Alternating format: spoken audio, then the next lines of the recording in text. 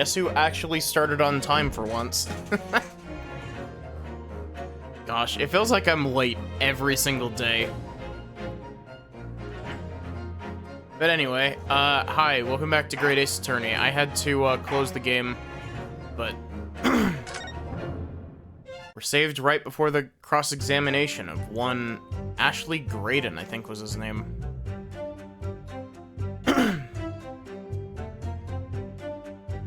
There's a note on the disc saying for McGilded, but the item belongs to me.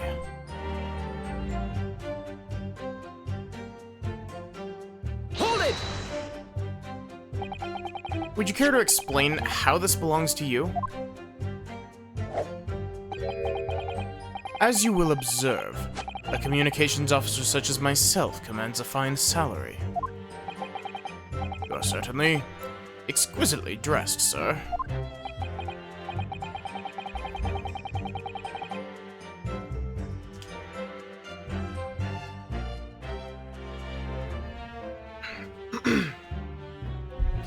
So you see, I have little need to make use of the services provided by the pawnbrokery trade. However, I did once find myself in difficulties having misplaced my purse while on an errand. Hey Squiggles, how are you doing? Which is why I pawned my fine black overcoat to the broker in question. You claim that was your overcoat. His name is Ashley Graydon, and he's being... Well, okay, no. He's being difficult because he was supposedly shot in the shoulder, and that's what the big blood splatter on the wall in the pawnbrokery is. But he won't let us inspect his shoulder because he claims that he has nothing to do with it. And, the judge is being willfully ignorant about it. It's like, I don't give a shit because you haven't actually shown me anything. And it's just like, let me take off his coat and let me show you. You claim that was your overcoat. Obviously. And in my haste, I clean forgot. That would implicate a third shot fired. We actually found a third bullet yesterday.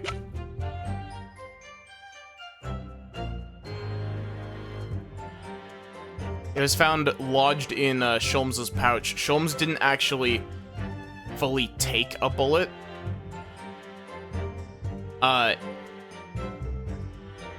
Essentially,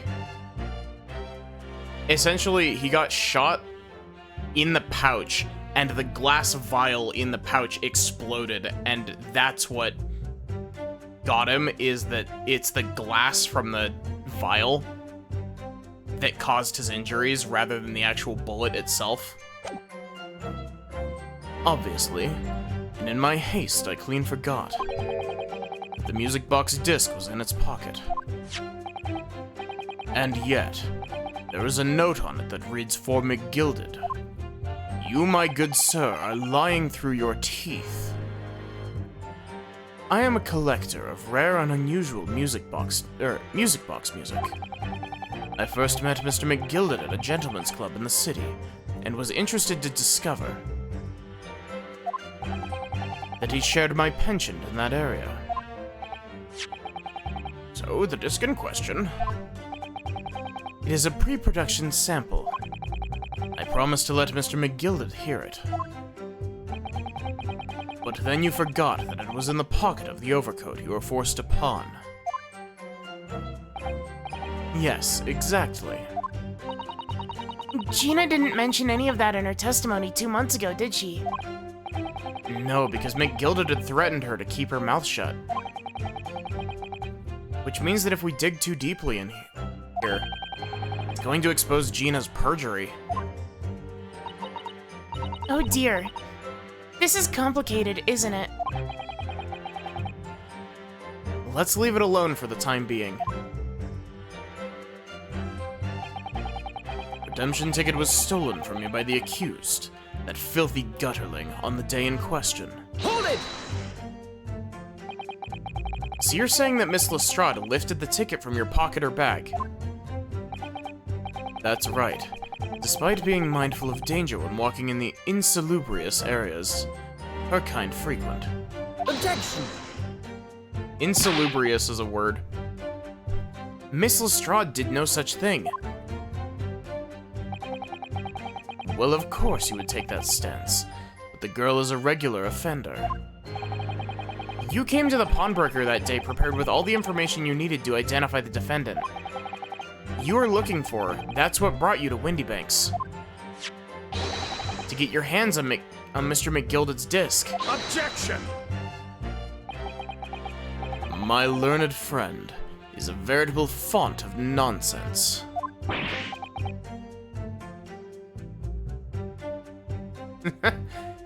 Nonsense? I concur with the prosecution. Counsel, you will refrain from conjecturing in this way. Is that clear? Okay, I guess we're just gonna stop counting witness testimony as a viable, route of figuring shit out, Judge. Yes, my lord. Then I will continue with my testimony, for what possible use it can be. I proceeded at once to the shop in order to explain my situation and redeem my article. Hold it! Had you ever been to Windybanks before? Only once, for the purposes of pawning something. But like many, I enjoy browsing in such establishments. So when you noticed that the pickpocket had taken your ticket, you chased after her, is that correct? Yes, that's right. I didn't notice at first, of course, such is the art of the pick purse.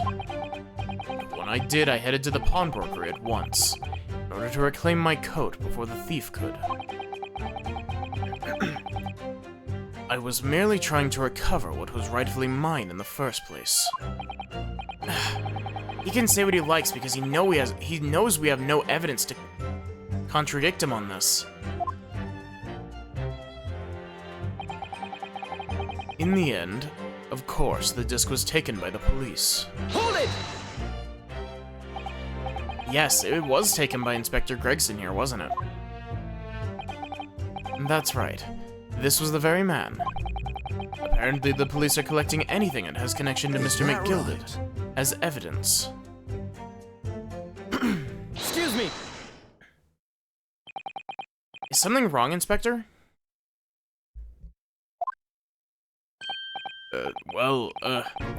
You mean? The last remark Mr. Graydon made in his testimony seemed to trouble you in some way. No it didn't. It's nothing. Leave it alone. Let me ask you this, Inspector. Why is Scotland Yard gathering Mr. McGilded's possessions? Can't tell you something like that, Sunshine. What is it, Inspector? Investigative secrets. Yes, exactly. You should know all about that. Magnus McGilded, who died so unexpectedly after his trial 2 months ago. A man renowned through the capital for his great contributions to public life. Yet he had a dark side, too. Where are you going with this, Van Zieks? I suppose the police are dealing with the aftermath of his nefarious activities, are they? That's enough.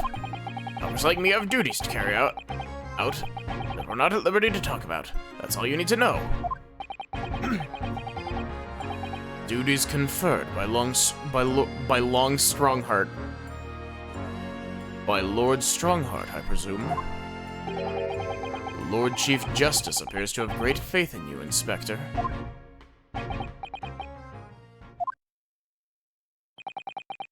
Bottom line is, if you want to get more out of me, you're gonna need Lord Strongheart's paw print first.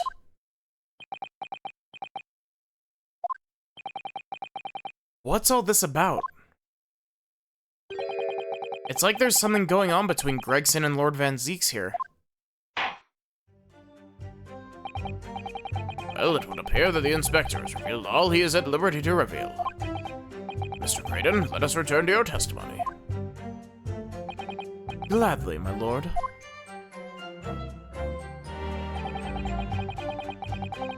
In other words, I had absolutely no reason to break into the shop later that same night. Hold it!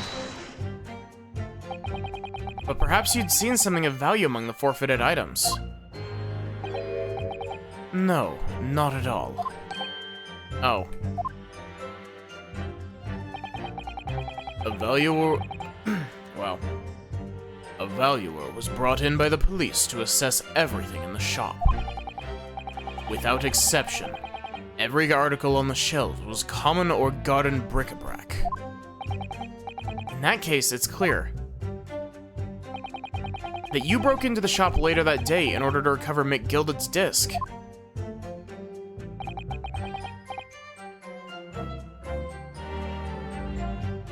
Have you not been listening, man? Even if I had wanted to recover the disc, you may recall that it had been seized by the police that afternoon. It was no more in the shop that night than I. As I keep saying, I simply had no reason to break in. So there was nothing of McGilded's left in the shop that night. Nothing this man might have been after. I wonder if that's really true.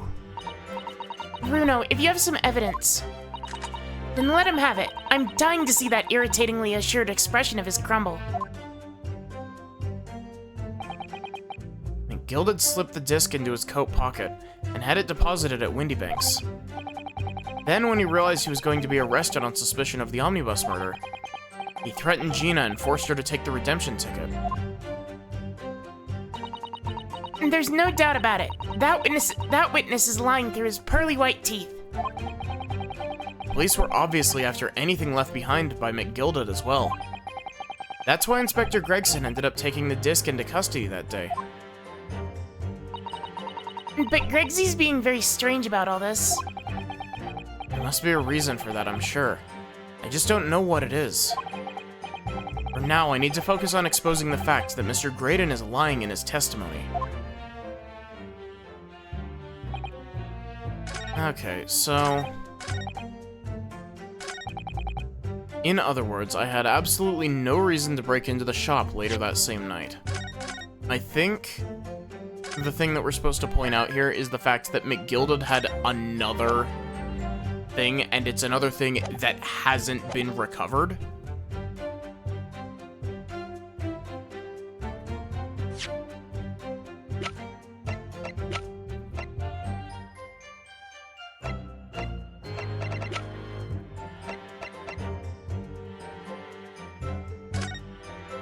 So this one is the overcoat. And this one is one small box.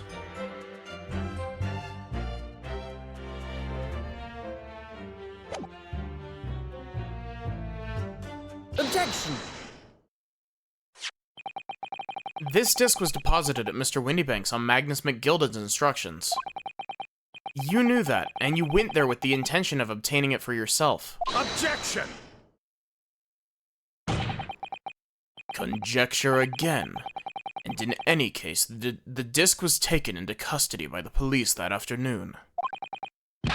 The witness had no reason to visit the pawnbrokery again that night. Objection!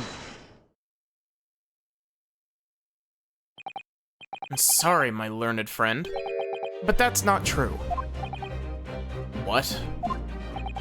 Mr. McGilded had another article in pawn at Windybanks, as this second pawnbroker's ticket proves. Ugh. There were two articles belonging to Mr. McGilded in Windybanks pawnbrokery, and the reason you broke into the shop that night was to recover the second one. Together with your two accomplices, the Skulkin brothers. Ugh. This is the second ticket, is it? What had the man deposited? The article description reads, one small box. Rather vague description, it seems to me.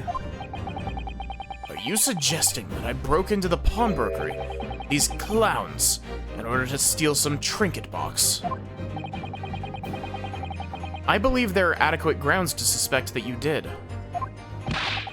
This is absurd. Why on earth would I do such a thing? Once the article had been forfeited, I could simply walk into the shop and purchase it. There would be absolutely no need for me to resort to theft.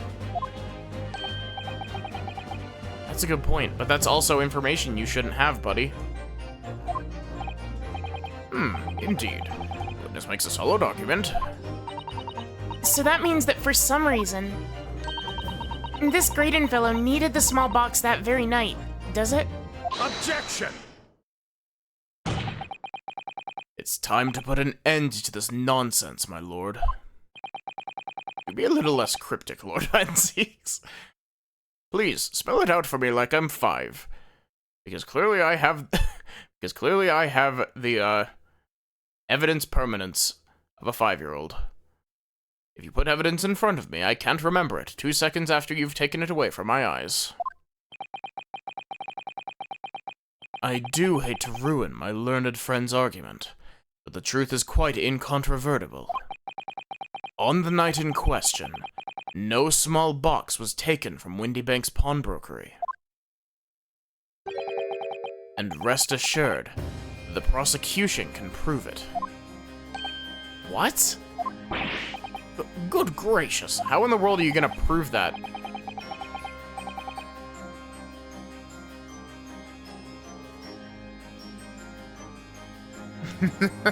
Yeah.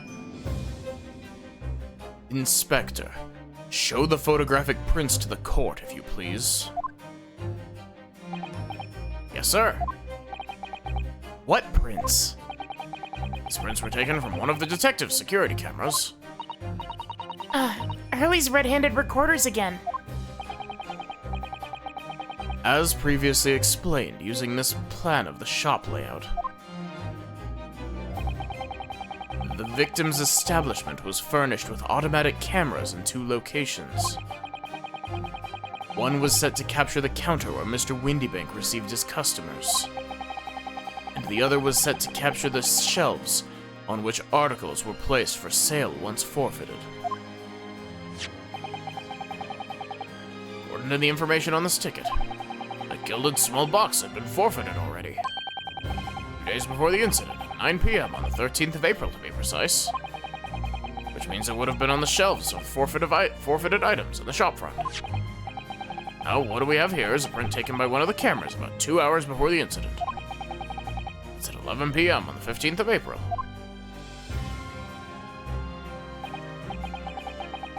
The victim certainly had a very full shop, it would appear.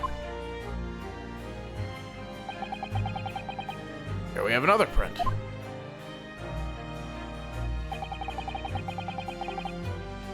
How do they have security cameras in 1800s England?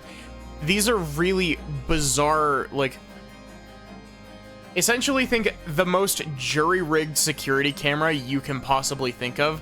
It's a Sherlock Holmes invention that's basically,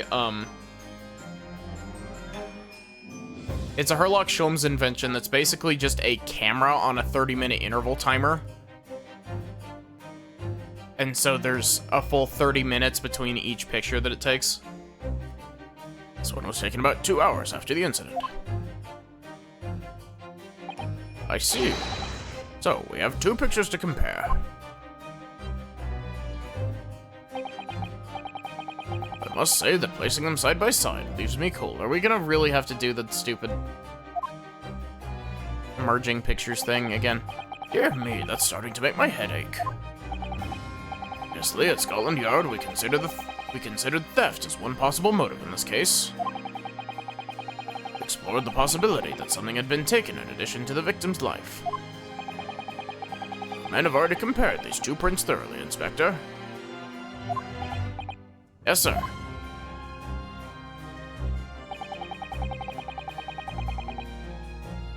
Counts at every single item in each of these 2 photographic prints.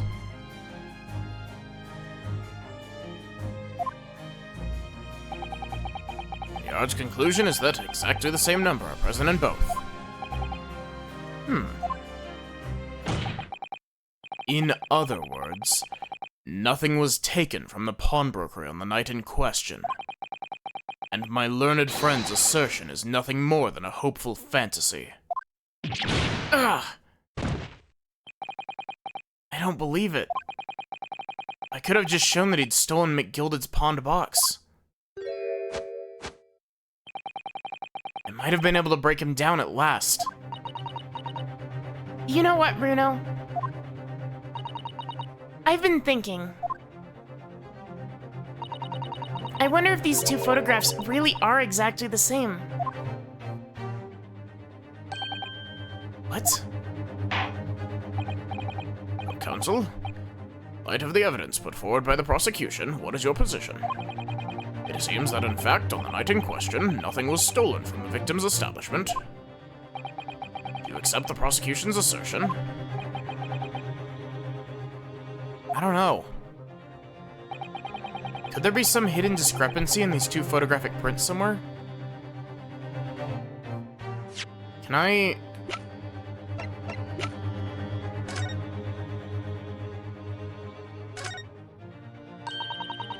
You have to pop your two prints in here to start with, you see? And then when you look through the eyepieces, you can see the image in 3 dimensions. The important thing to get right is the position of the two prints. I don't know who came up with the idea of a stereoscope, but it's really quite fascinating. But I need to actually be able to, like, use it. Please. Oh, look at that! It's totally changed shape. Just from one little button press. Well, that's what the button's for, Bruno. You're just like Hurley. You boys love pressing buttons, don't you? Especially if you don't know what they do. Us boys, says the 10-year-old girl. Anyway, now you can see that it really is a stereoscope, can't you?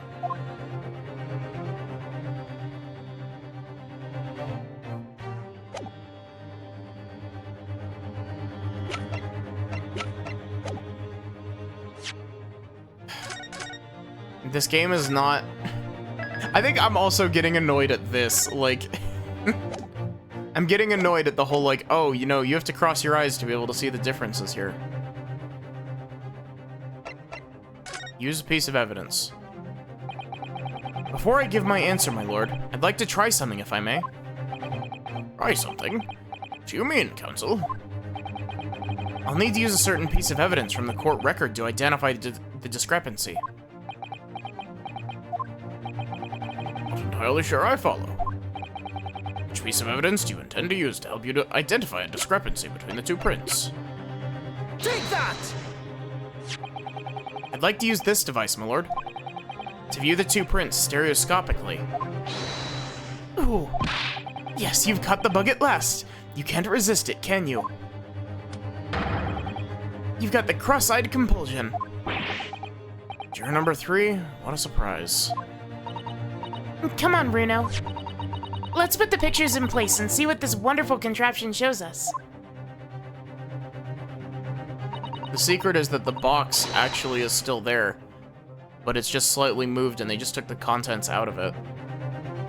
There we go. Now look through the eyepiece. Yeah. Figured as much. I wasn't sure at first, but there's a clear discrepancy between these two prints. What? Must identify the location in question for the court, counsel.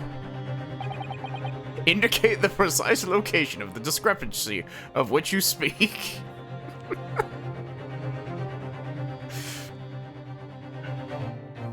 Judge, don't make me tap the stream title.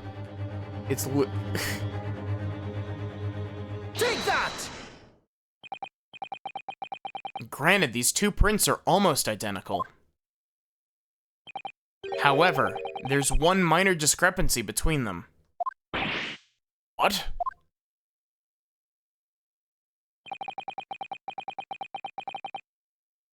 When you view the two pictures stereoscopically,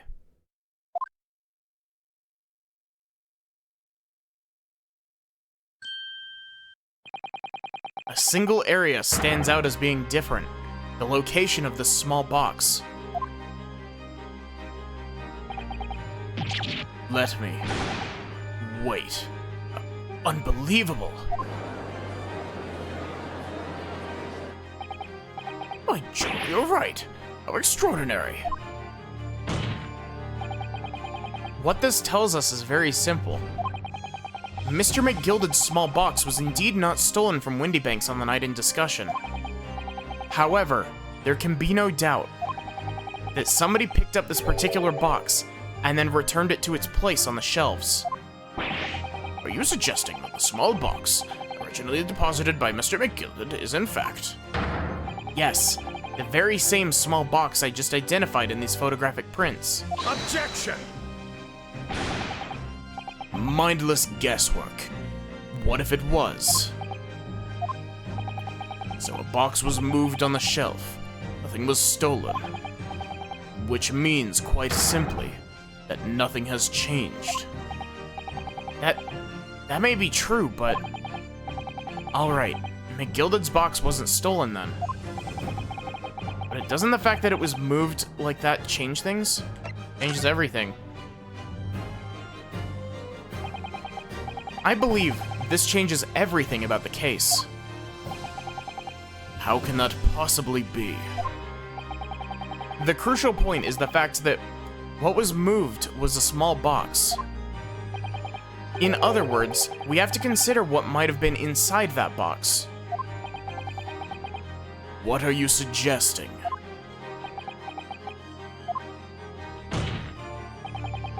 I'm suggesting that we need to examine that box as soon as possible. A vital piece of evidence is sitting on the shelves at Windybanks as we speak. Objection! That won't be necessary. Some little box belonging to a man who died 2 months ago can't possibly be relevant to this trial. Order does not uphold your objection, Lord Van Zieks. Thank you for having common sense, Judge. At least somewhat.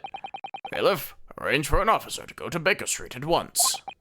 Obtain the small box in question and bring it back here for further examination.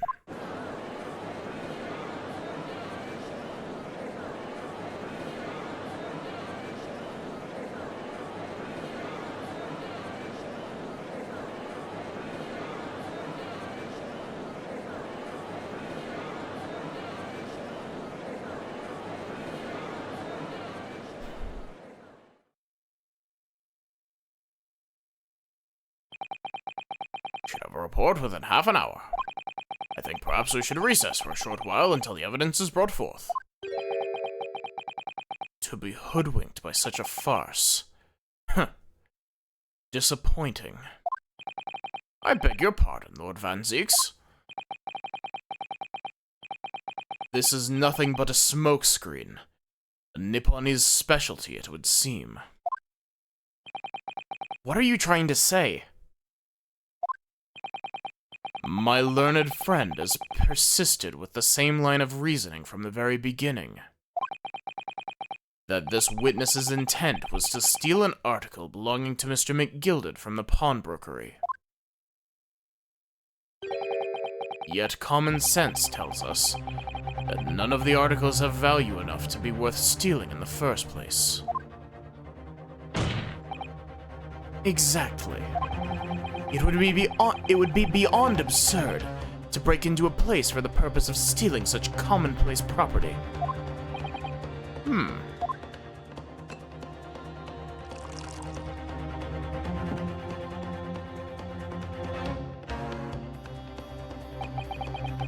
If your lordship recalls, Mr. McGilded perished 2 months ago, immediately after the conclusion of his trial. A trial in which he was found not guilty. A trial in which it was established that he was the upstanding member of society his reputation implied, in fact. So I propose a toast to my learned friend and his most insightful defense. The articles this upstanding member of society pawned were entirely ordinary. A black overcoat that just happened to have a music box disc in one of its pockets, and a small box. Well, please tell me that someone catches the fact that he admitted it was McGilded's.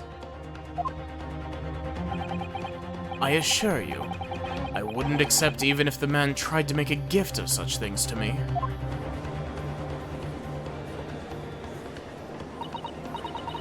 does make a rather lot of sense. It's not as if it was gold or jewels, was it?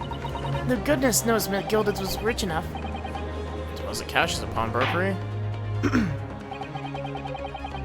The prosecution's argument is undeniably compelling. It is incumbent on the defense now to bolster its argument. I think that's chalice, like, number 5. To explain what possible significance these commonplace articles, pawned by this fine citizen, could have. Well, counsel, is your argument in fact demonstrable? Are you able to show proof that the disc or the box are in any tangible way related to this case? Well, What's the matter, Bruno?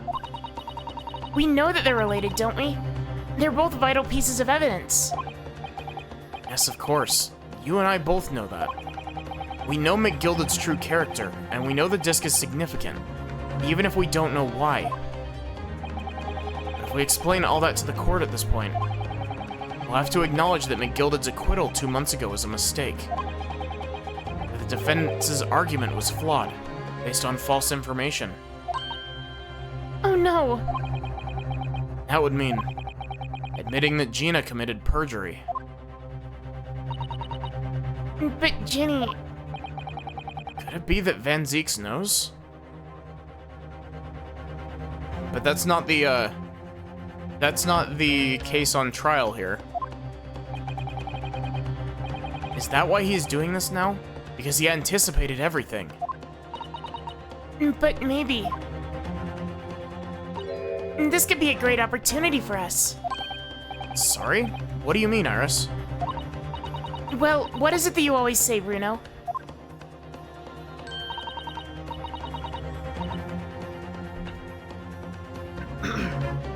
Sooner or later, the truth comes out, every time. Alright, the exact significance of the things that McGilded deposited with Mr. Windybank is something that only Gina can explain to the court. But if I put her on the stand to testify about that, it could critically damage our chances of winning this case.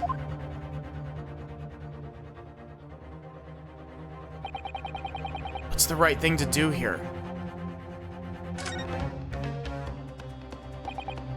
My lord, the defense would like to make a proposal. Oh, what proposal, counsel? While the court awaits the arrival of Mr. McGilded's small box, I would like to call the defendant, Miss Gina Lestrade, to the witness stand. Defendant? What end? It's to do with the various articles deposited at Windybanks by Mr. McGilded, my lord.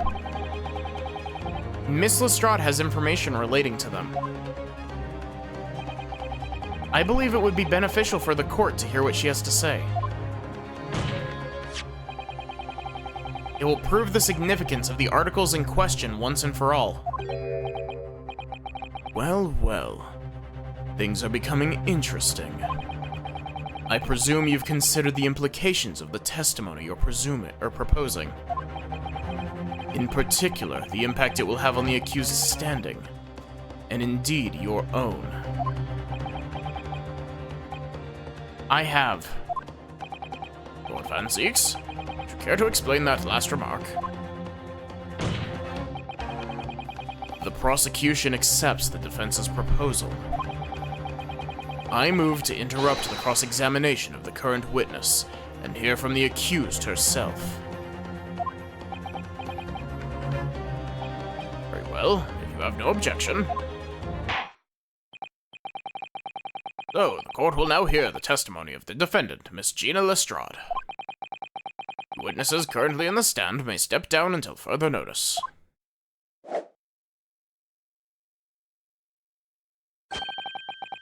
Then I shall bid you good day. Wait.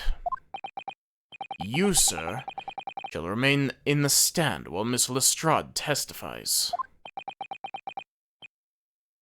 As you wish. All right then, Gina. It's time. I know this will be hard, but please, put your faith in me here. Good luck, Runo.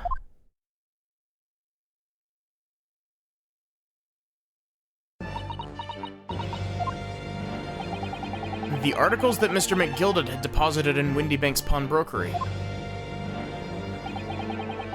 are intimately related with the omnibus case, the trial of which was heard in this courtroom 2 months ago. Yes, and I remember this young lady being brought before me in that trial as well. That's right, my lord. Her testimony helped to establish the innocence of the defendant, Mr. McGilded.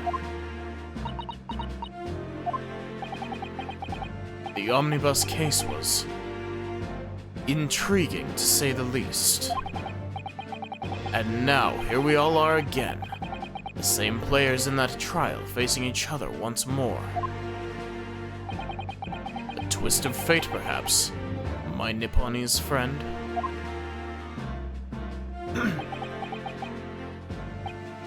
Allow me to recap the events of 2 months ago. An old brickmaker was stabbed to death in an omnibus running along London's winter streets.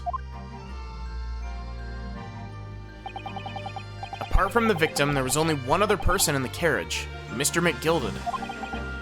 Naturally, he was the prime suspect for the murder. But as the trial progressed, another possibility emerged. That the murder, in fact, took place above the defendant's head on the roof deck. With the body then being dropped through the skylight into the carriage below.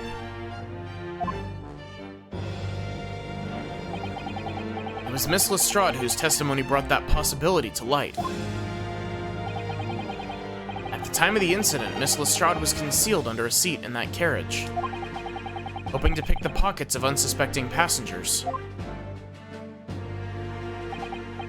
Then, immediately after the trial, having been acquitted of the murder,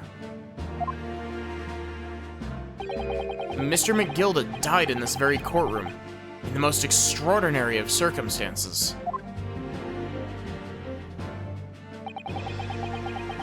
A mystery that remains unsolved, even now, 2 months on. As indeed does the omnibus murder itself. That is it may. I recall neither the disc nor the small box being mentioned in the course of those proceedings. Miss Lestrade.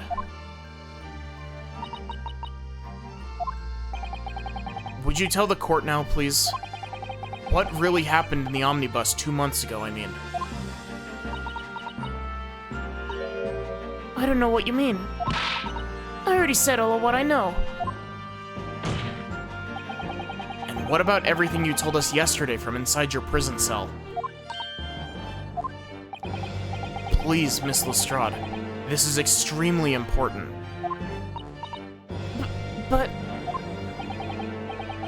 Remember, little girl, if it transpires that you willfully withheld information in the trial 2 months ago, the Home Office will seek to prosecute you for perjury.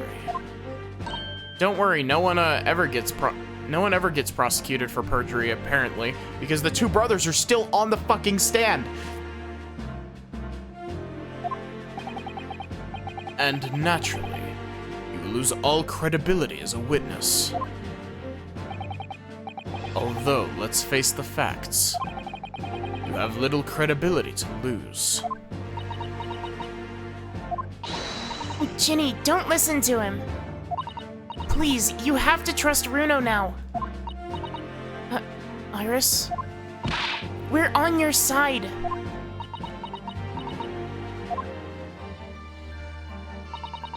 Alright then. I'll talk. It's the right choice, Gina. Well, it would seem that my learned friend is hell-bent on bringing the entire courtroom down about his ears. So be it. I must confess that I'm struggling to understand what on earth is happening here.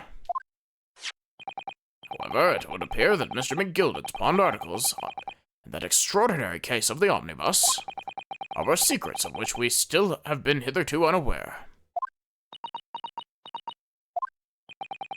So, Miss Lestrade, you will now give your testimony before the court about the events of 2 months ago. You will reveal the truth, commodity sorely lacking in your original statements. This is it, then. Everything's going to come out. Like Van Zeek said, this could bring the whole courtroom down about my ears. But as a lawyer, I'm prepared to take that risk.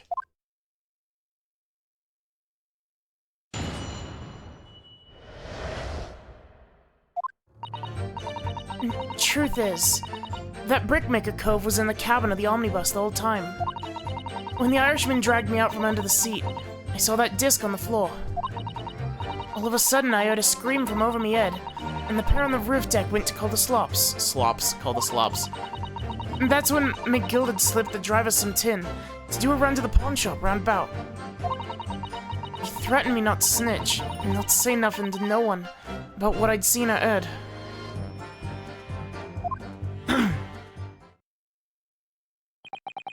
Good grief, this is outrageous. You've just told the court bears almost no resemblance to your testimony 2 months ago. As you say, my lord.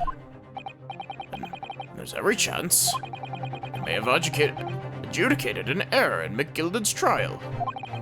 Sounds very much to me as if the man deliberately deceived this court in an effort to cover up the most wicked of schemes. Without a doubt, your lordship is correct. A great injustice was done in this courtroom 2 months ago, but no biggie, I followed up afterward with a torch to the wagon and killed him dead.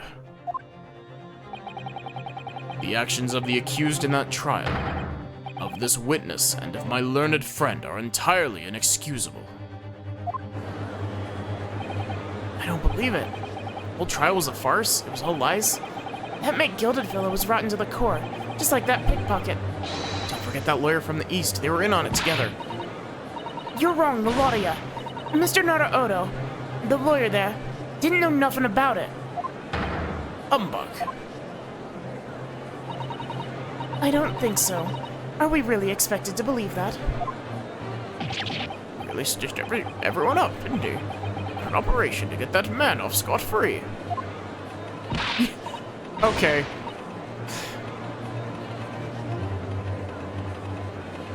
Unforgivable. Stop. The lies have got to, or have to stop. Stop. Yes, the defense made a terrible error of judgment. I intend to take full responsibility and suffer whatever consequences are deemed appropriate. However, it is imperative that the court allows the witness to elaborate on her testimony. Because the true significance of McGilded's pawned articles must be brought to light. Very well, my learned student friend. Given the depths of calamity you've just plunged yourself into, this may well be worth hearing. Words fail me. The situation is utterly deplorable. Mr. Naruhodo. Yes, my lord. You'll decide upon your fate following the conclusion of this trial. Of course, my lord. Blimey. Mr. Naruhodo. Now, counsel, proceed with cross-examination.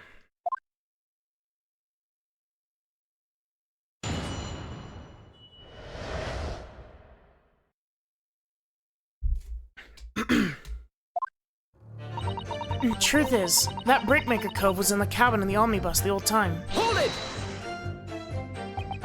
And you were hiding in the cabin at the time as well, weren't you, Miss Lestrade?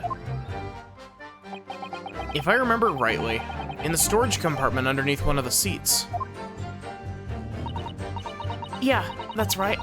It's pitch black under there, so you can't see nothing at all. What are you two whispering about? Stop whispering. Now, in your testimony 2 months ago, I feel certain that you claimed Mr. McGilded was the sole passenger, did you not? False testimony, my lord. That's what he told me I had to say. But it's important that you tell us the truth now. Were Mr. McGilded and the victim acquaintances? I don't know. But I did hear him talking a lot. What were they talking about? Well, I couldn't hear too well, but if I had to say, I think it was about money or something. They kept talking about buying and not buying. Perhaps business dealings of some kind? Well, anyway, it got louder and louder. Started to sound like a proper fight. I was pretty scared by then. I hardly dared to breathe. And then all of a sudden, I heard a noise like someone keeling over on the floor. It was blooming loud and all. I believe you let out an involuntary scream. Yeah. That's what gave me away. When the Irishman dragged me out from under the seat, I saw that disc on the floor. Hold it! Was the disc you saw this disc? Yeah, I reckon it probably was. It was right next to the cove lying on the floor. Would this disc have belonged to the victim, perhaps? I don't know, but McGilded picked it up pretty smartish. And then he sat the cove with the knife in his belly up on the seat. What did he say to you at the time? He told me not to say a word about what I'd seen or heard to no one. About the disc and all. I was dead scared. The way he was looking at me, I thought, if I didn't go along with it, I'd get stuck with that knife too. Then he started asking me a load of questions. Like what my name was and where I lived and that. Asked me about being a diver too. After a while, what had happened in the carriage was noticed. Yeah, that's right. And first there was a kind of rapping noise. All of a sudden I heard a screaming from over me head, and that pair on the roof deck went to call for the slops. Hold it! There were two gentlemen occupying the seats on the roof deck, I believe. That's right. They must have looked down through the skylight and noticed the cove with the knife in his guts. When they screamed, the driver pulled up the horses and Mr. McGilded got me out of sight. Out of sight? Where? Back under the seat where I started off. Once the carriage came to an halt, two coves from the roof ran to fetch the slops. If they immediately left to fetch the police, it would appear they were entirely unrelated to the incident. So that left McGilded, the driver, and you still at the scene. Yeah, only the driver didn't know I was there because I was under the seat. I heard the cabin door open, and a voice from the outside. Driver, yes. He also testified in the trial, I believe. Fellow who went by the name of Beepo, if memory serves. What did McGilded and the driver say to each other? I don't know what happened, and stuff like that mainly. That's when McGilded slipped the driver some tin to do a run to the pawn shop roundabout. Hold it! That pawn shop obviously being Windy Banks on Baker Street.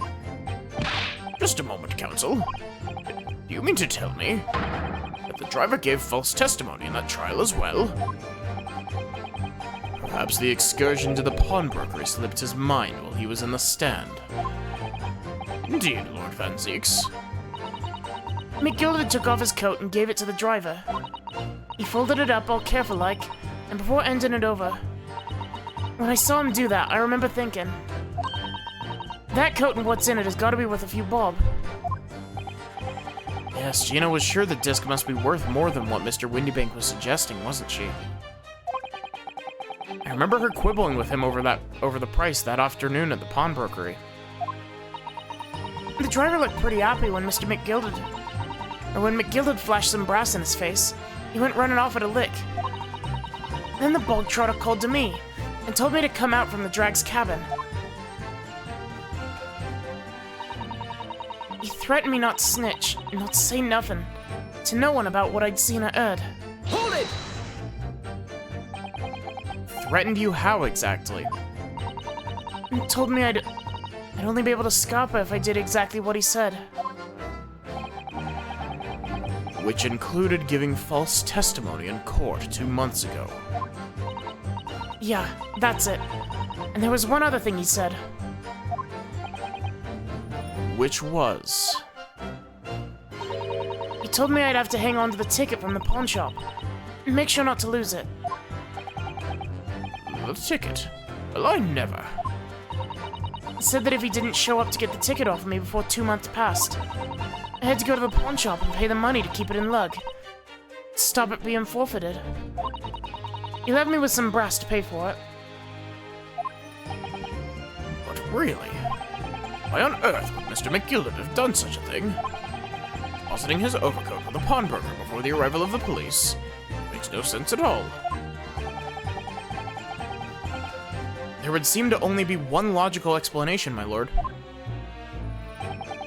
What McGilden had the driver deposit at Windybanks was something he didn't want the police to see. Something very important that he needed to hide at all costs. Anyway, after that, he let me go. So I legged it before the coppers showed up.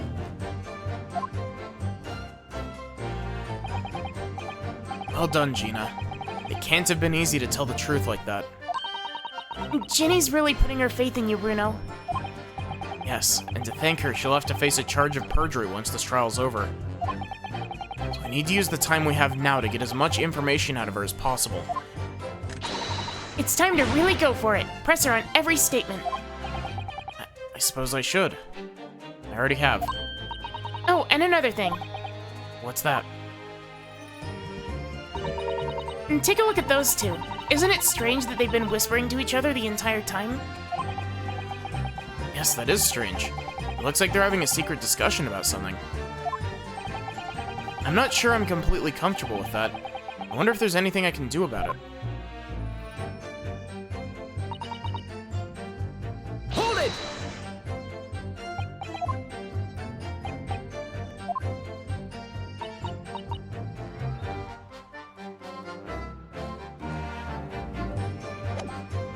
Okay, so...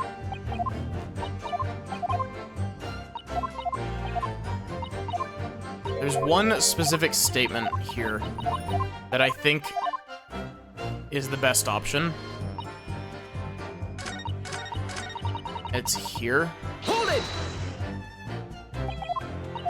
Okay.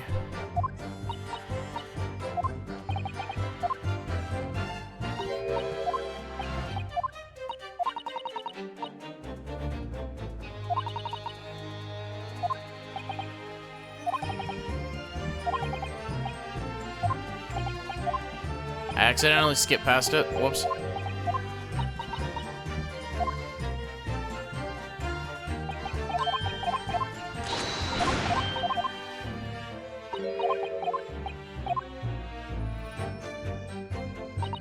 I'm just gonna try pursuing with a random statement.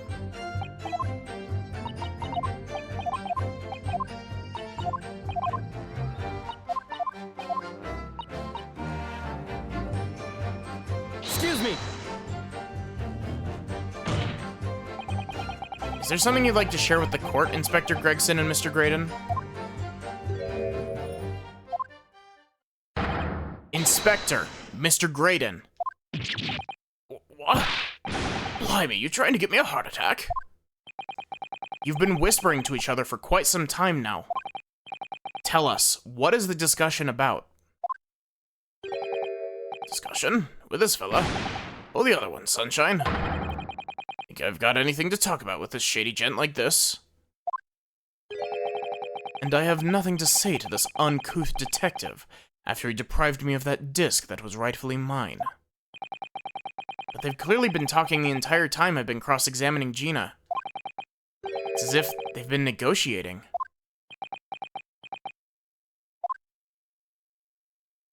Thank you, Miss Lestrade. Thank you, Counsel. I've heard enough. I believe we now have a reasonable understanding of what actually transpired on the omnibus. It would appear that on that night 2 months ago, a negotiation was taking place on the omnibus. A negotiation concerning this disc. However, matters did not run smoothly. When the parties involved began to quarrel over price, McGilded took what he wanted by force, at the expense of the other man's life. Which proves my point. The disc is clearly extremely valuable in some way. Though I don't understand why as yet.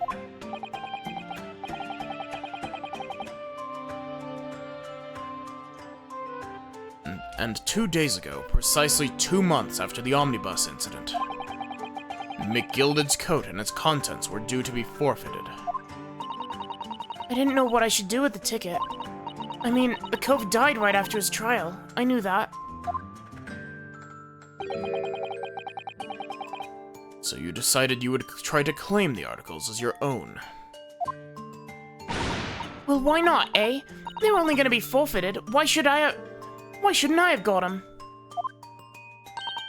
Anyway, you can't blame me for thinking about it. Thinking ain't no crime.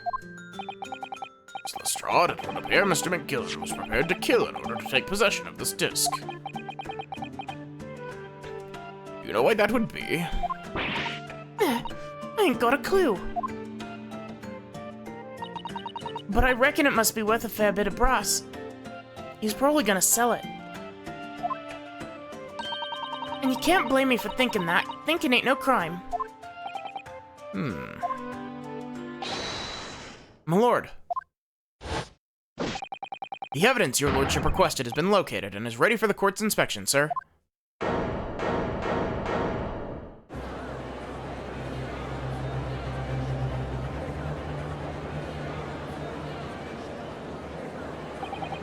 mysterious little box deposited by McGilded 2 months ago. There's no doubt in my mind that it's a key piece in this far-reaching puzzle.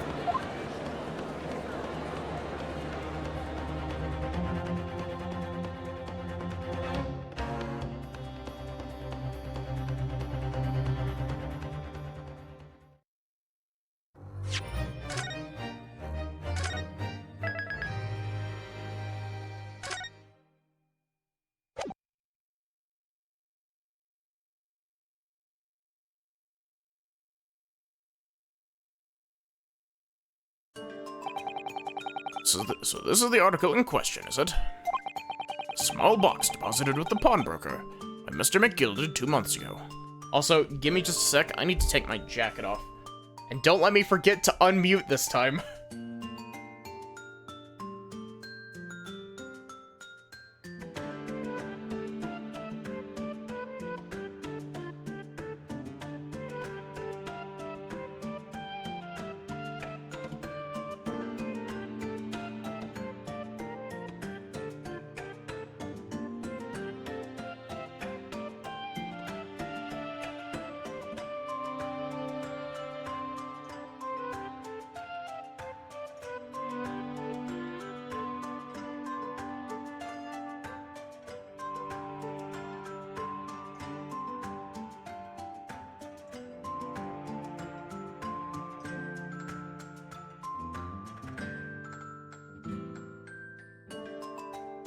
Okay, I have unmuted. Small box deposited with the pawnbroker by Mr. McGilded 2 months ago. And on the night of Mr. Windybank's murder, the only item on the shelves that was touched by whoever broke into the shop. Quick, let's open it and see what's inside.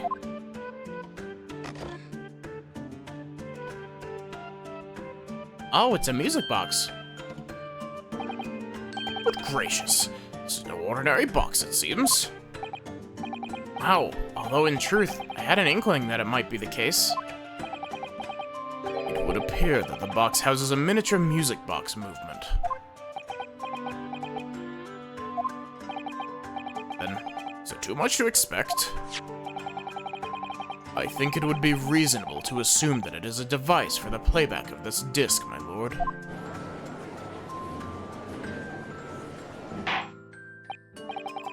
So, there we have the means to play back Mr. McGilded's disc, deposited at Windy Banks at much the same time. Not strictly correct, my lord. It was not McGilded's disc. It was the disc of his victim in the omnibus. But why, for heaven's sake? Are we to understand that the brickmaker was trying to sell this music box disc to Mr. McGilded?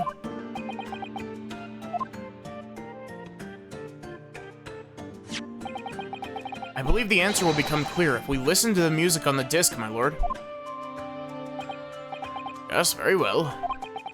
The court now listen to this curious disc at last. Hold it! Wait, my lord. Good grief, what is the meaning of this, Inspector? Music box and the disc are unrelated to the case. No need to spoil the somber atmosphere in the courtroom with some silly bit of music. Objection! The disc may very well have motivated the culprit in this case to commit murder.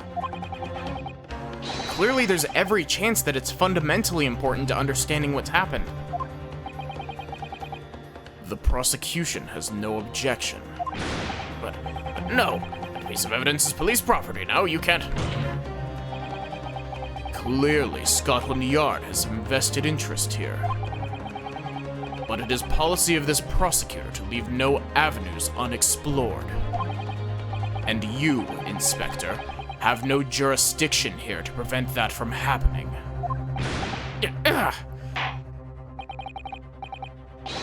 further delays, please. Play the disc.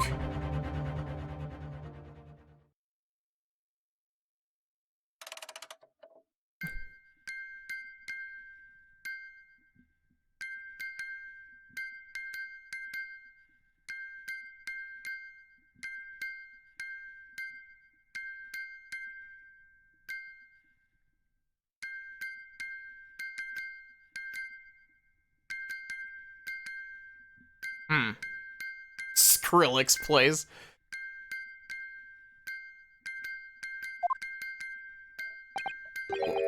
What on earth?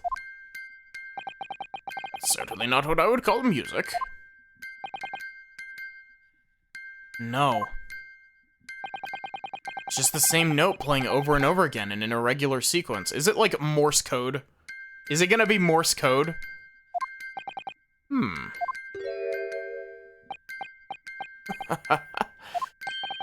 Mr. Graydon. This really is priceless. No, the paper's on the back of it. The dots are on the other side. After all that, the music box is broken. Broken? It can't be, can it? Well, obviously. In fact, I wouldn't be surprised. If the officer sent to fetch it didn't drop it on the way back to the courtroom. Well, with much regret, I feel the court must accept that this music box offers little in the way of clues. Are you ready to move on, counsel? Come on. Yes, alright. It does sound as though it's completely broken, but is it? Could this music emanating from the music box possibly be a new clue? It could be a clue. It's probably Morse code. I believe that it could be relevant, my lord. Good lord, but how can it be? It is an abomination, counsel. Mere noise. I fail to see how it could have any meaning whatsoever. It does sound strange, I agree. But there's one thing bothering me. While Graydon stands there chortling victoriously, the inspector besides him has a rather telling expression on his face. It's as if Gregson recognizes the sound, as if he's familiar with it somehow. That's making him appear extremely on edge. If that is the stance of the defense, my Nipponese friend, answer me this. Oh.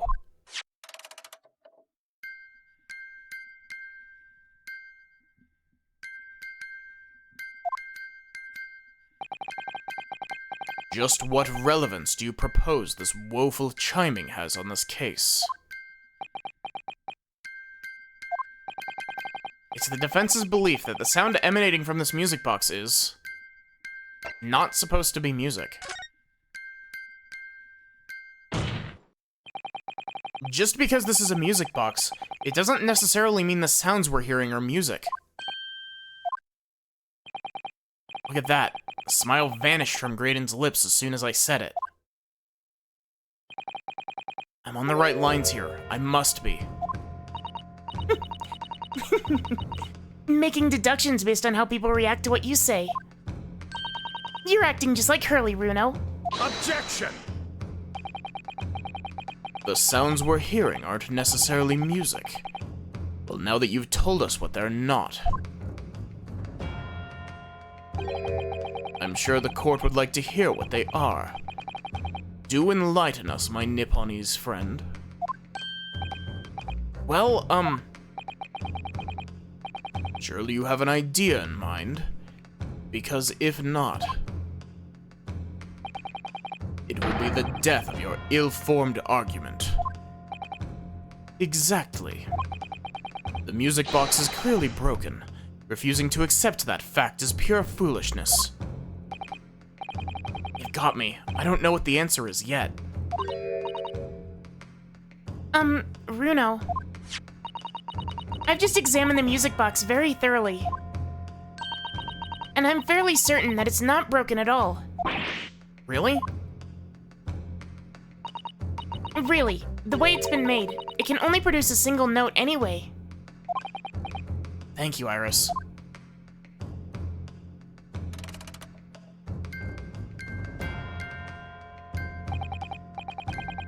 Alright, well, if the music box isn't broken, it must mean that the sounds it's producing have some significance that isn't musical.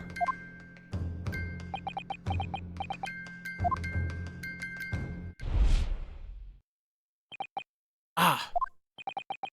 Could it be... Is that what these sounds are? And something just struck me, Runo. I feel like recently, in the past few hours even, I've heard another sound very much like the one this music box makes. Yes, it's a familiar sound. Actually, Iris, I was just thinking exactly the same thing. Going to have to press the defense for an answer. Your assertion is that the sound produced by this music box is not in fact music at all. And what the devil is it, counsel? All the evidence we've seen so far, all the testimony we've heard, it's all pointing to one single answer now. The prosecution demands that my learned Nipponese friend presents proof, now. Tangible proof of this latest wild speculation. Alright then. This could be the best chance I'm going to get to fight back in this trial. And if I'm right, this is going to join all the dots together. The evidence that explains the true nature of the sounds in this music box is...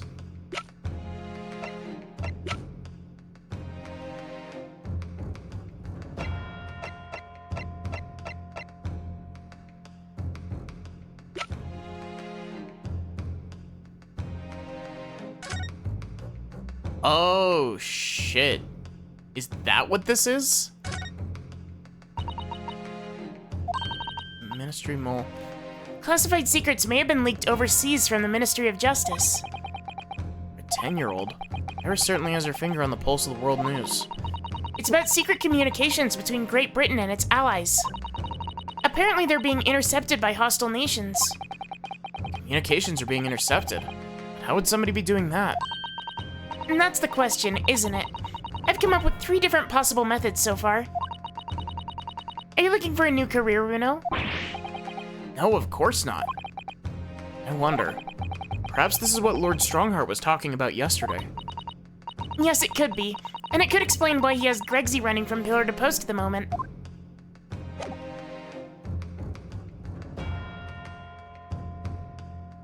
Take that! Today's paper, counsel. Linus, pawnbroker parishes, and pick-purse plunder. Hardly supportive of your cause. No, my lord. I was hoping you'd look a little further down the page. Further down? Ministry Mole. Classified secrets may have been leaked overseas from Ministry of Justice. Yes, this is a very serious matter being investigated at the highest level, I understand. I have heard that international transmissions along supposedly secure lines are somehow being intercepted and leaked to various other countries. And presumably, those transmissions are in the form of wired telegrams. Of course. Juror number 5, your input, please. Stop. Oh, me, sir? Whatever's the matter? You told the court before that you worked at the same communication station as Mr. Graydon, did you not? Yes, that's correct. And the particular station where you work deals with government communications and newspaper reports. Oh, yes. We're not your run-of-the-mill communication station at all. Our work is extremely important. Then tell me, is this not a very familiar sound? Hmm?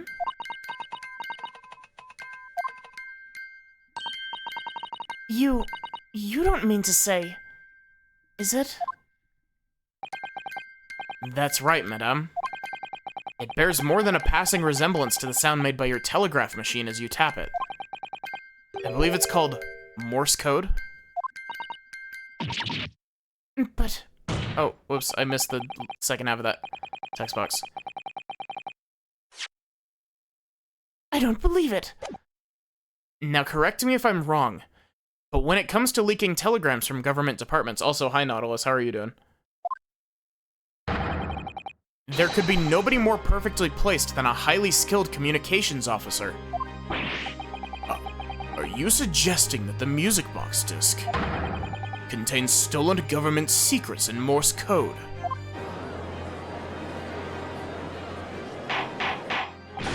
Order! Order! Please, everyone, order! But this is high treason, Council, deserving of capital punishment. Much new vocabulary. What is treason, and what is capital punishment? Sorts of words I'd half expect you to know. Wow, I slipped into the... Or sovereign government's confidential information. Still nations would surely pay almost any price. Yes, and on that night 2 months ago, that was the very negotiation that was taking place inside the omnibus. But in the end, McGilded perished. The all-important disc lay unclaimed in the pawnbrokery. My word! In which case, whoever stole that information in the first place must surely have been beside himself with worry. Because if the disc were to be discovered before it found its way out of the country, it would reveal an act of high treason, punishable by death. So the culprit had no choice but to retrieve it. And in order to do that, he would have to gain entry to the pawnbrokery illegally in the middle of the night. Because the article left behind by Mr. McGilded would incriminate him too much if it got into the wrong hands. Isn't that right, Mr. Graydon? You think I've been stealing government secrets? Preposterous. Absolutely preposterous. So, in response to the defense's accusation, you claim complete innocence, do you? Well, of course I do.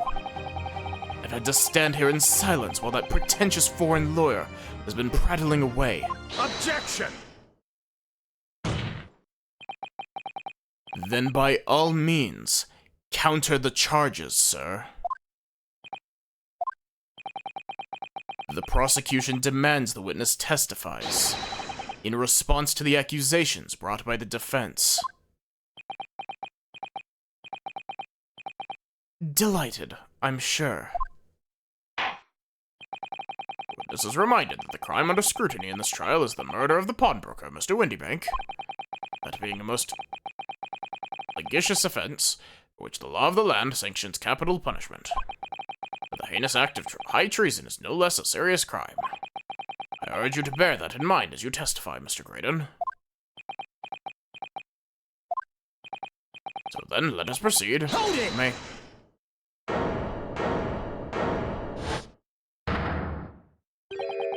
You gotta let us have a rabbit and pork here, Governor. We got things to say. I beg your pardon? Who do you think you are? Name's Nash Skulkin. Occupation is professional baddie.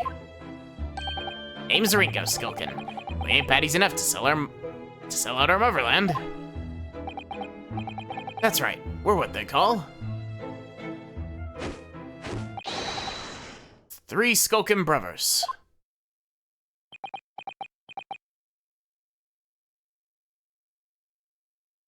Bad timing, fellas. Very bad timing.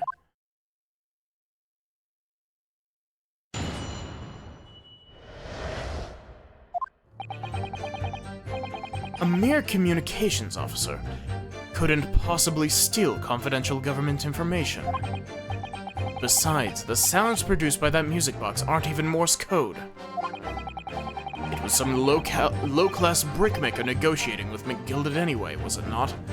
I have no relation to the man. Look, all we done is break into the gaff the other night like what he told us to. If we'd known there was dodgy government secrets involved, we wouldn't have touched it.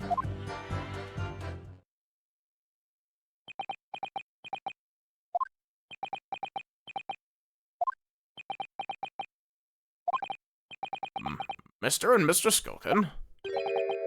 What Mr. will do, Governor? What's up? I take it that you now admit to the crime?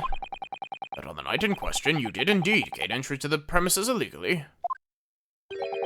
Moreover, you did so as a party of three, in collaboration with Mr. Graydon here?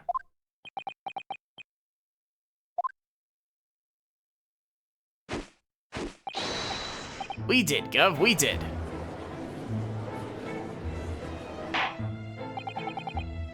Quiet down, please. What say you to that, Mr. Graydon? I have no idea what these two ruffians are referring to. You little rotter, getting us mixed up in all this monkey business. You never said nothing about no government secrets. It was supposed to be a straight-up job. What about the geezer whose shop it was, eh? Poor old bloke didn't have to die, did he? Ugh. Nice to know who your friends are. Whatever these men say, I deny the accusations. Indeed. Well, I certainly wasn't expecting this little music box to become so significant to the proceedings. However, as it has, we'll admit it to the court record as evidence.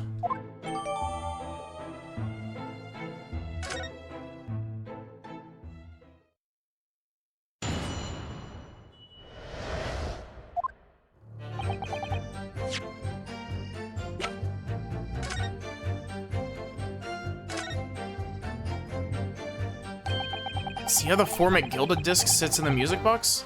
The man deposited at Windybank's. It couldn't be a more perfect fit. So there's no question then. The music disc was designed to be played in this music box. Despite that, the sounds it produces are neither musical nor do they appear to have any meaning.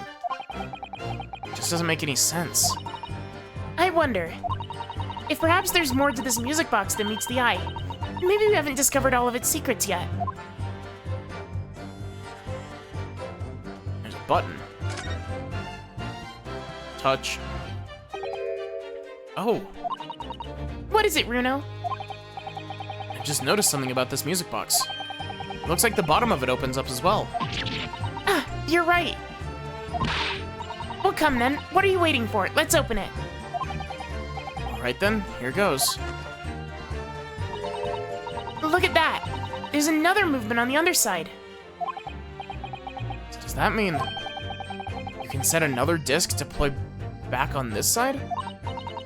Yes, I think so. And it looks like the two movements are linked together. They're linked. And so if you had two discs, they would both play back at the same time. Okay. And that explains why Graydon was like, what do you mean there's only one disc in the pocket? There was supposed to be two.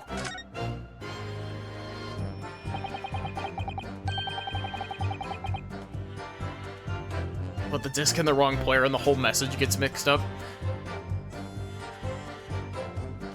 Would have thought there would be a second movement on the other side of the box. And this movement is like the other one. The comb's teeth are all the same length. So this movement also only produces a single tone like the other one. Yes, it must do. Except that the length of the teeth in the two combs isn't the same.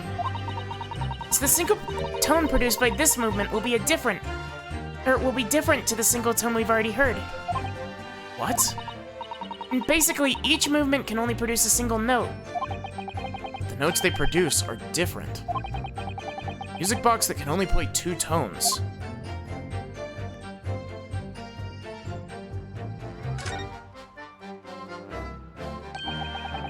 Yep, we've already read this. Are there any other secret buttons here?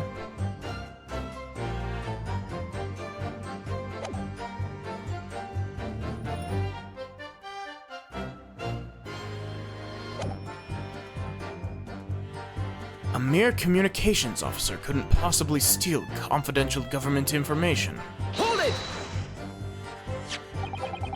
So is this newspaper headline accurate? Government communications are being intercepted. How could I possibly know? What do you mean by that? Any important government communications are handled by high-level officers, by specialists. General members of staff in the station where I work would never be entrusted with sensitive information. Oh no, stop. I must say something, stop. Let me guess. Juror number 5. We regular communications station officers aren't as lowly as you're being led to believe. A team of us are responsible for setting up and testing the telegraphs used by the Ministry. And Mr. Graydon is the team leader. That's fascinating.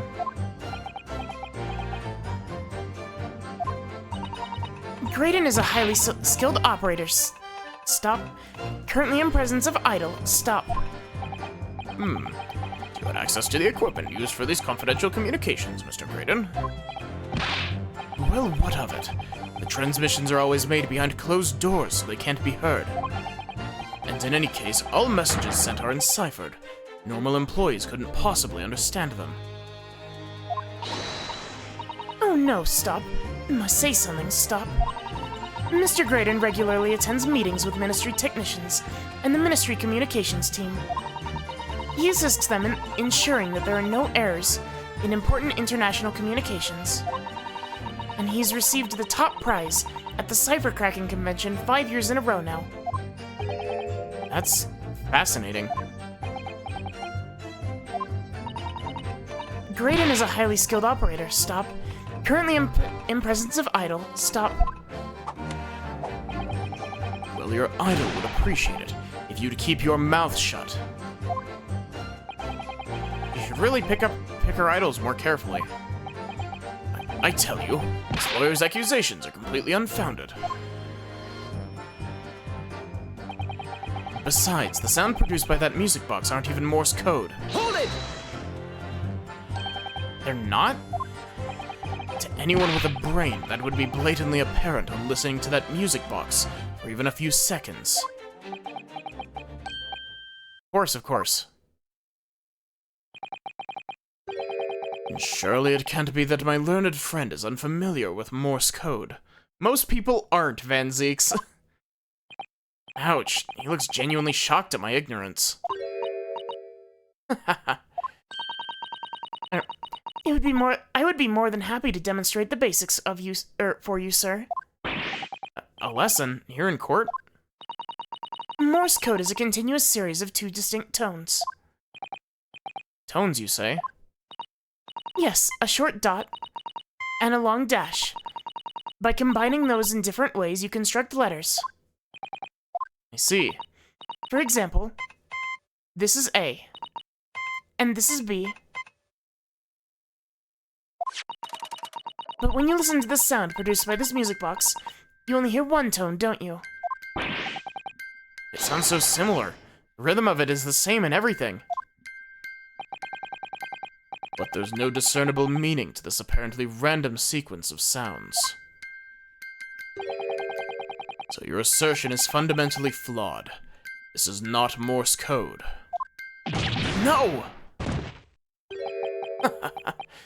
Really, you shouldn't be so surprised. What did I tell you? That music box is nothing but a worthless piece of scrap. Perhaps you might consider studying your subject matter before casting aspersions in the future.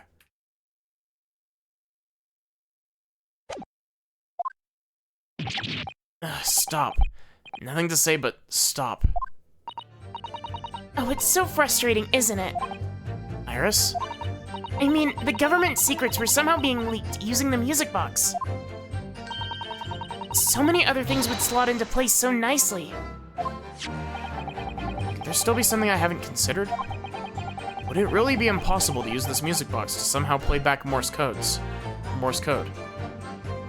Try. Skulkin Brothers is just vibing, yeah. There's still every possibility that this music box was instrumental in the leaking of government secrets. That's the belief of the defense, at least. Objection! Does it please you in some way, my Nipponese friend, to repeat the same line of argument ad infinitum? It's already been established that to be Morse code, 2 tones are required. Dots and dashes. Yes, I'm well aware of that. Then what? Well, it would appear the defense has a hypothesis to put forward. Better present your idea at once, counsel. How do you propose that this music box, which appears to produce only a single tone, could have been used to decipher secret messages in Morse code?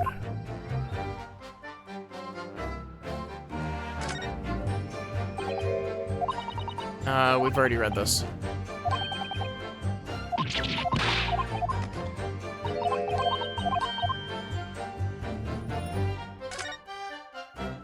I'm just gonna fast forward through this again.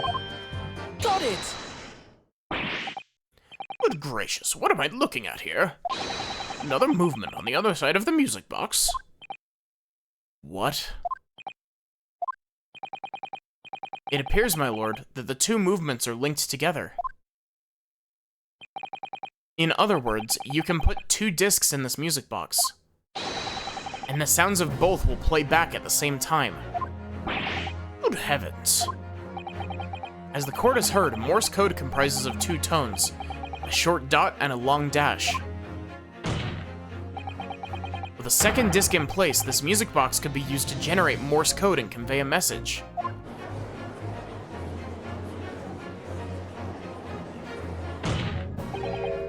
This is beyond a joke. I'm sorry? This poor excuse for a lawyer has absolutely no evidence to support his claims. Though, of course, if my learned friend were able to present the court with the second disc, that would be another matter.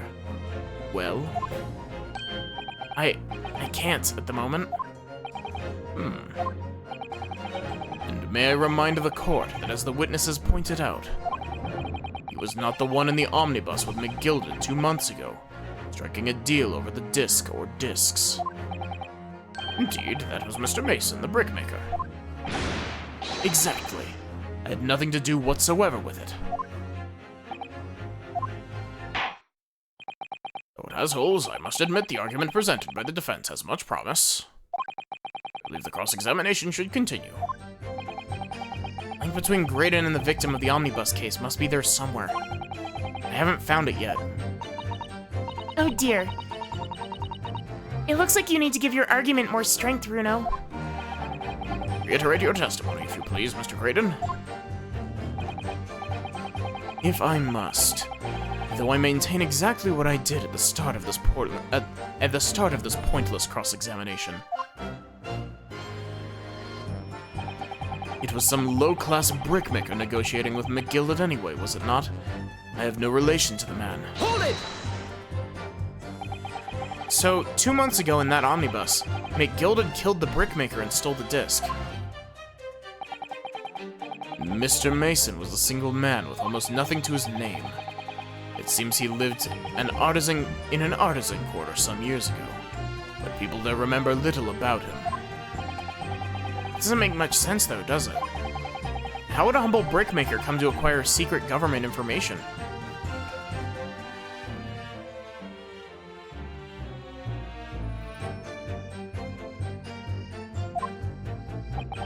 How indeed.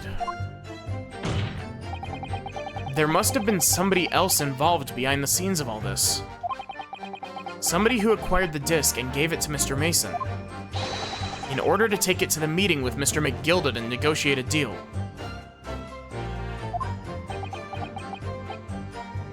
Dear me. You may have it in for me, sir, but I assure you I have far more class than that. An old brickmaker from an artisan quarter, this well-to-do communications officer. If only I could find some evidence to link the two of them together.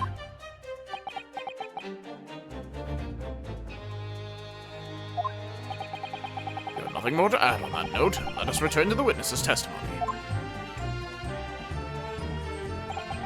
Look, all we done is break into the gaff the other night, like what he told us to do. Hold it! Like Mr. Graydon told you to do, you mean? That's it, yeah. Who else, eh? Silly me thought he was just popping over for a natter after all them years. Brought her out a dodgy job for us. Hey, Ash?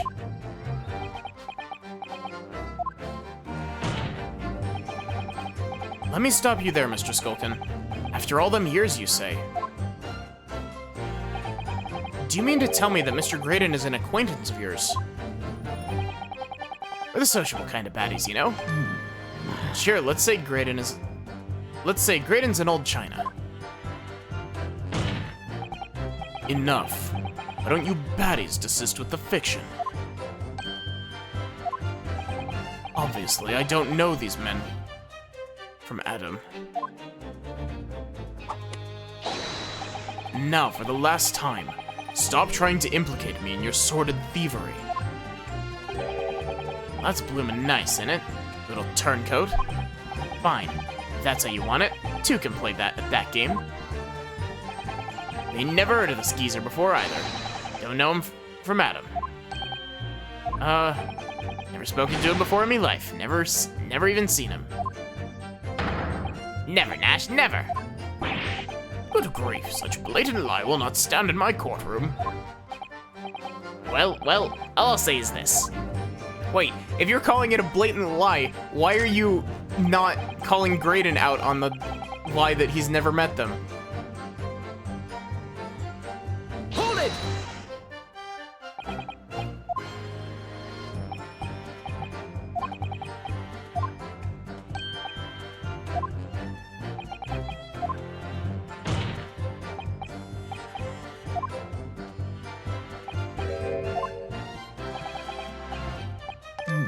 Let's say Graydon's an old China. Excuse me! Is something wrong, Mr. Skulkin? Eh? No, the other Mr. Skulkin. What, who, me? When your brother was testifying just now, he said something that seemed to cause you to react. Oh, I was just remembering the old days, that's all. We used to have a right old laugh together way back when. Together? With Mr. Graydon, you mean? Yeah, with Ash, I mean. You look at him now in his fancy whistle and flute, and you wouldn't Adam and Eve it. When he was younger, he was from the poor part of town, just like us. Is that so? He was always a leery one. He had brains, he had the savvy. He had the savvy. He was coming up with smart ideas. Would never have gone through our heads. Oh, blimey, ain't that the truth? Remember Milverton Skulkin's milk run? Was a corker, eh? Save it until after the trial. Your reminiscing has no place in this courtroom. And neither does your fruit. Oi, Geezer asked us a question, didn't he? And we was answering. Yeah, we ain't done nothing wrong. Nevertheless, the court is not prepared to accompany you on your trip down memory lane. Counsel, can we turn our attention back to the testimony, please? I don't know. Could that sentimental story be relevant somehow? Add it to the testimony. My lord. Their fruits are as relevant as your wine, yeah. Yes, counsel. The brother's last sentimental statement could hold vital information relating to this case. Very well, counsel. Permit the brothers to supplement their testimony with that detail. Briefly, I hasten to add. Say no more. Skulkin's never skulkin'. Overton and Skulkin's milk run. Or them were the days.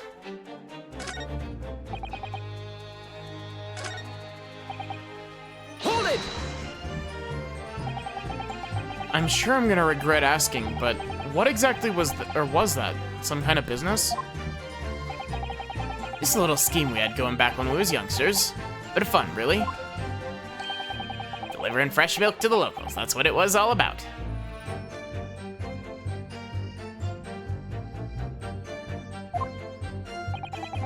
It sounds alarmingly legitimate. There must be a catch. Suppose since we're here, I should ask them to elaborate. But on what?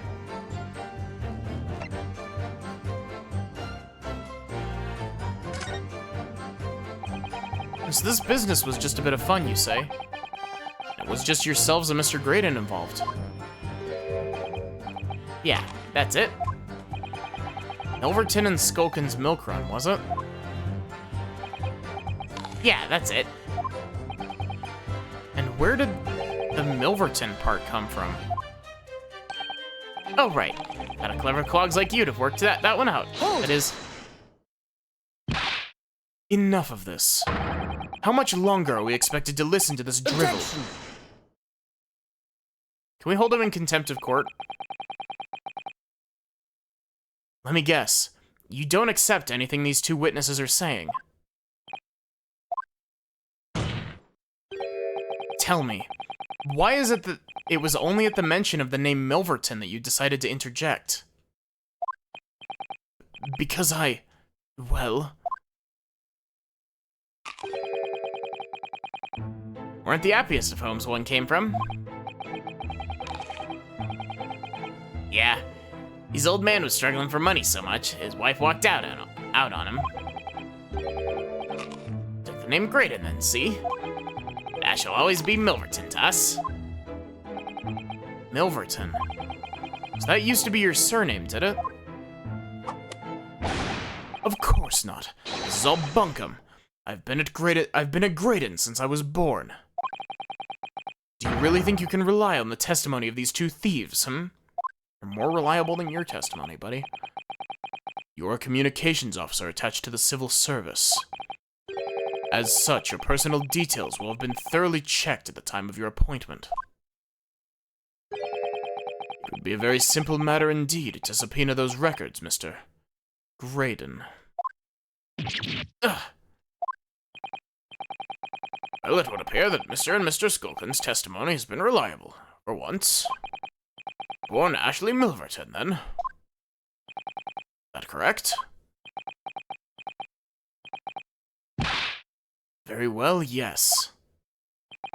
So Ashley Graydon was once Ashley Milverton. That information could change things, and could turn out to be extremely important.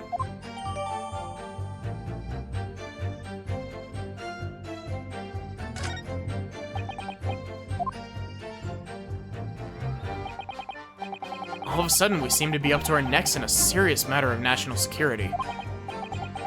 Although all this talk about interception of secret government messages is still just conjecture at this stage. It would explain a number of things, though, wouldn't it? The negotiation Ginny overheard in the omnibus 2 months ago, and the break-in at Windybanks. But the trouble is, it wasn't Mr. Graydon in the omnibus with Mr. McGilded. No, that was Mr. Mason, the brickmaker, who was horribly murdered. If only there was some link between the two men somehow. I know, but Mr. Graydon's testimony seems to be as watertight as ever. I wonder if the key to us making headway with the cross-examination here could be those two brothers.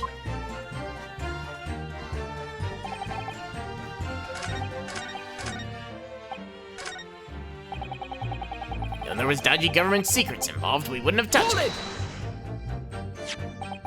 So did you know nothing about this music box? Know nothing. We said we didn't know nothing. Ain't planning on knowing nothing about it either. But 2 nights ago, you did indeed break into Windybank's pawnbrokery, didn't you? In your original testimony, you said that the door of the shop was ajar and that it was like some kind of a sign, begging you to go in. But the truth is, you were planning to break into Windybanks all along, weren't you? We were, Gov, we were. You're right there. That's what he told us to do. It was his plan. And why was it Mr. Graydon's plan to break into Windybanks that night? Did you not ask the reason? Well, he said the place was full of stuff worth nicking. That's what he told us beforehand, anyway. Turned out it was a load of cobblers. Didn't it? They weren't best pleased, I can tell ya. In any case, if they know the real reason, it doesn't sound like they're going to give it away.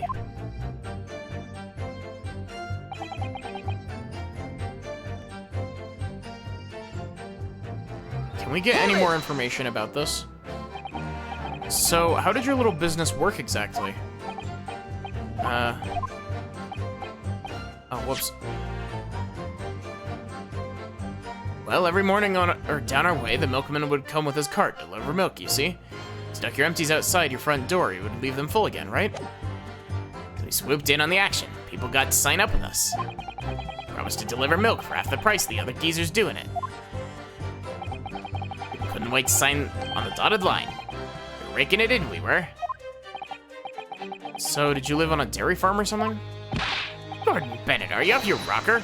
We had nothing. We're too poor to have a farm. Right. Now, what we had going was simple once you had the idea. Just switch them over, see? Customers' empties with the full ones from anyone who wasn't on our books. A dawdle, right?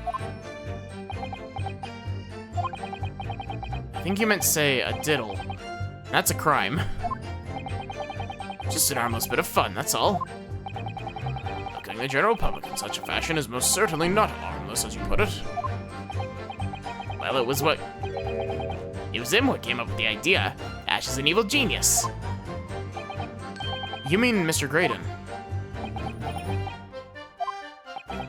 So Ashley Graydon was once Ashley Milverton. That's information that could change things.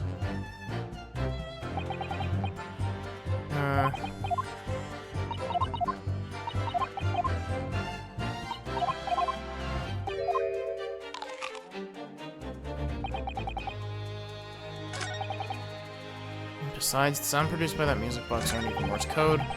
Some low-class brickmaker negotiating with McGilded anyway, was it not? I have no relation to the man.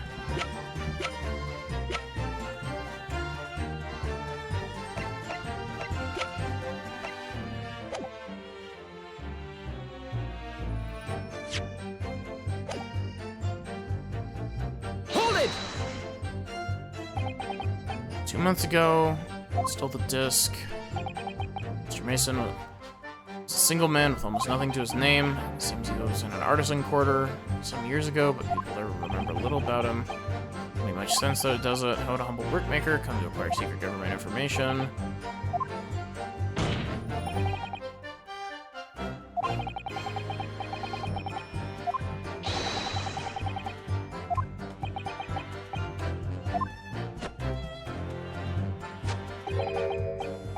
it in for me, sir, but I assure you I have far more class than that. An old brickmaker from an artisan quarter and this well-to-do communications officer. Only I could find some evidence to link the two of them together. What?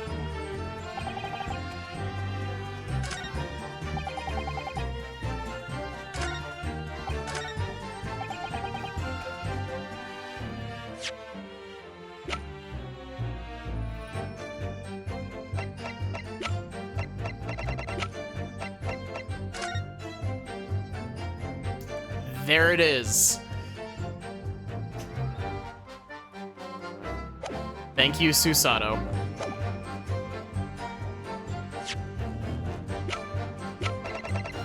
Objection!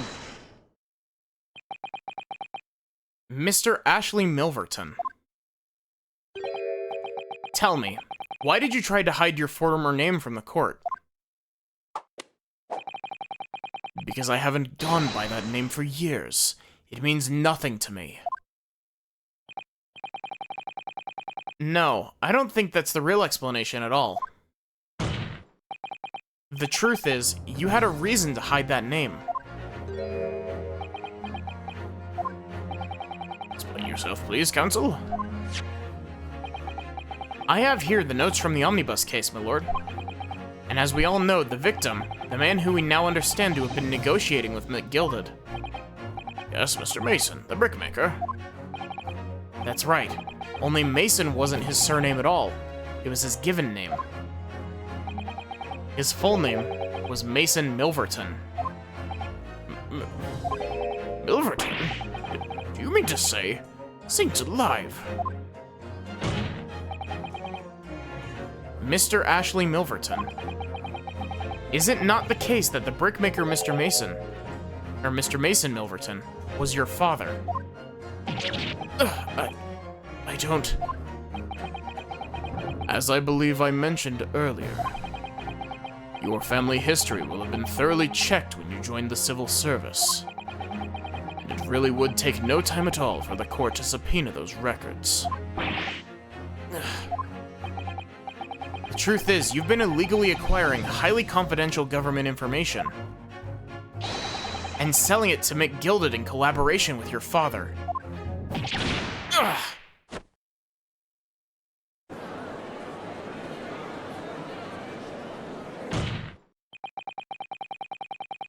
The new facts and evidence unveiled by the cross-examination of this witness all come together to reveal the truth.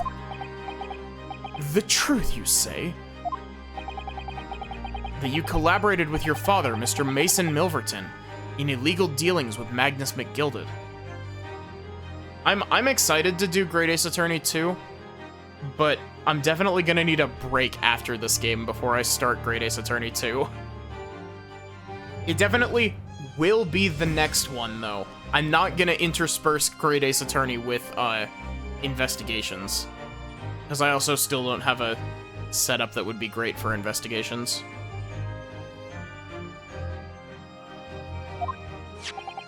Content of this music box, you mean, counsel?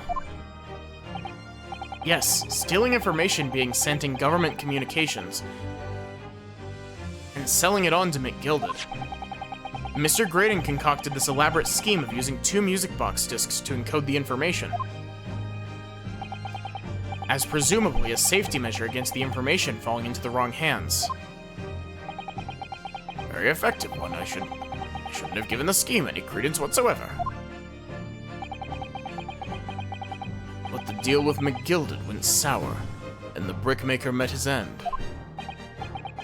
Yes, but before he was arrested, McGilded managed to temporarily dispose of the stolen disc at the pawnbroker. Then, having learnt of the situation, you appeared at Windybanks 2 days ago, in an attempt to recover the 2 articles McGilded had placed in pawn there. But that attempt failed. One of the discs was seized by the police, and the other you never found. So that same night, you enlisted the help of the Skulkin brothers and broke into the pawnbrokery.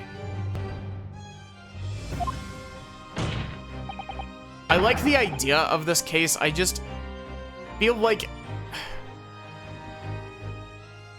there are definitely a lot of points in this case that I can point to and be like, you know, even the judge isn't as stupid as to ask this. Like, there are definitely sections in this case where it's just like the judge and Van Zeeks are just being A, willfully ignorant, and B, being pedantic. This time, determined to recover the second disc. Are you suggesting that the second disc is inside the music box? Yeah. You never knew nothing about that. On the night that Mr. Windybank was killed,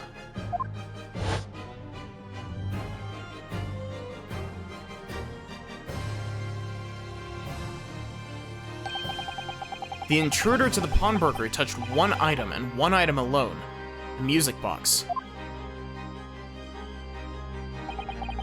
It's rather ingeniously demonstrated using the two prints from the secondary camera, indeed. So the question that naturally begs answering is this: why was only that one article disturbed? The answer is obvious, because it contained the second disc, which the intruder was desperate to retrieve. Since, if it were to fall into the hands of the police, it would be proof of high treason. Yeah, this case also has a bit of a weird pace, but... Well, Mr. Graydon, do you deny that all of this actually began on that fateful night 2 months ago? I refuse to accept any of this nonsense. Sir, there appears to be blood seeping through the sleeve of your jacket. What? Ugh. 2 nights ago, we know that 3 shots were fired at the scene of the crime in Windybank's pawnbrokery. One took the life of the pawnbroker himself. One struck the pouch around Mr. Sholmes's waist. And the final bullet struck the calendar on the wall of the shop, having first pierced the arm of one of the intruders. Mr. Graydon, that wound on your arm that you seem to be trying to hide, it's a bullet wound, isn't it? It's got you now, me old China. Time to call it quits and croak, I reckon.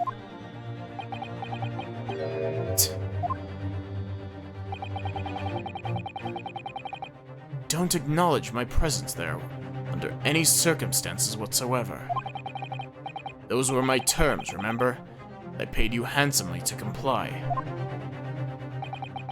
Really, I was a fool to think I could trust some common backslum thieves. Fine, I admit it. I was there in Windybanks that night. I paid this pair 10 guineas to accompany me. As you've noticed, I sustained an injury in the course of my adventures.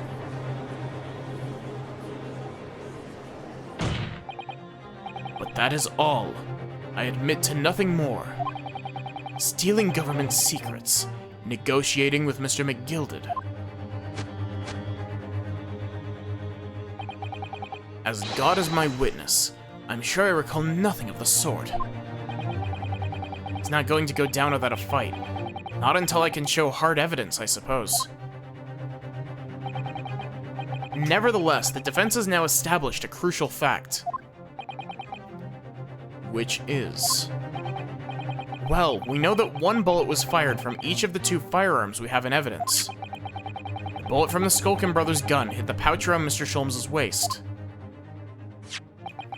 And the bullet from Mr. Windybank's gun clearly must have been the one that caught Mr. Graydon on the arm. Indeed it must. Can't rule out the possibility that the man shot himself. Or we can rule out the possibility.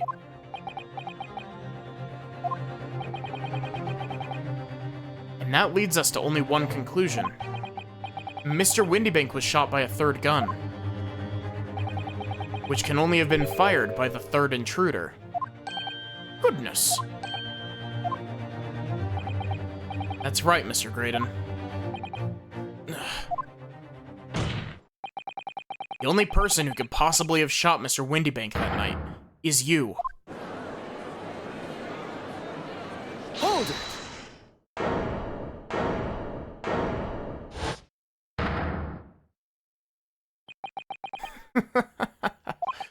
You little upstart. You made a grave mistake when you summoned me here. What? What's that supposed to mean? Yes, as you rightly say, I was there at the pawnbroker's. I did my best to hide the fact, naturally. I had no intention of ruining the distinguished career I'd built for myself, the communication station. But did the thought never cross your mind? Did you never consider the possibility? What do you mean? What thought? What possibility? The possibility that if I was there at the scene, I may have witnessed the crucial moment. You see, this makes me a key witness in this case, and I have my hands firmly around the neck of your client. And I have a pipe bomb firmly planted inside your mailbox. Are you suggesting? I saw it all. I saw the very moment that pickpocket girl pointed the gun at that poor defenseless pawnbroker and shot him. You... what?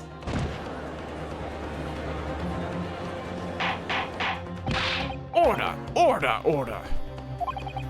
Well, it would seem we are finally entering the last act of this theatrical trial. Mr. Graydon. Yes. I trust you are fully aware of the implications here. If it is shown that your claim is false, you will have incriminated yourself as the killer.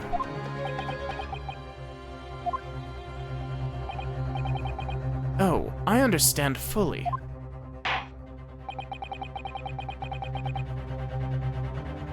Yeah, like, why are we trusting this dude? Like... I must ask you to give your formal testimony once more. You'll explain to the court precisely what you saw the moment the defendant allegedly shot the victim. Nothing would give me greater pleasure.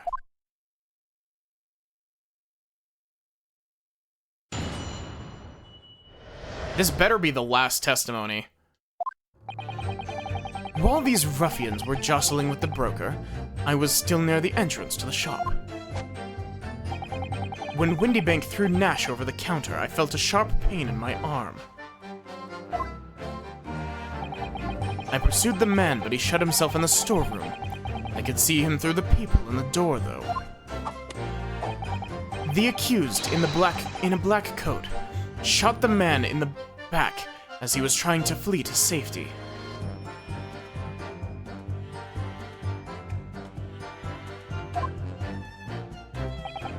I saw the blood spatter all over that wretched girl.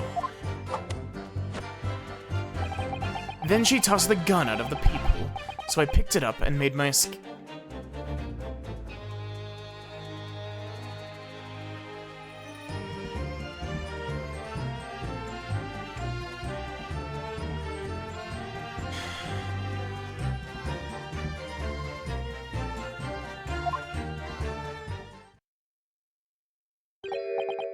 Good gracious. This is quite extraordinary testimony. Straight to jail right now. That is very clearly false testimony. You claim, sir, under oath, you have to have clearly seen the defendant pulling the trigger.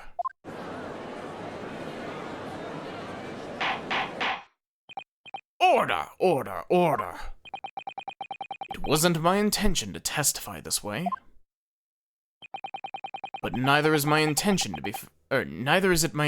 to be found guilty of a murder I didn't commit. So you see, My hand has been forced. I'll tell the truth now as an act of self-preservation. Truth? Until now, the prosecution was completely unaware of these details. Yes, well, sorry about that. Having shot me in the arm, the pawnbroker was then shot in the back by the accused. And as I said, she was showered in his blood. You say the blood spattered over the accused's coat. Are you sure on that point? Oh yes, quite sure. All over the black overcoat that pickpocket girl was wearing at the time. Really? Her coat could somehow be shown to harbor vestiges of blood. That would be conclusive evidence here.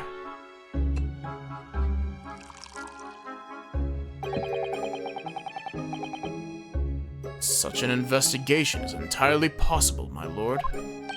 What?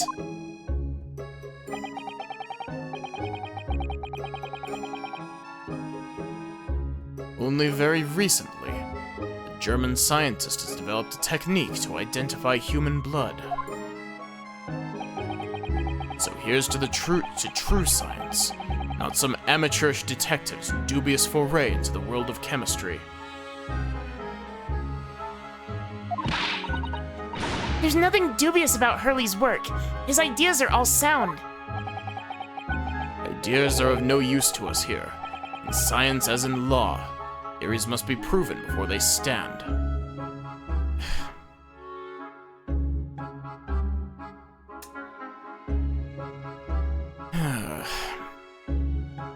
Trust me, Van Zieks, after this, you're not going to be able to stand. I'm going to break your kneecaps.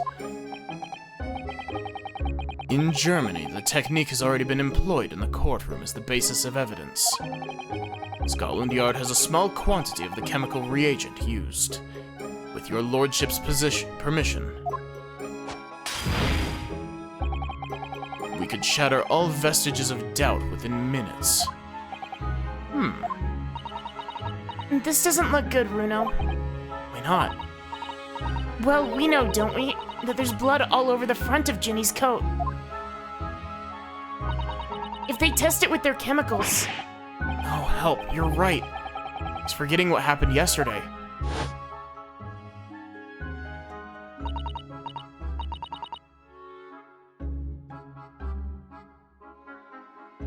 Don't move, Ginny. I'm going to shoot.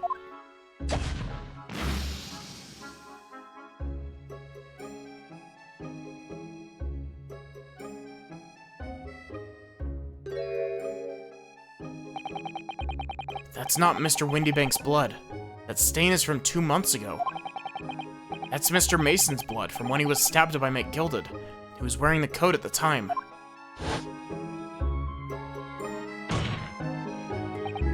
My lord, the defense objects to the test proposed by the prosecution. Overruled. Because I'm very clearly biased and I'm a piece of shit. Van Zieks, make it so at once. With pleasure, my lord. While we await the results, the defense may proceed with the cross-examination. Once they find that blood in the overcoat, Gina will be... Counsel? Yes, my lord. Cross-examination. Of course, my lord. This cross-examination doesn't go well. I don't manage to uncover some decisive evidence or a really compelling clue now. I have a very bad feeling about the outcome of this trial.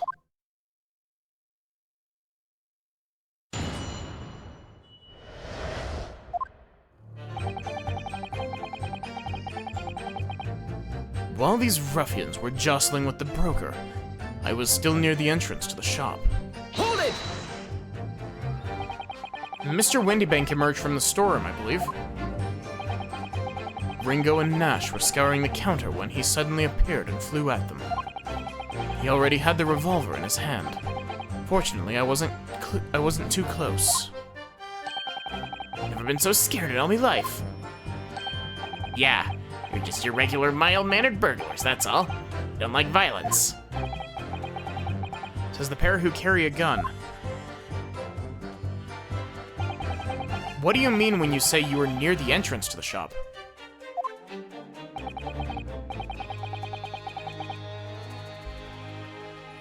I was in the doorway, running my eyes over the shelves of forfeited items. Looking for the music box, of course. The broker went for Nash in the first place. Then Ringo joined in, making it 2 against 1, so I assumed they could handle the situation. But I was wrong. He's trying to help me, little bruv. The old geezer chucked me over the bloomin' counter.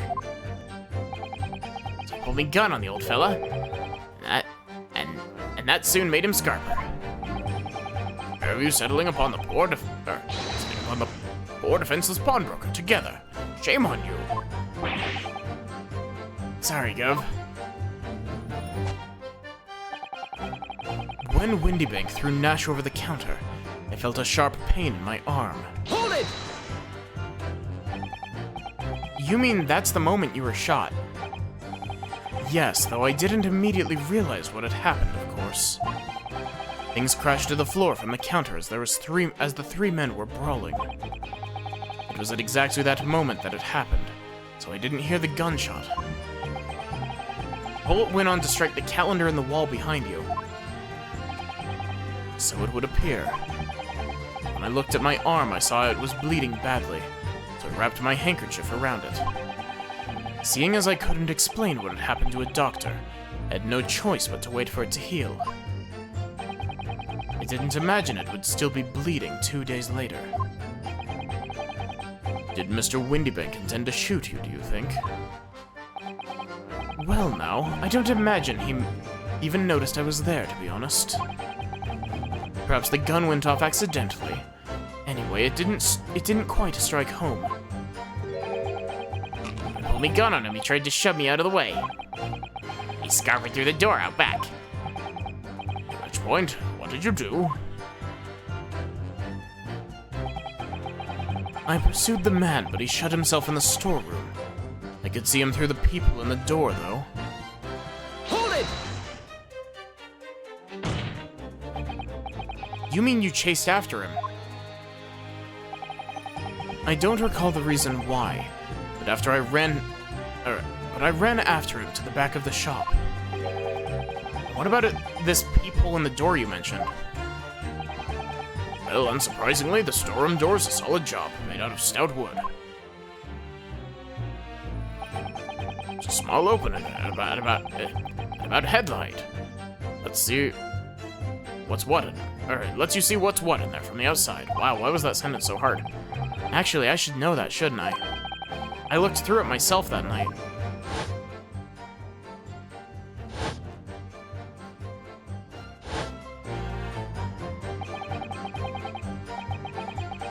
What about you burgling brothers? Did you see what went on through this peephole as well? Not likely, Gov. Didn't see nothing of the sort, Gov. I doubt these 2 buffoons were even aware of the peephole's existence. So the Skulkin brothers were there, but they didn't see the killing of Mr. Windybank take place. Inside the storeroom, I could see the broker and that young girl standing there. Pendant? Yes, though neither of them noticed that I was looking. The girl raised her gun and pointed it straight at the man. Then, what did you see next? The accused, in a black coat, shot the man in the back as he was trying to flee to safety. Please, Van Zieksen, Judge, please just use your brain. The contradiction here is so obvious, but I don't know how to prove it with the evidence, because everyone in this courtroom has the IQ of, like, 60. And that includes Ryunosuke. The accused in a black coat shot the man in the back as he was trying to flee to safety. Hold it! Yes, when the crime was discovered, the defendant was found with a gun in her hand. That was Mr. Windybank's gun, from which only a single bullet had been fired. And as we've already established, Mr. Graydon, that bullet was fired at you. Ah, but no. It wasn't the broker's gun that pickpocket girl had when I saw her. Yes, the bullet from Windybank's gun grazed my arm. And yes, the Skulkin's gun grounded the detective. But this was another gun entirely. A third gun. The broker's gun was not the murder weapon. So clearly there had to be a third firearm involved. In other words, the accused must have had her own gun with her at the time. Objection! Then why would she be holding... But no other gun was found at the scene. Don't laugh like you've got this all under control. Calm yourself, counsel. Sorry? You must consider the events in order.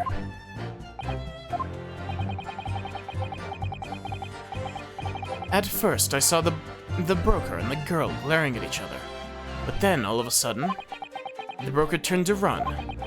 And it was at that moment, the little gutter rat shot him in the back. Chilling image, I must say.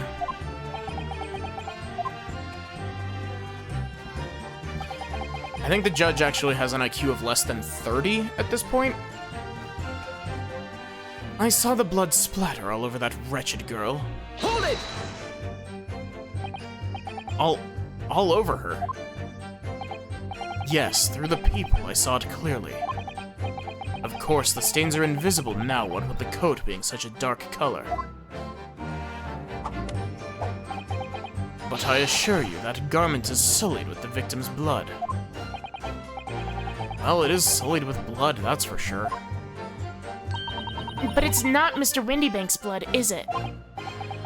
No, that's right. It's Mr. Mason Milverton's blood from when McGilded stabbed him 2 months ago. It's annoying. If they'd only accept Hurley's chemical analysis, we could prove that. They won't, so unfortunately we can't use it as evidence to support our case.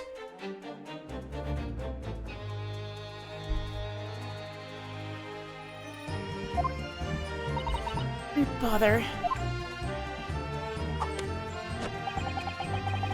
Then she tossed the gun out of a peephole, so I picked it up and made my escape. Hold it!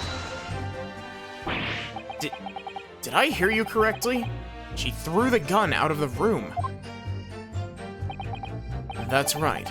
After the broker fell to the floor, she started walking over. Where exactly? In the direction of the storeroom door. To where I was watching. Of course, I quickly retreated, and then the girl dropped the gun through the peephole into the floor on my side of the door. Why on earth would she do such a thing? Give me a second.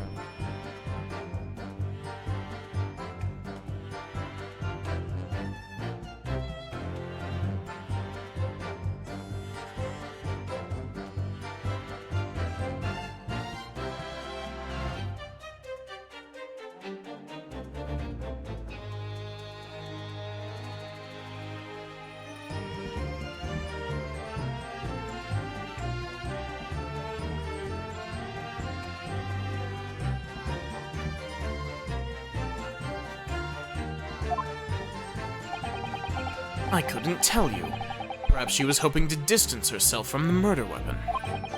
Without thinking, I went and picked it up. I suppose I was worried about just leaving it there, in case any more tragedies took place.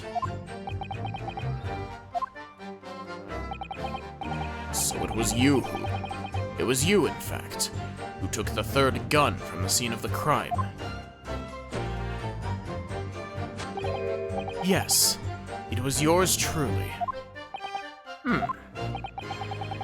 I left the clear-up to my lackeys and left. Clear-up? Made a bit of a mess around the counter, so Sir Whistle and Fluter told us to tidy up. He thinks these are bloomin' mum sometimes.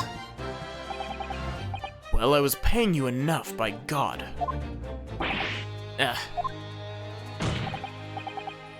Tell me, Mr. Graydon, when you left the pawnbrokery that night,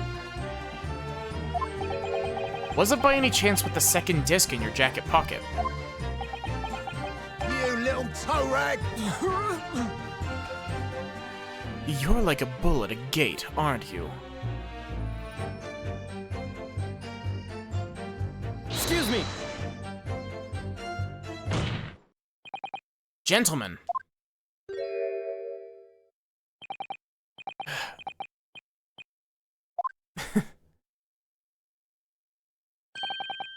Nothing wrong, Sunshine. That should be my line. You do realize you were just violently shaking Mr. Skulkin.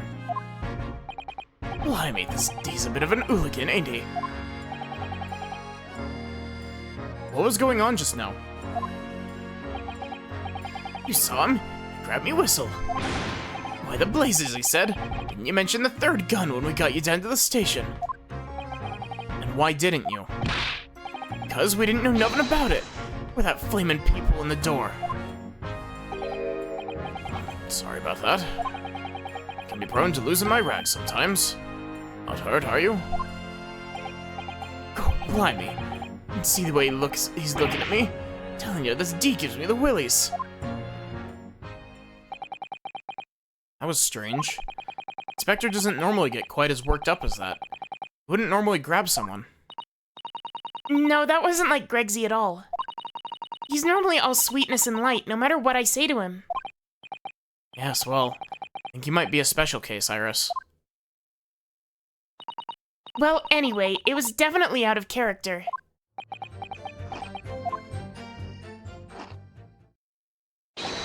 My lord. Requesting your lordship's permission, interrupt the cross-examination. Explain yourself, officer. Have the results of the test that was ordered earlier, my lord. Ah, the blood on the accused overcoat. Thank you, officer. Very well. The cross-examination is hereby temporarily suspended. I presume you have no objection, counsel? No, my lord.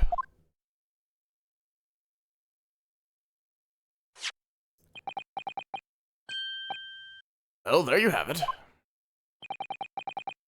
The report, please, Inspector. Yes, sir. Traces of human blood were found on the overcoat of the defendant, Miss Gina Lestrade. The extent of the stains, it would appear that they were from the result of spattering following a gunshot wound. End of report. Goodness me.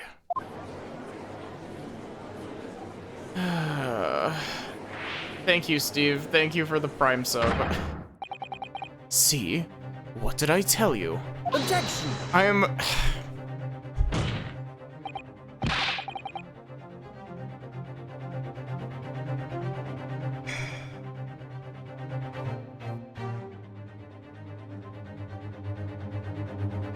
I can't be the only one that this case just hurts. Like...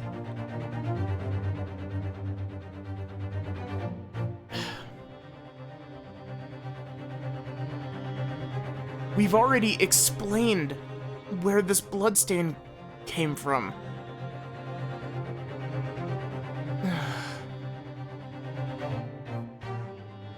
No, the blood on that coat is not Mr. Windybanks. What on earth makes you say that, counsel? The coat originally belonged to Magnus McGilded.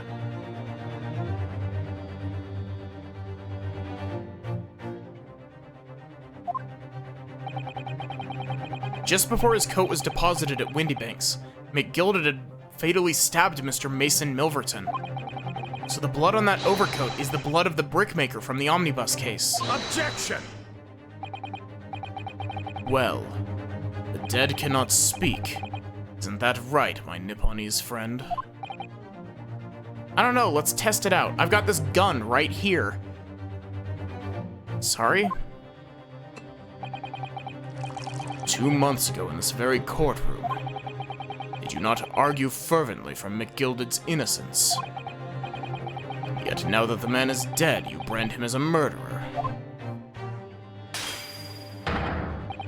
Your conduct shatters any shred of respect you may have earned for yourself in this country.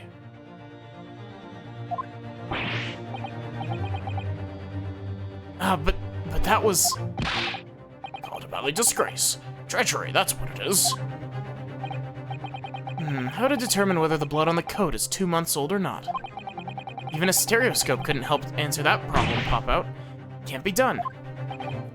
But... We used Mr. Sholmes' specialty formulated chemicals. Mr. Sholmes is a detective, not a chemist. Would you put such faith in a chemical formula devised by me, for example, when I'm a communications officer?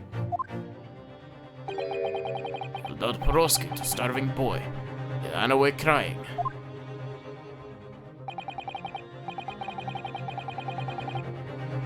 Sherlock Sholmes is barely more than a figment of the public's imagination. His name carries no weight in this courtroom. No weight at all. How could you say that?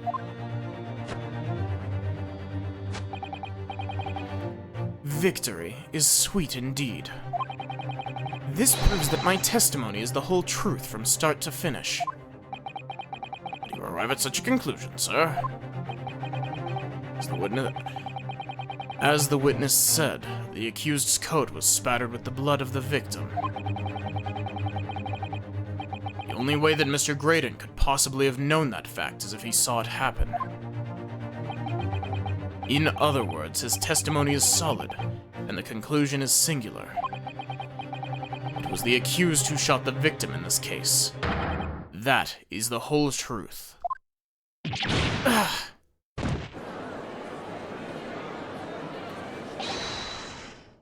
My lord.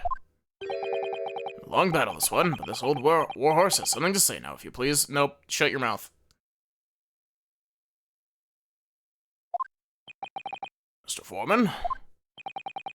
This moment, sir, the squadron has reached its final decision. Ready, men, all for one now. Guilty. Guilty. Guilty. Guilty. Guilty.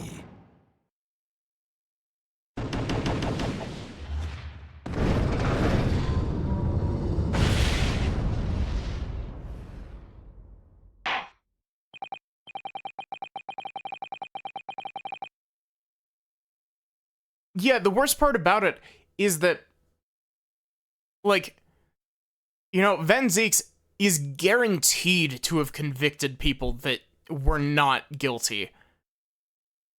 And yet the instant that he's just like, you got a criminal off the case, he's just like, you are a bastard.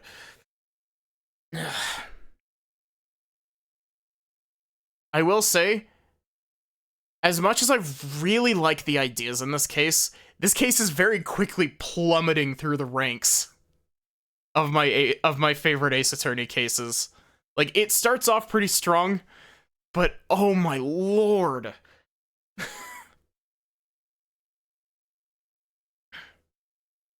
Turnabout Big Top, here we come. Well, it would appear that the ladies and gentlemen of the jury have reached a unanimous verdict.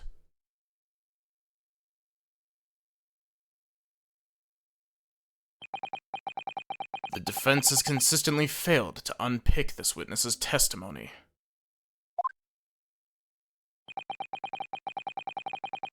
It's not even a flop on the landing. It's like they landed on their skull and fractured it, is how bad this ending is being.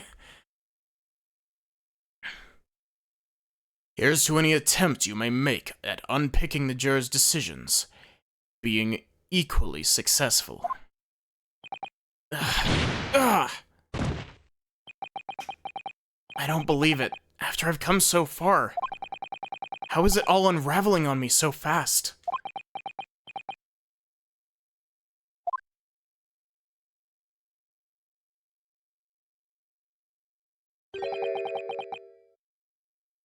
How very distressing. Oh, is this Sholmes? How very distressing. To be held in such low esteem. Oh. Oh, is Sholmes disguised as the bailiff? Wouldn't you agree, Mr. Naruhodo? Officer, I've delivered the report now. That will be all, thank you. It occurs to me with some regularity, Mr. Naruhodo,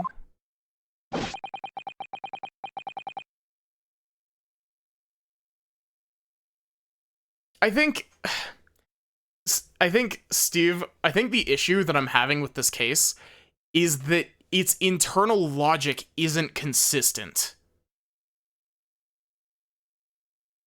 Because they're like, okay, Gina committed perjury on the stand, which means we're not gonna believe her. But the Skulkin brothers and Ashley have both committed perjury on the stand, and they're just like, yep, their word is law. Like,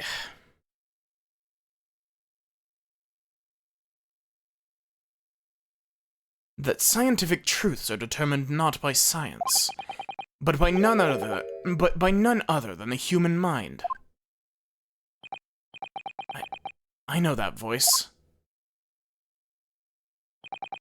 Am I going mad?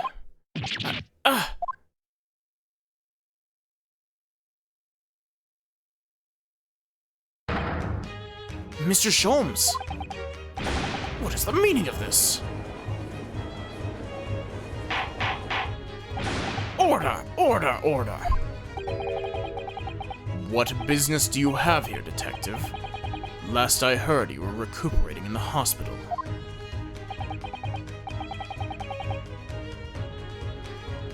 That's the case for most Ace Attorney games, but it's especially egregious here because, like, it's happening a lot in this.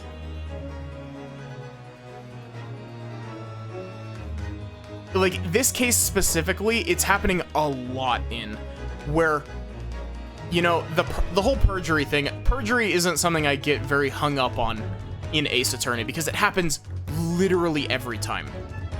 But the judge and Van Zeeks are so fucking stupid in this case. The average IQ in the room dropped by 60 points when we started this trial. As well I should be, had I not been set upon an errand. What errand? Hurley, it's really you. You're awake at last. Yes, good day, Iris. I appear to be rather late to rise. My apologies. Now, my lord, if you will humor me.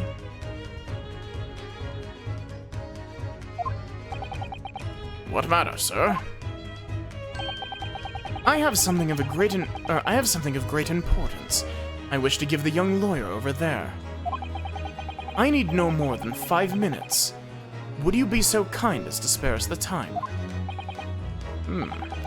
So you to this, Lord Van Zeeks. This trial has taken many hours of the court's time, having spent so long already. Exactly. Having spent so long already, we don't want to go wasting any more precious time. As I was saying, having spent so long already, it would seem churlish to deny the defense a mere 5 minutes. Yeah? Very well then, counsel, you have 5 minutes.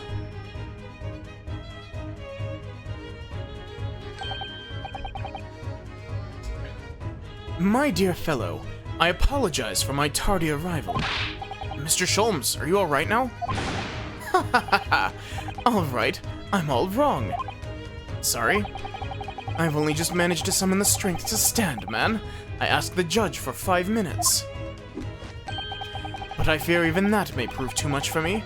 Pray forgive me should I pass out. Let's make this discussion as short as possible. Hurley, this place is full of idiots. Yes, I'm aware.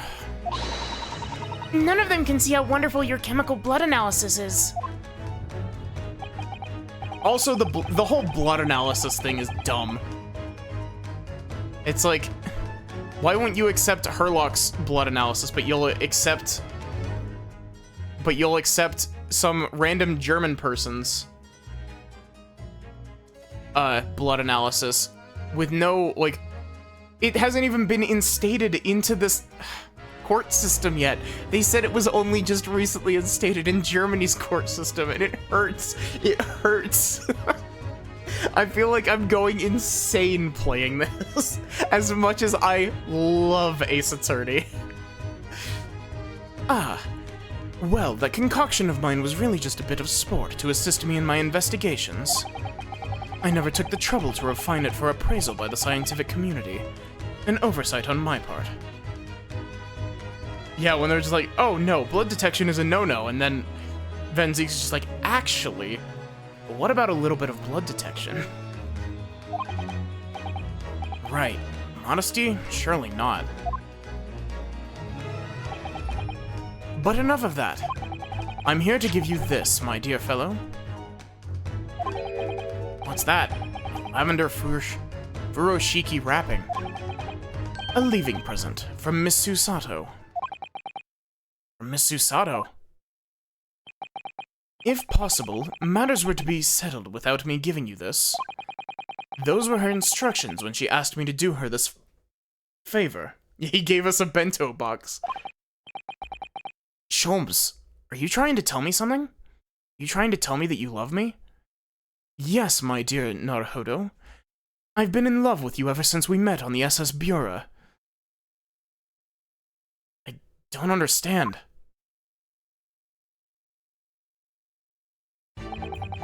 Miss Susato foresaw today's events, I believe. She knew that the culprit would attempt to escape justice by means both devious and underhanded.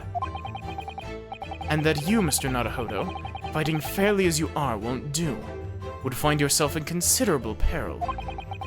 At that very moment of crisis, you are to be given this small parcel. Those were the dear lady's instructions. Leaving present from Susato-san. Never could it be. What is this? Oh! It's the machine I made. Ah. The cat door maker.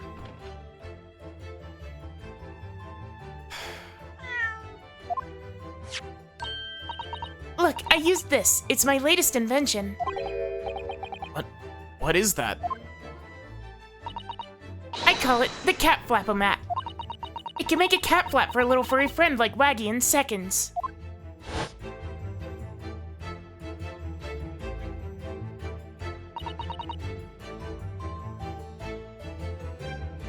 What's Susie up to? Miss Susato muttered the following words before she left. I'm a failure. I don't deserve to be a judicial assistant. What? Didn't she say something like that? You really are the best judicial assistant in the world. Well, that's extremely flattering. But I'm sorry to say that I've been a complete failure.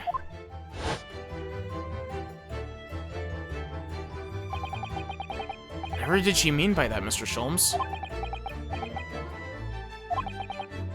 That night, when you left Windy Banks in pursuit of the thieves,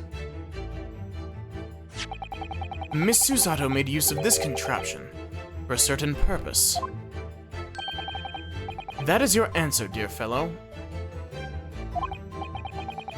Not at all cryptic, then. Susato-san used this cat flap-o-mat that night. But why?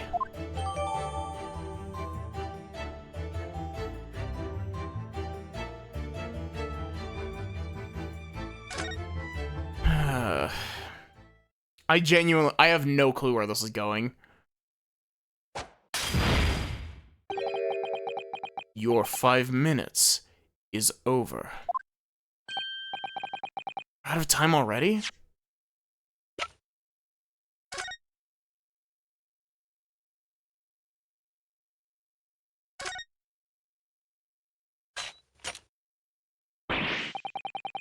Ew, those vicious teeth look like they could rip through almost anything. They're good, aren't they? They're made of a special alloy I developed just for this job. The cutter rotates 10 times per second, so it can get through any kind of door in no time at all. And what are the two parts at the top there? Those are for attaching hinges to the section of the door that gets cut out. Right, of course. Nothing can match this machine for power. It can make mincemeat of even the toughest doors.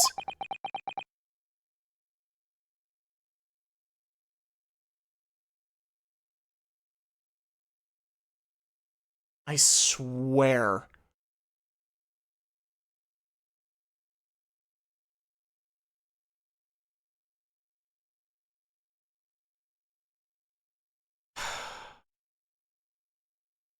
I swear if this is going the direction I think it's going now. It sounds so charming and friendly when you say what it's for, but it feels like the reality of the cat Flapomat is that there's a grim weapon of door destruction. Wagaha is so adorable, so there's nothing I wouldn't do for him, even developing deadly weapons.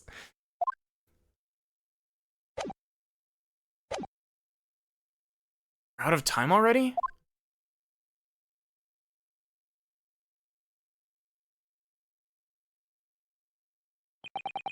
I'm grateful to you for affording us that brief recess, Mr. Reaper. I need no thanks, Detective. After all, the die is cast. Is it really? The jurors are unanimous in their leanings. No doubt my learned friend will consider a summation examination. But any attempt to alter the verdict now would be utterly futile. I wonder... Mr. Naruhodo. Yes? The rest is down to you, dear fellow. What is your plan? Rest is down to me.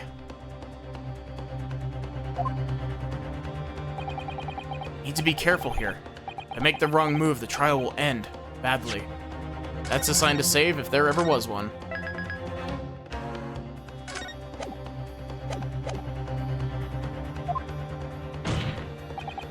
My lord, the defense requests further cross-examination. Further cross-examination. Objection! The jurors have spoken. Protocol dictates that you may not cross-examine a new witness now. Objection! The defense is not asking for the cross-examination of a new witness. Rather, to continue with one of an existing witness. What? It would appear that a rather important detail has escaped your attention, Mr. Reaper.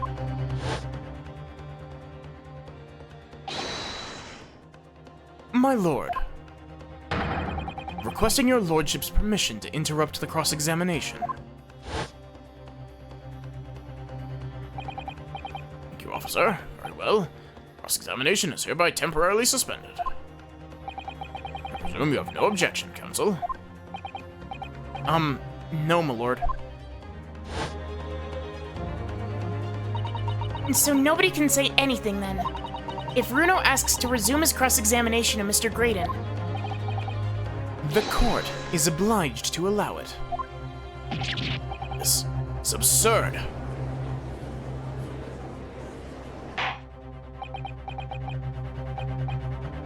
would remind those present, this is my courtroom. I concur that the defense is entirely within its rights to request the continuation of the cross-examination. However, I will not permit any unremitting protraction of these proceedings. Therefore, I have decided to afford the defense one final opportunity, concluding the cross-examination.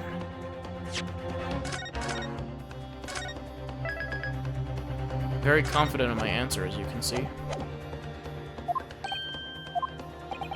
Counsel, you must choose but one statement from the witness's testimony, and but one piece of evidence to present in support of your argument against it. A single chance to present evidence. Following that, the situation remains unchanged. I shall move to adjudication. Is that clear, counsel? Will not press the witness any further. My lord. Yes, my lord. A single statement and a single piece of evidence. Most generous. Well then, Mr. Naruhodo, it's high time. I fell in a dead faint. I leave this in your capable hands.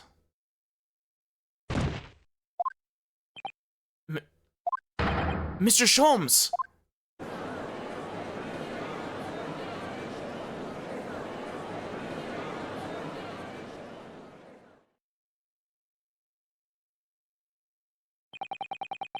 Stand so... what? Insouciantly? To stand so insouciantly before the court in a state of such high fever. Either the man has extraordinary strength of mind or an extraordinary lack of feeling. I imagine he's feeling very little now. The detective is sleeping soundly in one of the antechambers. Strike a man when he's down, why don't you? Well then, counsel, are you fully prepared? I know exactly where this is going now, and I both absolutely love it and... oh, I love it so much. But it's also one of those things where it's just like, oh man, this is also really dumb. Yes. One statement, one piece of evidence. I won't let Mr. Sholmes down, or Iris. And I won't waste this final chance that Susato-san has given me. This is going to decide the entire outcome of the trial. Very well then, with the terms I have outlined, you may resume the cross-examination.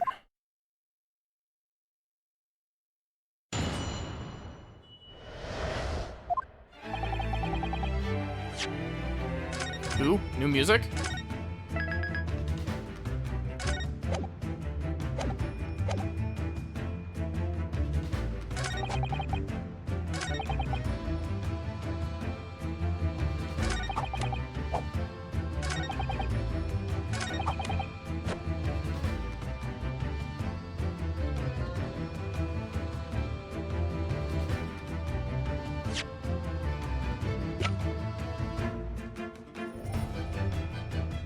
Objection!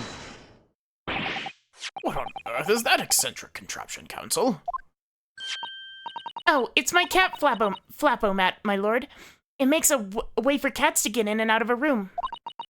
It can cut through any door you can think of, and make a new little door in the middle of it.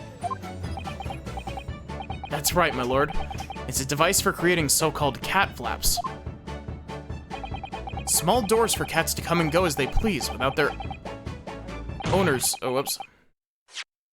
Without their owners having to open the main door. I'm sure we can all work that out for ourselves. But that cat lover's contrivance has no possible relevance to this case. Oh, really? Of course it doesn't. To start with, there was no cat flap in the pawnbroker's door. Not being a keeper of cats myself, afraid I fail to see what this has to do with the matter at hand. Perhaps it would help if I described its function another way, then. This contraption is able to create a peephole in any door you can imagine, in practically no time at all. I beg your pardon? A peephole, you say? 2 nights ago, we arrived at the scene only minutes after the murder of Mr. Windybank had taken place. That's right, according to the paperwork at the yard. It was you, your Japanese assistant, and Sholmes. Yes, the 3 of us were together, and it's recently come to my attention that my assistant made use of this device at the time. Your assistant did what? There was a peephole in the storeroom door. I can attest to that. Because I looked through the peephole myself in order to see inside the locked storeroom. It's ludicrous. What are you trying to say? Of course there was a peephole in the door. I said as much in my testimony. How else could I have witnessed the crime, for pity's sake? Yes, how could you? What? Counsel, kindly say what you mean. Alright, it's time to strike the final blow. What I mean is this, my lord. My assistant made the peephole in the storeroom door, and until such time as she did, the door had no hole in it to look through. No! Objection! This is a farce. Are you really suggesting the peephole in the door was... Yes, it was created only after the incident had taken place, by my judicial assistant using this device.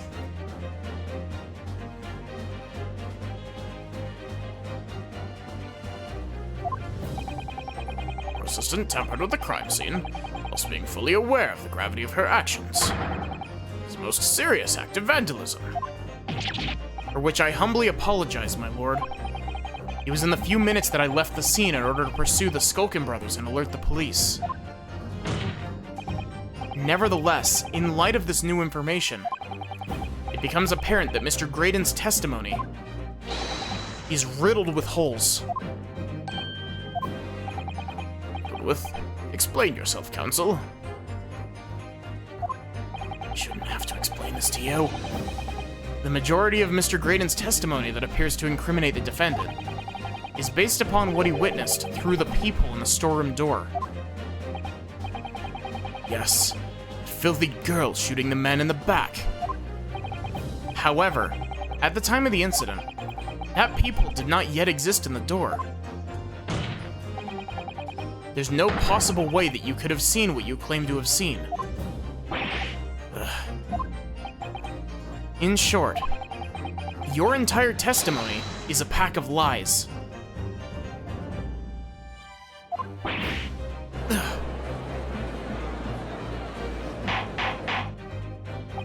Order, order, order. Is there any credence in this revelation? Objection! None whatsoever, as my learned friend must surely realize. Exactly. Some cheap trick designed to discredit me.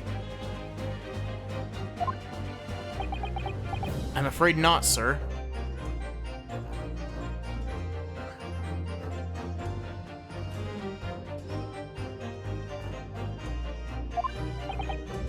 Of course it is. Do you seriously expect people to believe that that plaything can cut through a solid wooden door? Oh yes, I designed it to be very powerful. It can cut through even the toughest of doors. It's absurd. I don't believe it for a second. I had a feeling you'd say that. What? Waggy, Cooey, time for dinner.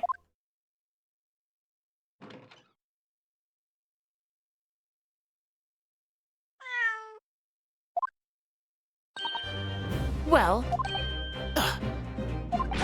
Young lady, it's the Old Bailey. One does not make cat flaps in the oak paneling at the Old Bailey. I'm not done yet. Don't worry. This doesn't mean that the peephole in the storeroom door at Windybanks was made by your machine. There's no way you can prove that it was. no, but it's easy. What? The cat flaps my cat flapomat creates are all of a fixed size. And the dimensions of the peephole at Windybanks are an exact match.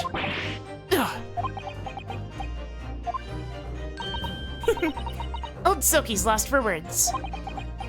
Excellent work, Iris. Thank you. And now it is my learned student friend's turn to be lost for words, I feel. I believe your judicial assistant has already left the country before your Eastern Island home. Well, yes, that's true. Then you may have some difficulty in establishing all the facts. For the sake of argument, let's assume the peephole has the dimensions that are a perfect fit for this contraption. If you're starting to resort to for the sake of argument statements, dude, you've already lost. In that case, when was the peephole cut? The prosecution demands proof of your answer.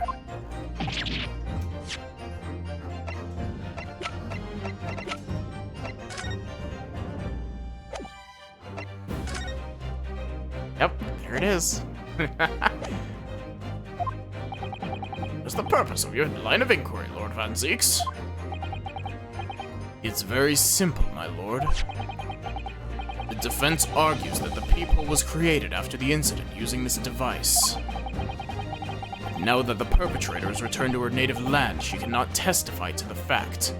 There is no proof. And for as long as the defense remains unable to prove when the peephole was made, my learned friend's claim amounts to nothing more than a baseless accusation. What? Indeed, that is so, Lord Van Zeeks. Well, counsel? Don't give up now, Runo. This is the time to create your own opening and force your way through. I don't know if I can do this, but I do know one thing. Susato-san is the greatest judicial assistant in the world. Very well. Counsel for the defense will present evidence to support the claim made. Proof that the peephole in the door of Windy Bank's store was created after the event and not before.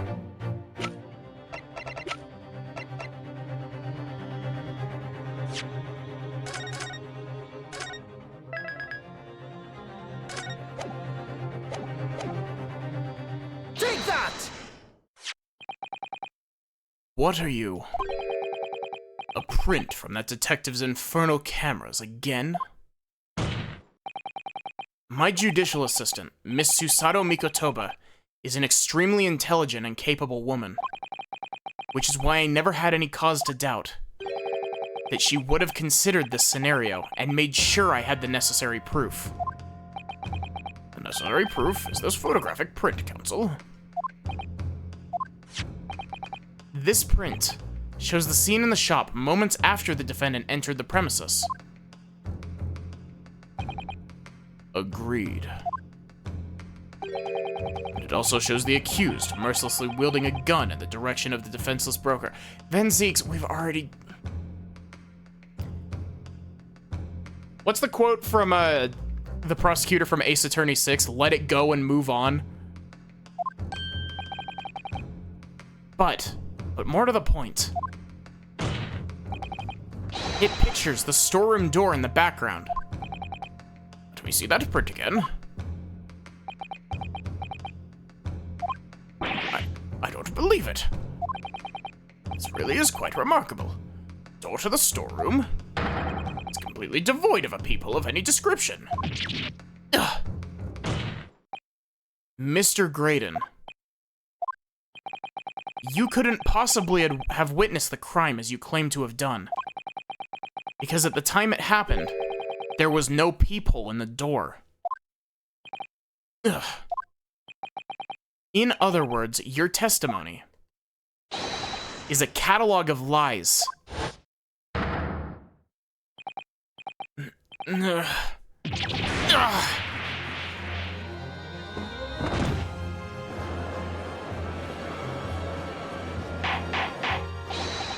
Order, order, order. I'm satisfied that the defense has substantiated its claim beyond all reasonable doubt. This witness's testimony was entirely fallacious. Fallacious?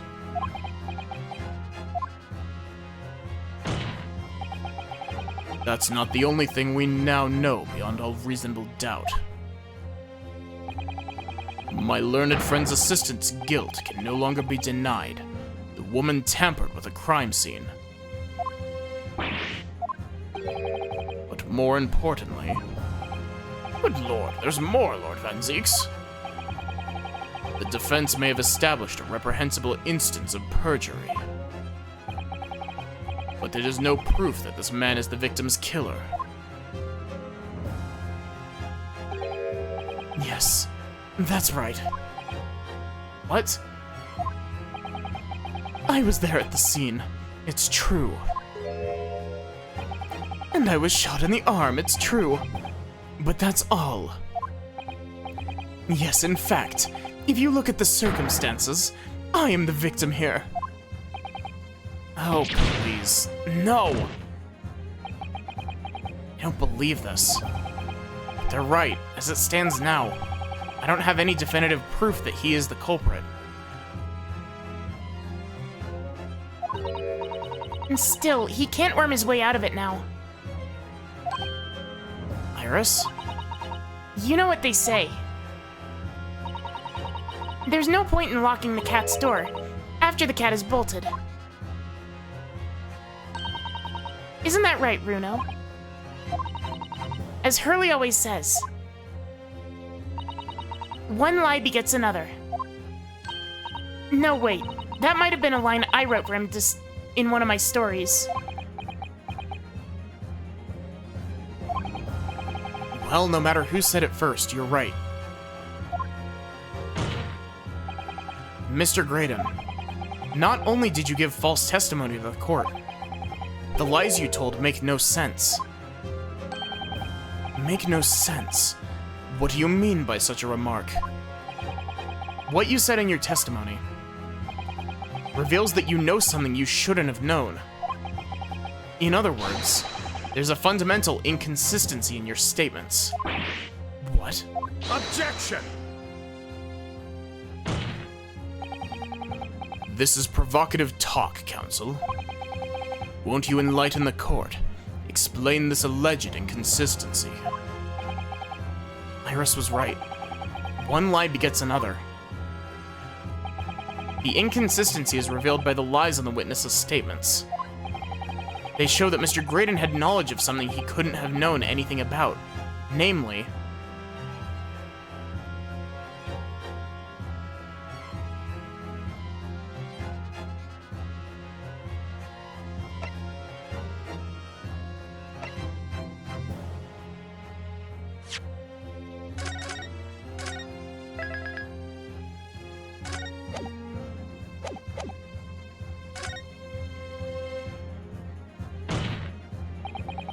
bloodstains that were present on Miss Lestrade's coat.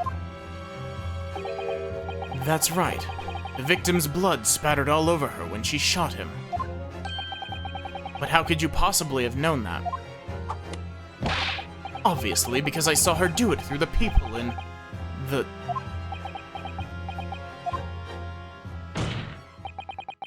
The point is not that you lied in your testimony, Mr. Graydon. It's the nature of the lie you concocted that's so revealing. You're not making any sense. Then let me ask you a simple question. How is it, Mr. Graydon, that you knew of the existence of the peephole in the storeroom door? What? Well, obviously,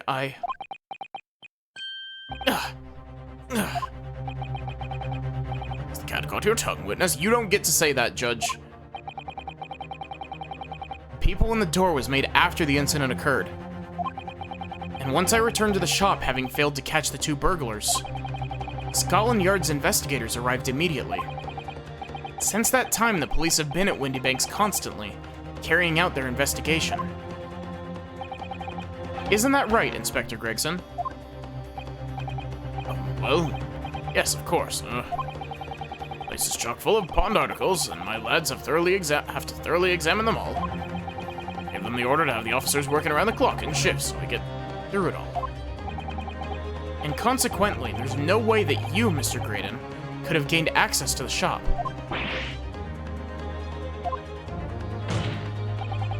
Therefore, you should have known nothing about the peephole in the storeroom door. So the fact that its existence forms the basis of your testimony is completely inexplicable. Objection!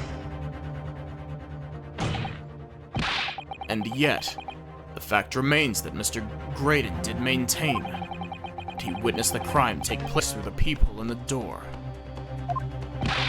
What on earth is that possible? Have a word, please, Lord Van Zeeks. Speak, Inspector. It's just that I really ought to be getting back to the station now to put in my report. There's really nothing more I can add to this testimony, so it's all the same to you. Permission denied. Oh.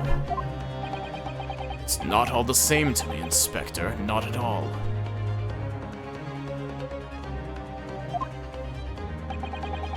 You will remain exactly where you are until this trial concludes. Of course, sir. Mr. Graydon. You shouldn't have known about the existence of that peephole. Which can only mean that you must have been informed about it by somebody else. Ugh. Objection! Stop there, my learned friend. You realize, I trust, that the words you just uttered have extremely serious implications. Yes, but the defense believes that the details about the case that Mr. Graydon claims to have seen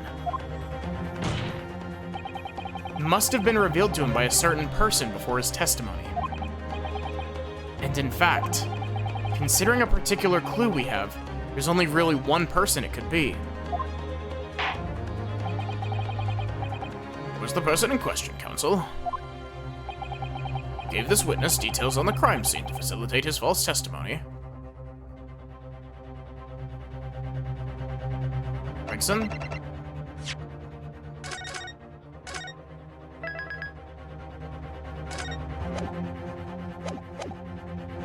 Take that! The truth is, it can only have been you, Inspector Gregson. Yeah? Objection! You would better have some proof to substantiate such a rash claim, my learned friend. Consider the fact that we've only been aware of Mr. Ashley Graydon's identity for the last few hours. We learned of it only during the course of the trial today. Indeed, preparations for his testimony were made with great urgency during our hour-long recess. The police executed the subpoena and brought the man here from the communication station. And until that time, Mr. Graydon would have had no idea. No inkling that he would suddenly be required to appear in court. Are you suggesting that until such a time as he was summoned? Yes, my lord. Until then, it's reasonable to assume that he knew nothing of the peephole. It was only once Mr. Graydon was in the stand that he realized his position. He would have to defend himself against the accusation that he was the third intruder. You're suggesting to the court that it was while this trial was in progress that he received the information, so that he could commit perjury in order to save his skin. Exactly. And the only person with knowledge of the investigation that he had any contact with is you, Inspector Gregson. It's a bloomin' outrage. Would I be giving away details of our investigations to this fella, eh? I was summoned to his lordship's chambers during the recess, in any case. Had you forgotten that? Yeah, but you were very clearly whispering in the middle of court. Quite true, I had a number of questions regarding the events that transpired at the pawnbrokery. Which means the first time these two laid eyes on one another was after proceedings resumed following the recess. Since then, they've been in full view of the stand, where such illicit discussions couldn't possibly have occurred. Oh, I've just remembered something, Bruno. What is it, Iris? There was one time before, wasn't there? I think it was when Ginny was testifying. Oh yes, now that you mention it. When the bailiff was dispatched to retrieve McGilded's music box from the scene of the crime. That's it. It was during that testimony. I remember finding it strange at the time. Mr. Graydon and the inspector appeared to be having some kind of secret discussion.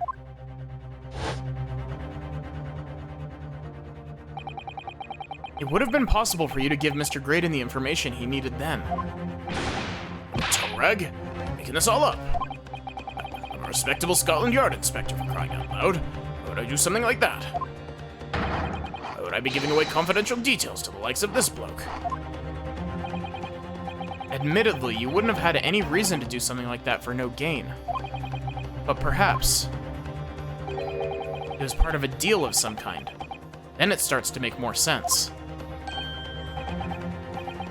What deal, Counsel?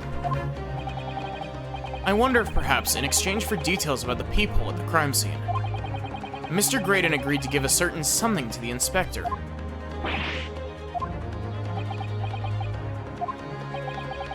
Sure, I need not remind the inspector that if found to be true, making a deal of any kind with a witness would be considered a gross case of malfeasance? I actually genuinely don't know what that,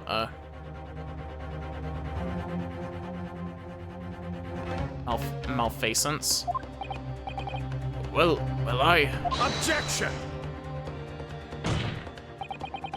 It's becoming clear that jumping in with accusations is this Nipponese student's specialty. I don't do that. But with the stakes so high, the prosecution is not prepared to listen to baseless charges. It is incumbent on the defense now to present evidence in support of this diabolical claim. Evidence? Just what are you proposing that the inspector demanded the witness in return, or of the witness in return? The court must see proof of this alleged deal. Inspector Gregson really did strike a deal with Mr. Graydon. Then logically, there's only one thing he could have asked for. That must be it. Bruno, do you think it could be?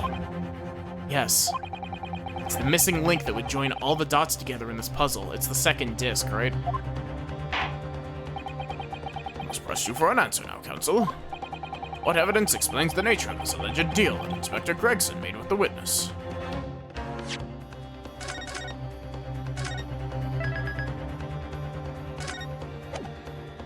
What?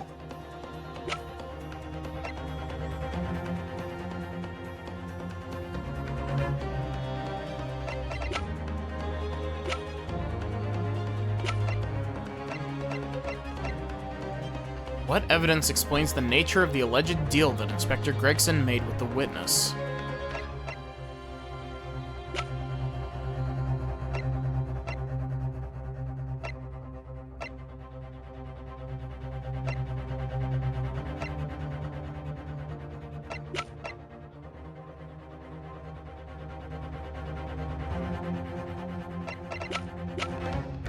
Take that! Inspector Gregson. Besides this murder, is it not true that you've been working on another, very important case? What? You getting at now, Sunshine? Is it possible that this other top-secret case is what's alluded to in this newspaper article here? The classified secrets being leaked overseas from the Ministry of Justice. How in the bleeding Nora could you? We discovered during the course of this trial that the music box deposited at Windybanks by Magnus McGilded. A special music box, designed to play 2 discs at once. It would seem very likely now that encoded on the pair of discs that were in McGilded's possession are the leaked classified secrets.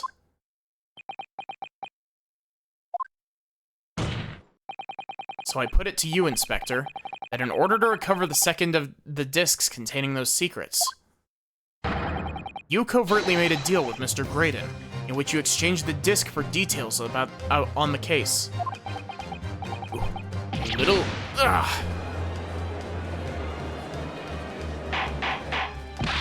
Order, order, order!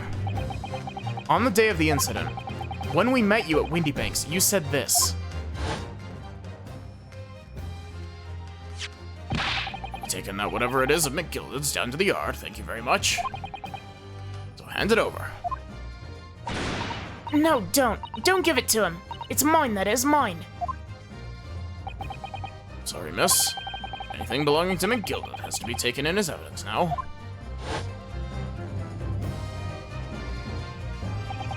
Scotland Yard already knew at that time, isn't that right? that Magnus McGilded was involved in the stealing of government secrets. The orders were, cover the medium used to convey the secrets leaked from the ministry. Do it on the QT, strictly hush-hush. That explains why, when I presented this disc as evidence to the court, you objected so heavily, I presume. Because you knew that it contained highly confidential information. Well, I mean, not likely. I mean, I wasn't that sure of it myself. Otherwise, there was a possibility that's all. Inspector, surely you're not saying that in order to acquire the second of these music box discs, you did indeed reveal confidential details of the crime scene to the witness. To aid and abet this man in giving false testimony. There's no other way that Mr. Graydon could have known of the existence of the peephole. It's the only explanation. A deal was struck between these two men. No! Objection! If, I stress, if, this sobering assertion turns out to be founded in truth, it would mean that the second disc is, as we speak, here, in this very courtroom. Wait, what? In this room? How could you possibly make a claim like that? Because Inspector Gregson is a Scotland Yard detective. What? What's that supposed to mean, eh? As a seasoned policeman, the inspector will have approached this alleged deal with caution. Certainly he would not have accepted a gentleman's agreement on this matter. No, he would have insisted on having the article agreed upon in the palm of his hand. Good gracious, then you mean to say Inspector Gregson already has the item in question in his possession? He has the second disc, actually, on his person. Yes! The defense demands that the inspector is searched at once. Definitely. They could have only struck a deal with each other when Ginny was testifying earlier. And Gregsy hasn't moved from the witness stand since. My lord, please, order an examination of his personal effects immediately. Well, Inspector?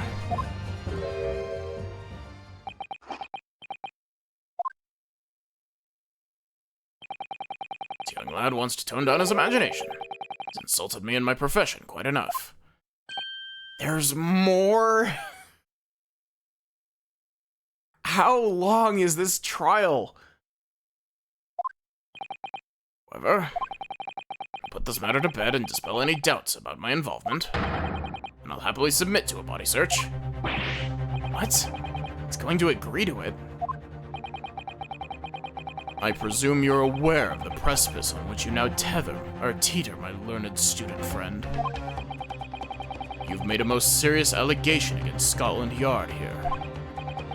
If, following the search of the inspector's personal effects, no disc is found, you will be deemed unfit for court service. This trial will end.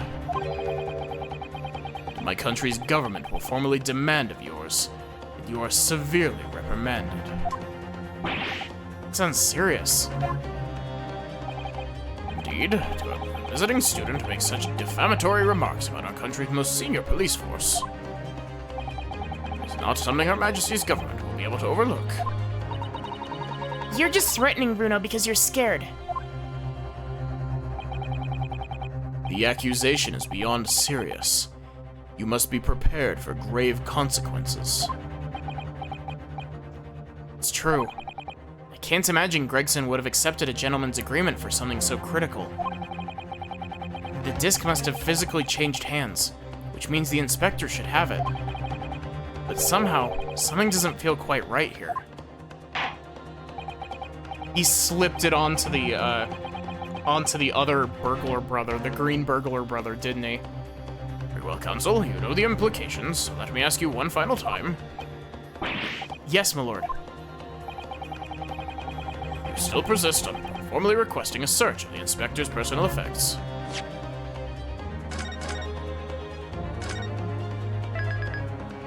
He 100% slipped it into the other guy's pocket.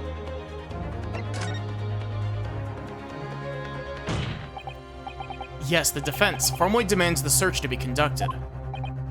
Well? Don't say you weren't warned.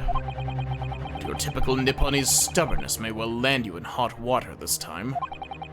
Perhaps the lesson will do you some good. Fair enough. But nothing to hide. Very well then. Wait, did I hit the wrong option? Bailiff, conduct a search of the inspector's personal effects, please. The defense demands a search, but not of Inspector Gregson. What? What's all this? The one you're accusing, aren't I? I thought you wanted to search me. No, Inspector. Not you. Somebody else. What's the meaning of all this, eh? Lost it at last, have you, Sunshine? Court shouldn't have to put up with this nonsense. You're being completely irrational.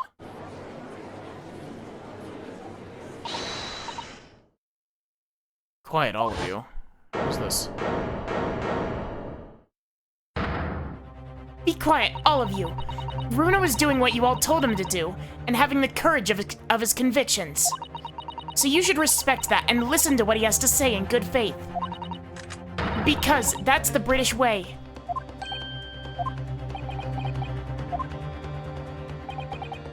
Said young lady. Indeed, this court is in awe of the defense counsel's conviction. Eagerly awaits his next words. What? Don't be hasty, my lord. I'm not mistaken about the things I've seen in court today. I'm fairly sure that I know who has the disc at the moment. There's only one person it can be. Counsel, of whom do you request this search now? Take that! Of, my lord, Mr. Nash Skulkin. Well, I never. Yeah? Me? I like that Ringo is just pointing at him. Very well then, bailiff. Restrain the witness and conduct a thorough search of his personal effects. Hold it! Please, my lord. Inspector. Holland Yard has to object to the search. Objection! Unfortunately for you, Inspector, your objections carry no weight here. Yeah. In this courtroom, only the prosecution and the defense have the authority to object. But Lord Van Zeeks, I have no idea what forces are in play that might influence your actions. But personally, I have no intention of obstructing the course of this trial. Bailiff, carry out the search. Now, hold on about... I don't know about nothing. Nothing about no disc. Cut it out.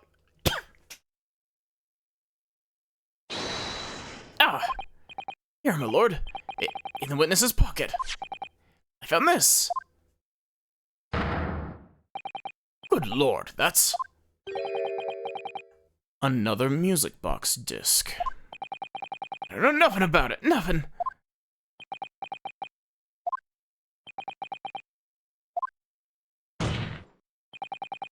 That is the second music box disc, left behind by Magnus McGilded. Is it not, Inspector Gregson?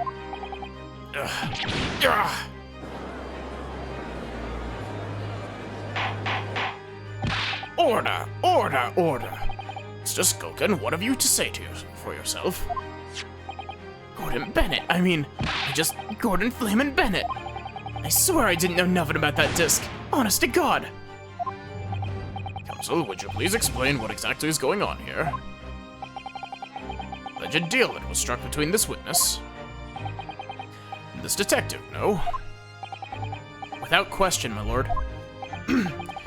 For pity's sake. Why on earth was this man in possession of the disc that the inspector traded for information?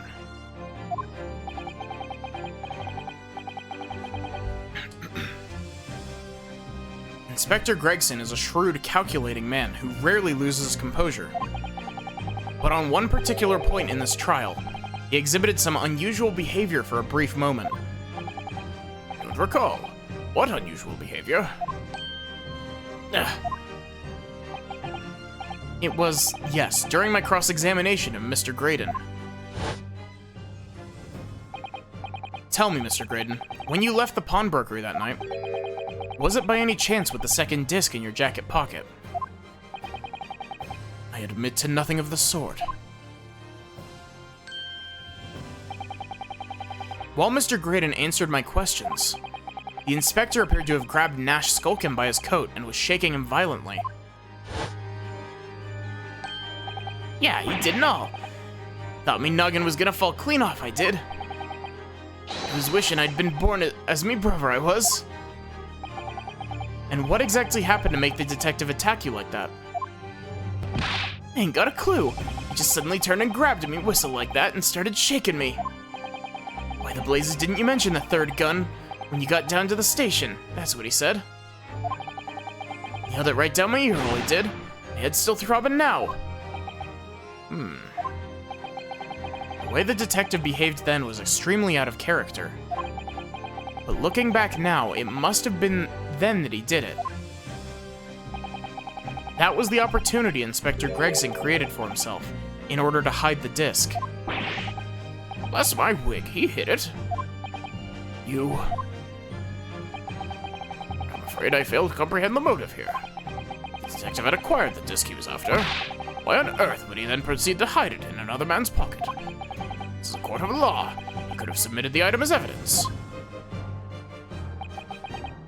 It would appear, my lord, that the inspector was not at liberty to do that. Why ever not? As the man himself revealed earlier, his current assignment has some special conditions.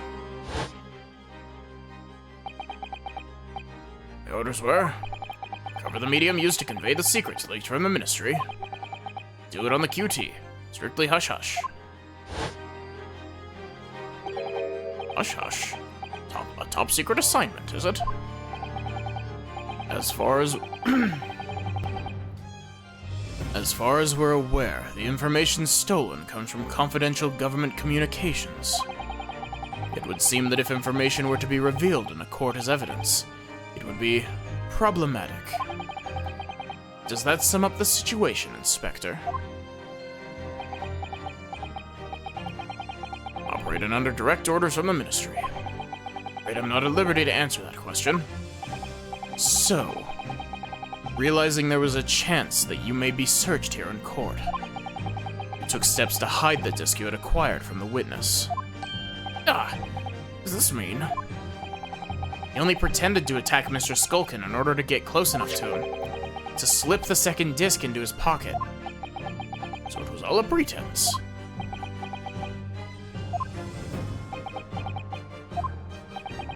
Well now, Inspector Gregson, and you, Mr. Graydon, are you prepared to admit the accusation made against you of this alleged deal?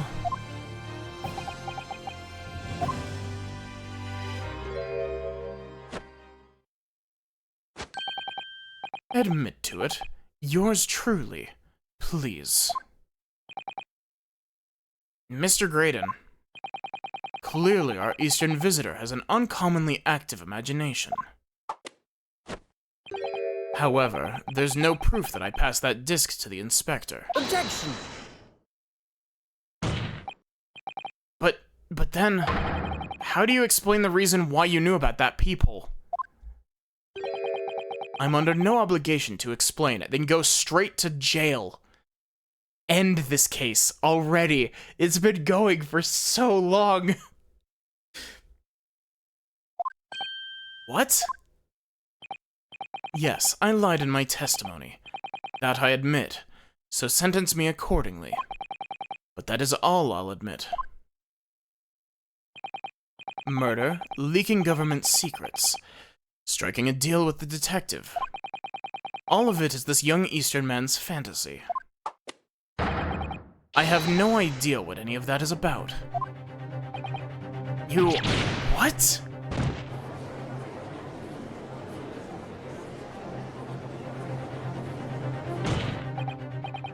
Well, what about you then, Inspector Gregson?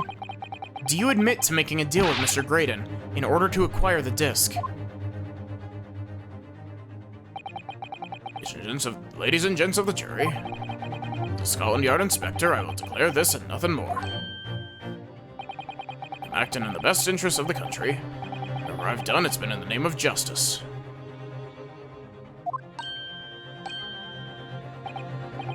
So, as members of the public of this fine country, I'd like to think that justice will be your guiding light when you're making your decisions.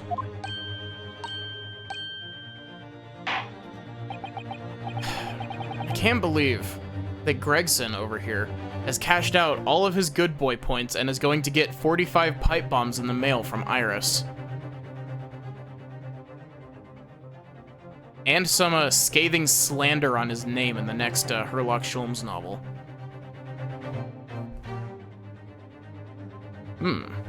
This is quite a quandary indeed. No, it's not. Rarely have I encountered such extraordinary tumultuousness in the conducting of a trial. Nevertheless, in the absence of any further evidence to be presented, I believe it is time that we put the matter to the jury for their final leadings. Well, now, as a fellow servant of the Queen and country, I must say I sympathize with the old inspector. Yes, he's a dependable man, I'm quite sure. In service, one becomes a good judge of character.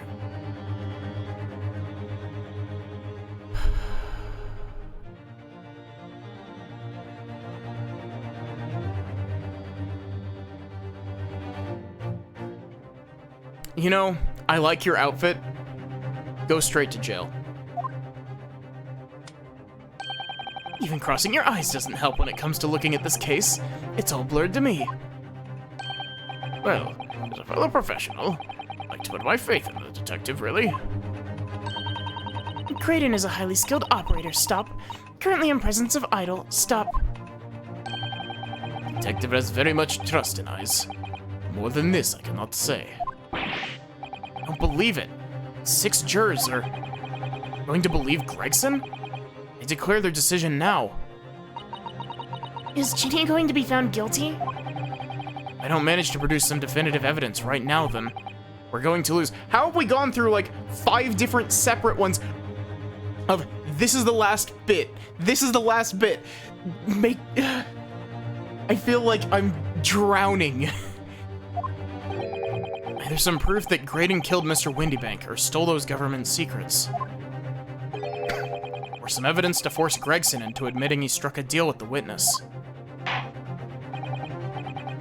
Well then, counsel, I think it's time I imposed upon the jurors to declare their final decisions, no? It is, unless you have some compelling evidence you have thus far not presented to the court. This is the last bit, you think, possibly? I let the judge call on the jurors to announce their leanings. Gina will be found guilty. So there's no choice then, Bruno. You have to throw some evidence at them. This is it now. It all comes down to this. Can I actually throw the evidence at them, please? Who do I present evidence against? Gregson or Graydon?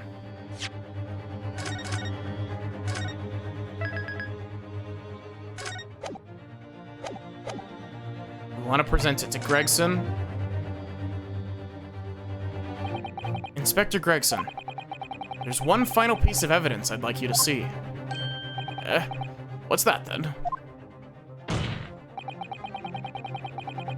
If you refuse to acknowledge that you did in fact strike a deal with the witness here today, then you leave us no choice but to examine this piece of evidence thoroughly. Well, go on. This is my last chance. Looks like I'm gonna have to force his hand here.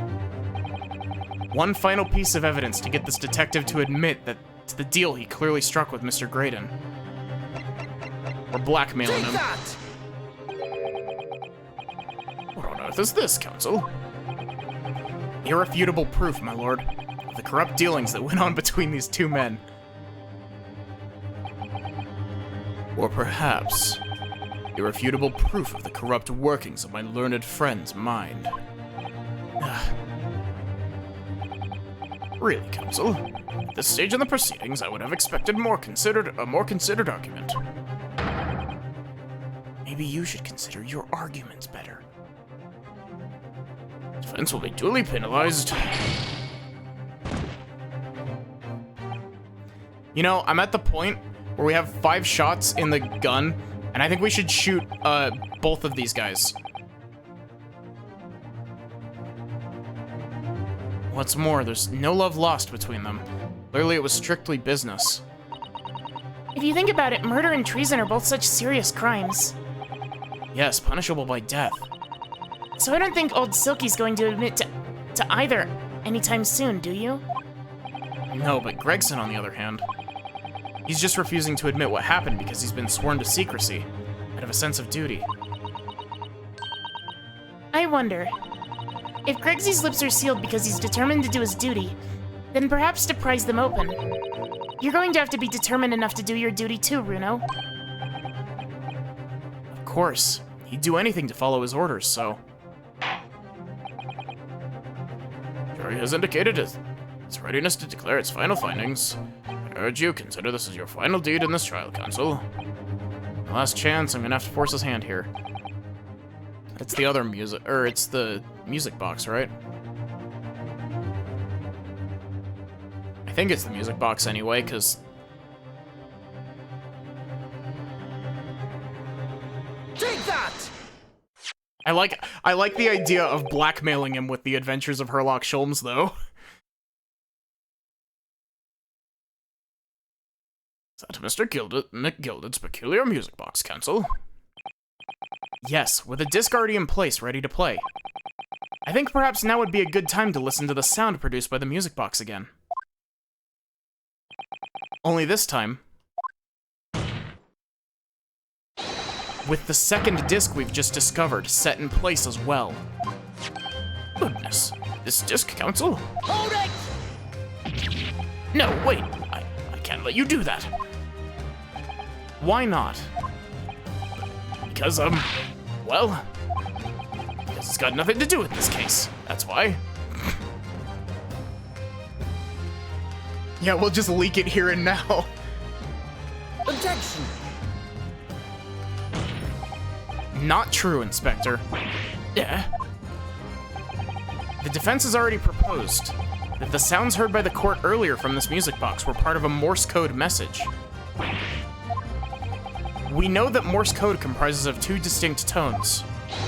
The defense believes that the second disc contains the second tone needed to complete the message. And now we have a chance to confirm that theory. Crying out loud, Sunshine, we're talking about state secrets here. Go letting the whole courtroom hear confidential information like that, it's treason. Then do you admit the charge? That in order to protect those state secrets, you engaged in unlawful dealings with the witness.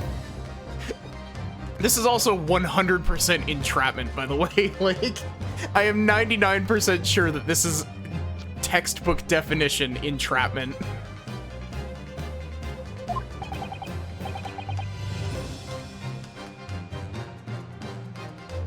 You're mad! Let that secret information out in the public domain. You'll be making an enemy of the entire British government, you idiot!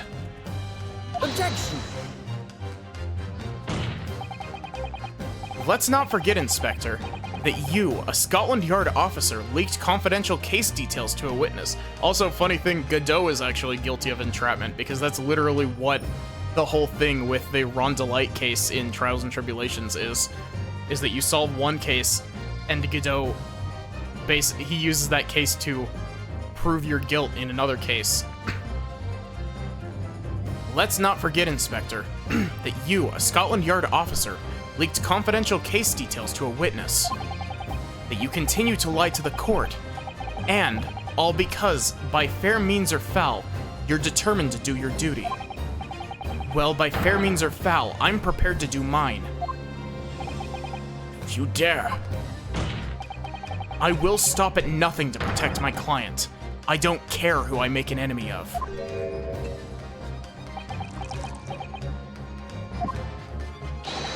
My lord, if you please. The court must hear the sounds made by that music box. Come on, Van Zieks, for Pete's sake, stop him! Objection! Inspector, you should know my methods by now. I'm a prosecutor. I'm no Scotland Yard puppet. Ugh. In this courtroom, my duty is to the law, so let me propose a toast to uncovering the truth by fair means or foul. Yeah. Very well. The defense's stance here, and that of the prosecution, has been made very clear, I feel.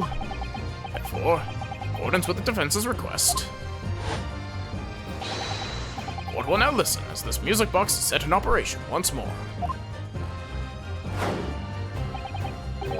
This time with the second disc in place, and both discs playing simultaneously.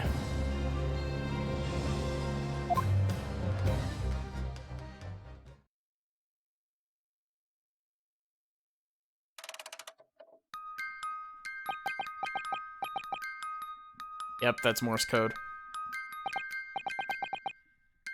Oh, listen to that. It's unmistakable now.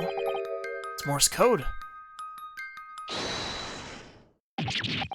Alright, I'll admit it. Whatever you want, but for the love of God, shut that bloomin' box up!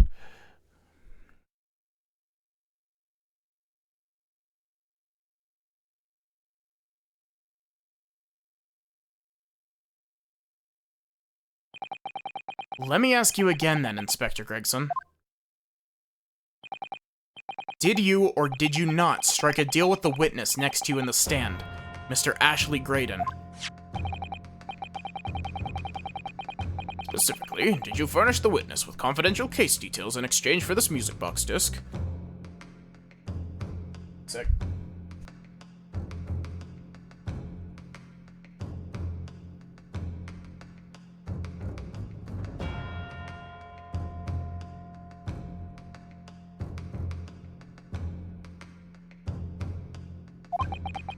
Did you reveal the existence of the peephole in the pawnbroker's storeroom, Inspector? I did. Stop! What are you doing, man? It's all exactly like the young Eastern lawyer said.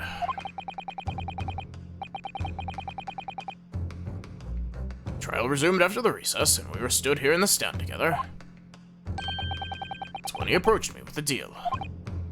Shut up, you imbecile! Shut up!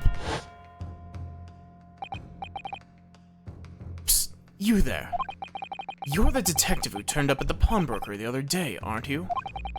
I may have something you're looking for, Inspector, with me at this very moment. So how about a trade? I suggest you accept. Or information that may make certain individuals uncomfortable will soon become very public indeed.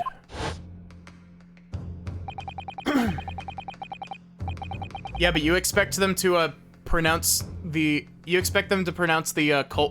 the accused not guilty without someone else to blame? That wouldn't be in the Ace Attorney's spirit. There always has to be a scapegoat. Couldn't let that information become public knowledge, not under any circumstances. I accepted the man's proposal and told him details about the case that should have put him in the clear. People in the storeroom door and the bloodstains on the overcoat. By giving false testimony, this witness intended to have the defendant wrongly accused of murder. Inspector, you knew that. Yet you still revealed those details to facilitate the witness's perjury. I did. And it turned out the people had only been made that night, after the incident took place. Scotland Yard wasn't aware of that, if I'm perfectly honest. Well, Mr. Graydon, what do you have to say for yourself? There's nothing, and no one left for you to hide behind. You struck a deal with the inspector in order to escape conviction of a very serious crime. Namely this. You are the third intruder who broke into the pawnbrokery on the night in question. And you perpetrated the murder of the proprietor, Mr. Pop Windybank. You... Traitor!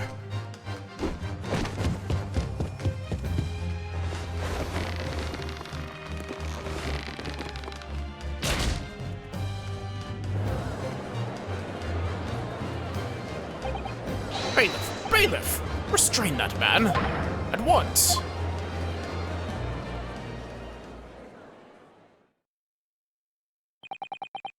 That's it then. It's all over.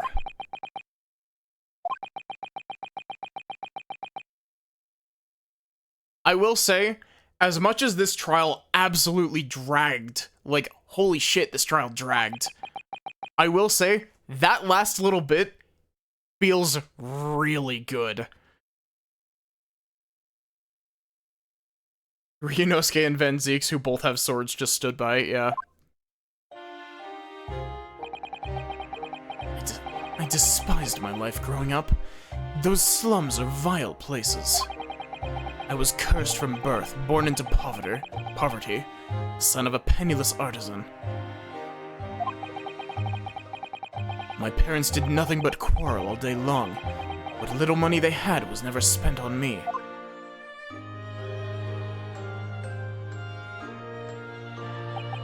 And so I set about studying, to better myself, to one day escape from that hellhole. Eventually became a communications officer. I admire your determination. But then you decided to try to sell government secrets. Why?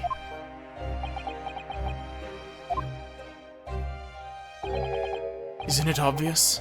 Because I wanted money. Even now, years later, the nightmares of my life in the slums wake me up in the small hours. I wanted to drown them out with more money than anyone who lived up in squalor could ever imagine. Then one day I met him. Mr. Magnus McGilded.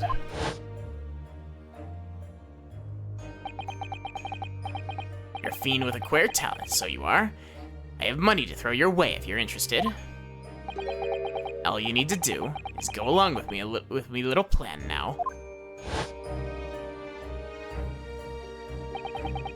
It was to steal the Ministry's telegraphic message logs, and McGilded would buy them for a handsome sum. As I was responsible for inspections of the Ministry's communications office, it was a simple enough task. The lure of the devil's offerings. How easy it is to succumb. You must surely have realized the seriousness of the crime you were committing. And for that reason, I took great lengths to ensure that my actions were untraceable. By using the music box.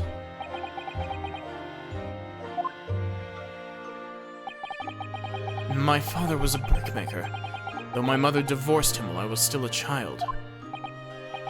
Yes, Mr. Mason Milverton. That's right. He was very skilled with his hands. He'd once been a music box maker's apprentice.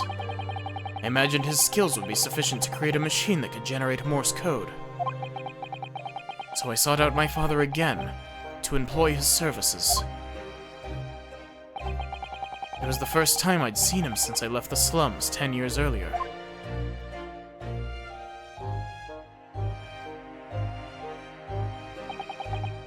Look at you, Ashley.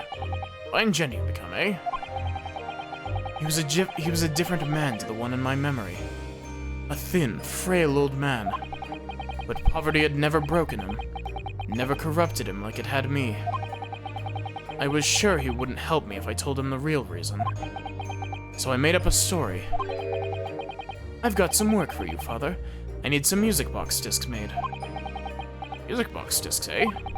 A musician friend of mine has written some music he wants to sell to the public. I've brought the score with me. There are two, actually. I'd be delighted, son.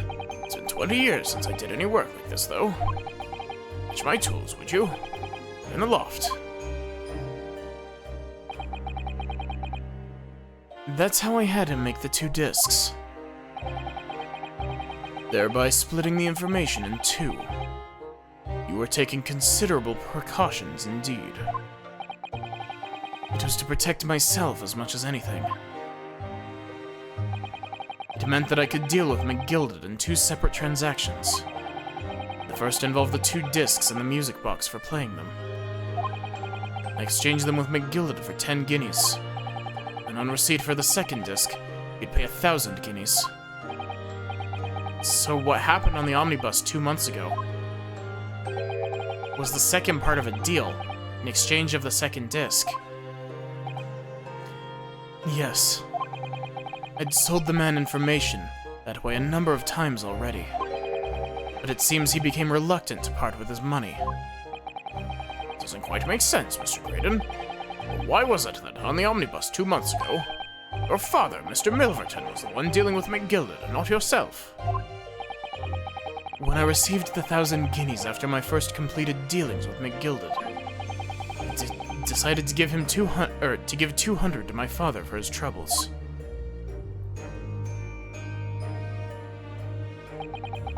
But my father realized something was amiss. In time, he worked out that I must be involved in something dubious. And when he did, he said to me, "Next time there's an exchange, you let your old man do it, understand? Otherwise, I won't take your money anymore."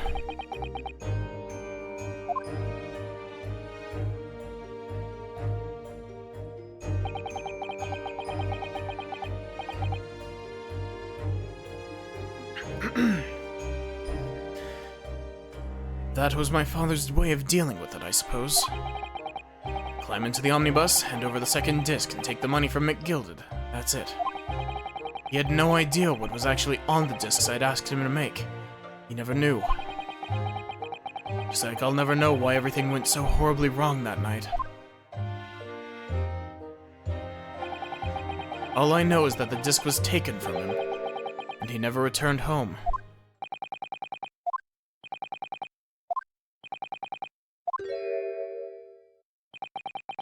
It was only then that I found out what sort of monster McGilded really was.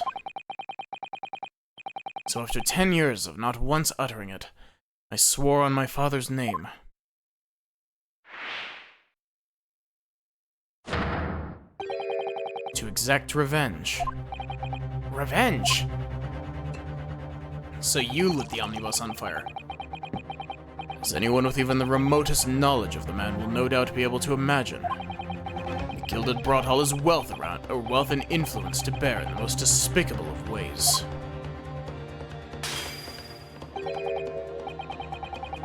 Yeah, Mason was a good dude. To crush any semblance of justice in his trial. The crime scene was tampered with, evidence was fixed, and witnesses were bribed. That trial 2 months ago was a farce from start to finish. It had barely touched British soil back then, and I walked into that hornet's nest completely unaware of the sinister background to it all. I made plenty of money out of my dealings with McGilded by then, so I spared nothing in my arrangements 2 months ago. I knew exactly who to hire.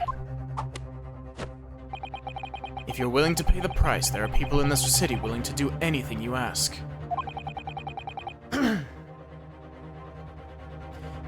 McGilded himself had shown me that. Are you saying that... I think you have the picture now. After he twisted everything to his favor in the courtroom to ensure that he walked free. I took matters into my own hands and delivered the justice that monster deserved.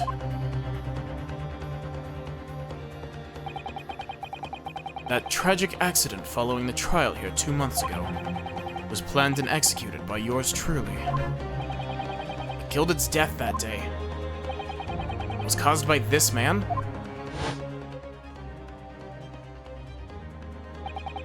Everything is ready, sir. Would you like to follow me into the courtroom? What's this, officer? 'Tis sooner than I was led to believe. Hope it's not inconvenient, sir. There were some changes to the schedule. Well, I must be making tracks now. 'Tis time for the inspection.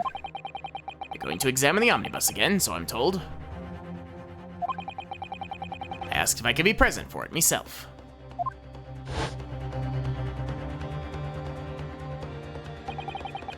So that policeman who came to tell McGilded he could examine the omnibus again. That's right. An imposter hired by me. McGilded used his wealth to manipulate the trial. He paid people to adulterate the omnibus with all manner of false evidence. He threatened witnesses to lie in their testimony.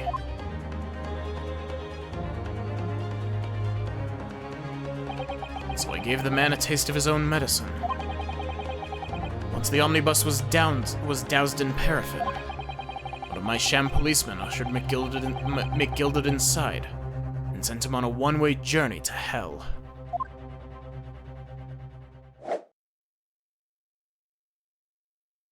An eye for an eye. That's how I avenged my father's death. Spine-chilling account indeed. That wasn't the end of it for me. There was a loose end, you see. A loose end. Yes, I should think it's obvious. Second disc, which my father had taken to exchange with McGilded. Ah, yes. There was indeed no mention of it in the man's trial 2 months ago. Merely because it had been removed from the scene of the crime. When I realized it was missing, I remembered something. Something from the first time I dealt with McGilded.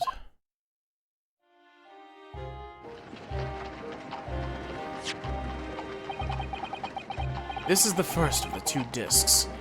In the music box, you'll need to play them. Well, look at that now. What an ingenious little invention. So then, as promised, 10 guineas for ye, young man. What's this? Windy Bank's pawnbrokery? Aye, 'tis a pawnbroker's ticket, so it is. You can use it to redeem an article I've deposited there for ye. There's no need to give a name. Just hand over the ticket and tell the fiend the watchword. Put a jewel in pawn for ye. It'll fetch a good 10 guineas if ye sell it, so it will. I've never heard of a pawnbroker being used in quite that way before. Have you not, Mr. Graydon? London's pawnbrokers are very useful places, you know. Everyone is like an extremely secure vault.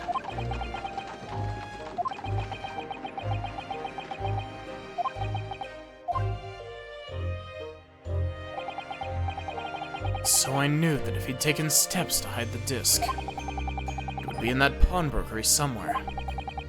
On the night he killed my father, he must have entrusted the ticket to someone. Yes, to Gina. I remember now that when we first met you at Windy Banks that afternoon 2 days ago, you had a description of Miss Lestrade written down. How did you know who you were looking for?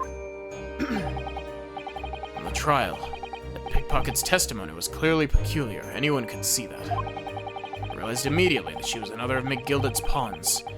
He must have threatened her somehow. I was fairly convinced it would be her who had the ticket. So I started to make some inquiries.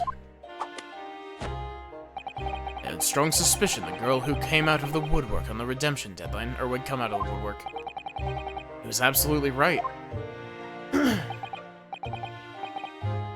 And yes, sure enough, she did.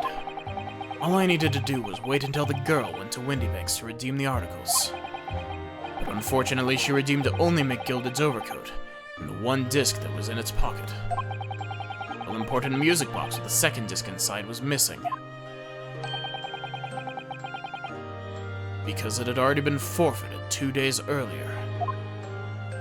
I was unaware of that fact. Had I not been, I could have avoided my nighttime excursion. While as our investigation into the stolen government secrets was progressing, I picked up on the fact that McGilded was involved. Inspector, you've recovered fast. Orders were to recover the stolen information as quickly as possible. So we started gathering the fellow's possessions and examining whatever we could lay our hands on. A full-scale investigation going on at the yard. Let's keep it quiet as we could. Then, when the inspector here took the disc from me in the pawnbroker that day, I became nervous. I was sure the music box and the second disc were still there in the shop somewhere. So I knew that it was a race against time. I had to find those articles before the police did. So that's what prompted you to break into the place that same night. The help of your old friends, the Skulkin brothers. What happened that night in the pawnbrokery I can only describe as a nightmare. While Nash and Ringo were searching the counter, I located the music box I'd sold to McGilded on the shelves of forfeited articles. And the second disc was inside. Yes, I slipped it into my pocket with a very deep sigh of relief. Then, something entirely unexpected happened. Okay, clearly this is gonna keep going for a little bit. I need to go get more water. I'll be back in a sec.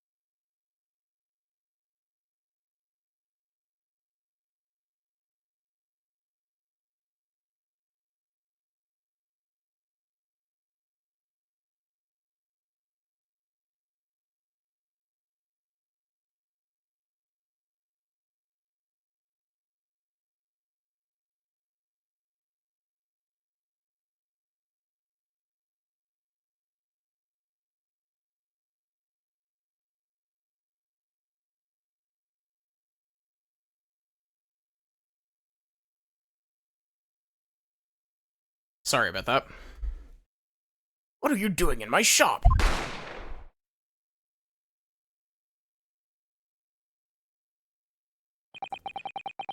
A gunshot rang out in the shop, and I felt a sharp pain in my left arm. The broker fired his gun, and the bullet pierced your limb. Yes, exactly. But unfortunately, I decided to bring my own gun with me that night, just in case.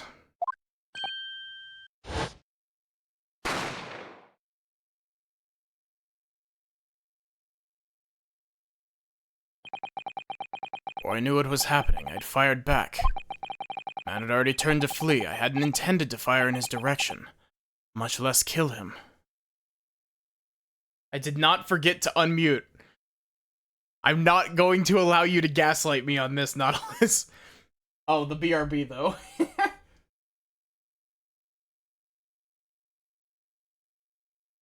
Raiden will be right back. The man had already turned to flee. I hadn't intended to fire in his direction, much less kill him. But unfortunately for both of us, the bullet hit home. It struck him in the middle of his back as he fled through the storeroom door for refuge. Sorry, Tail. It all took place in the blink of an eye. I don't imagine Nash and Ringo even realized what had happened at first. I was terrified, so I fled. And that's the whole story. It's everything that happened at Windy Banks on that wretched night.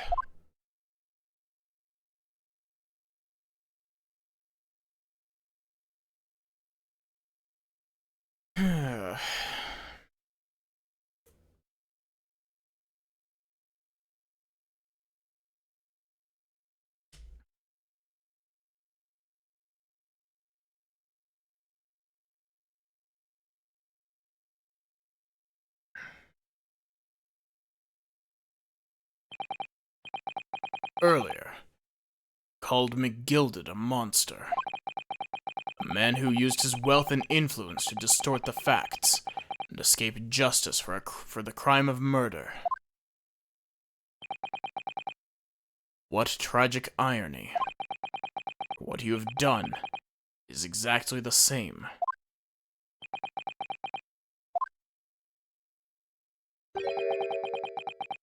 You've become the very monster you saw, and despised so deeply in McGilded. Yes, I think I have.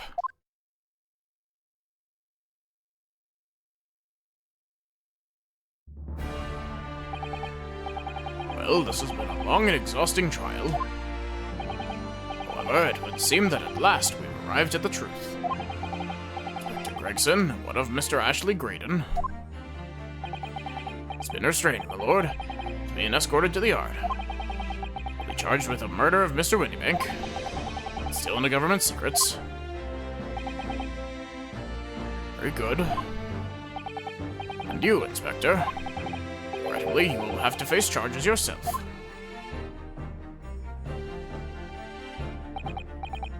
Yes, my lord, of course. Transpires that you are complicit in helping a criminal escape justice. That fact remains whether or not you are doing so in the line of duty. The crime is a serious one, Inspector, and inexcusable.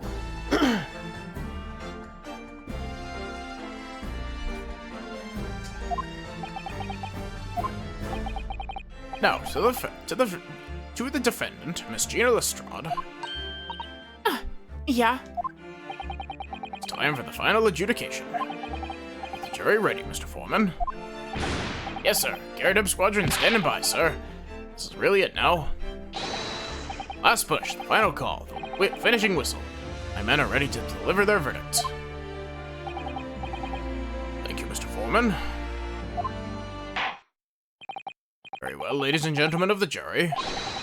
Now declare your final decisions to the court. Not guilty. Not guilty.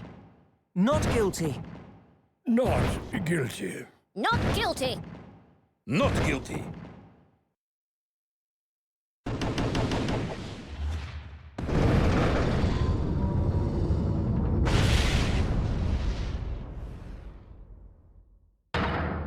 Huh. That's the stuff. I'm all the hook. Finally, Bruno, you finally managed to do it. Jesus Christ, that trial took like 3 times as long as I thought it was going to. Finally is the word. Really wasn't sure if we'd come out on top for a while there. And Susie was right. You're the best lawyer in the world. Miss Lestrade, I'm not finished with you yet. What are you looking at me like that for? Before you start enjoying your freedom, there are certain other crimes to consider, 2 months ago, in my courtroom, no less, you gave false testimony, did you not? In relation to the trial today, not only did you unlawfully enter Windybank's pawnbrokery, you also attempted to abscond with Mr. McGilded's property, it seems. Yeah. I never done nothing of the sort. Of course not. It's not like you were gleefully wearing McGilded's coat in your cell yesterday or anything. Aw, and just when I was getting excited about throwing a party for Ginny this evening. Turning our attention to the defense. Determining that, when played together, the music box discs contained a message in Morse code was... Well, it was certainly a most unexpected revelation, Counsel.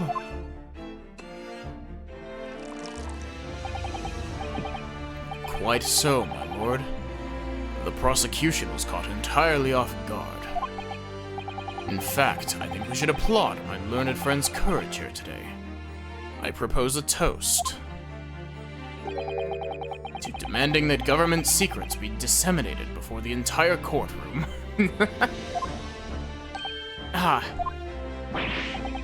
Very sorry about that. It was the only way I could get Inspector Gregson to admit what he'd done, so... I may say something on that point. Isn't that... Oh. If I may say something on that point. It's, about the sounds produced by the music box before. I do wonder if that was really Morse code at all. What are you saying, madam? Oh, well, it's just that I'm really rather fanatical when it comes to Morse code, you see. And so much that the whole world seems to be covered in dots and dashes to me, in fact. Goodness, madam. An unhealthy level of obsession one feels. Wow, I just got lightheaded. But I must say that in my opinion, the sounds produced by these 2 discs were nothing more than that. A meaningless series of 2 different tones.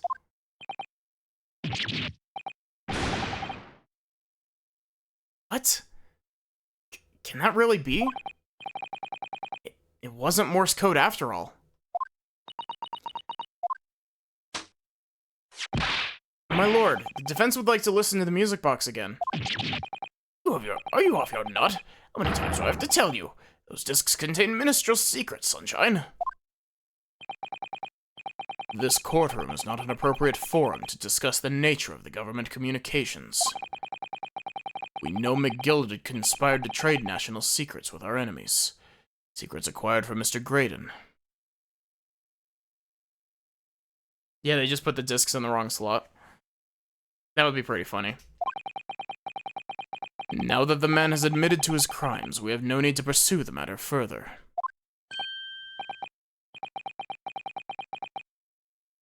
But this is really going to bother me.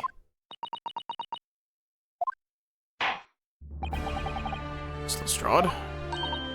Yeah, my lord? What you have seen today here in this courtroom has been extremely disturbing. Falsified evidence, intimidation, perjury, grim catalog of depravity. Appalling experience to befall any child. Come on! It ain't nothing I don't see most days on the back slums. I beg your pardon? If you're weak, you pay for it. That's just how life goes. Gina. But look, I reckon I worked something out today. The world ain't fair, but if you want it to change, you gotta start at home. You gotta change how you are yourself.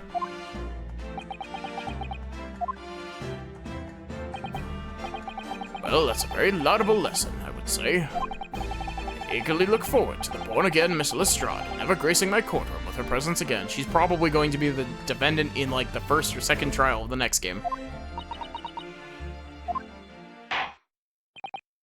Now, with regard to the murder of Mr. Pop Windybank, proprietor of a pawnbrokery business on Baker Street, I hereby declare the defendant, Miss Gina Lestrade, not guilty.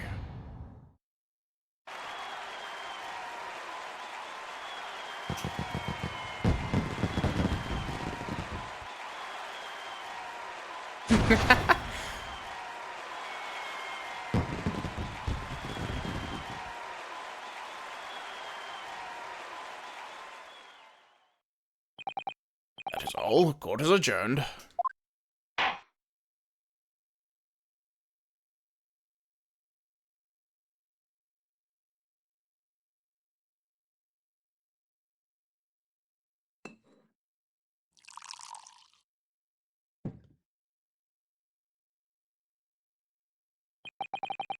On a personal note, I must say you've surprised me, my Far Eastern friend. Oh! Despite being a Nipponese, you saw through the pretense to the malice that festered within that Englishman. And at the same time saw through the grime to the surprising heart of your English client. You have a curious talent for judging character, especially considering our very different cultures. I don't think there's anything curious about it. Whether we're from the Empire of Great Britain or the Empire of Japan, we're all human beings. We're not so very different on the inside. You know, I took this case for one very simple reason. To lock swords with you once again here in the courtroom. You did? When I encountered you for the first time 2 months ago, it reminded me of toasting friendship and trust with another Nipponese, only to find my trust betrayed. Through you, I hope to look into the eyes of the man I once knew, and try to understand.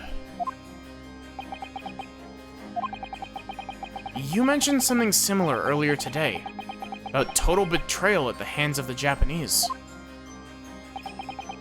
What happened exactly?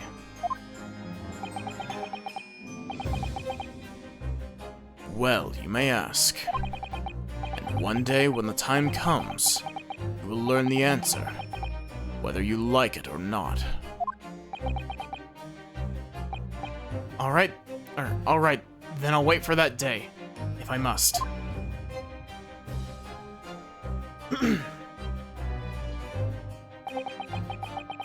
Coming to be known as the Reaper of the Bailey, my retirement from service 5 years ago. It gives me cause to wonder if our meeting has some deeper purpose. I think that's number 7.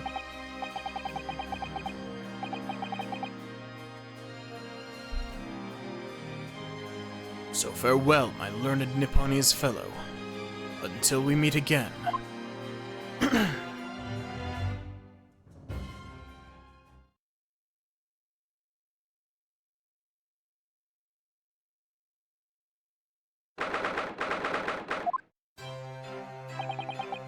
It's done. It's over at last. But where's Iris disappeared to?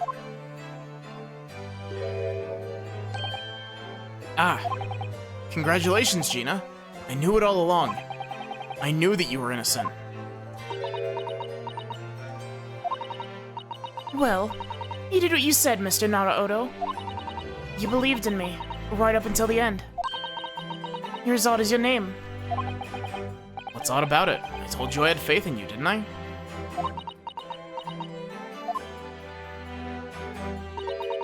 No one ever has before, see?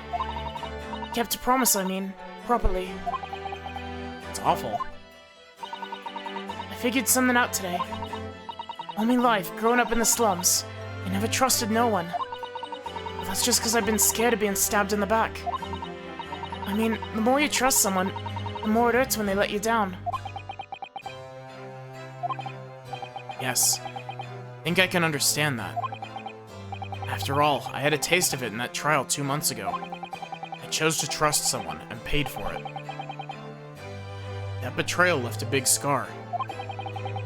You know though, Gina, I worked something out quite recently too. Trusting in someone else is really an exercise in learning to trust yourself. When your gut tells you it's the right thing to do, and your trust is rewarded, there's no better feeling in the world. I think I have you to thank for reminding me of that valuable lesson. Oh, well, if you say so. still make a fat lot of sense to me, though. I'm trying to say that putting my faith in you, Gina, has been a real pleasure. For crying out loud, pack it in. But I suppose... I sort of feel the same way. I mean, sometimes trusting someone else is, you know, alright. Thanks. This is the way I see it, Ryunosuke. A defense lawyer is only as good as his faith in his client. And that comes down to how much faith he has in himself. After this experience, I'm starting to feel like I understand what you mean. Kazuma. Am I living up to your expectations? Am I turning out to be the lawyer you believed I could be?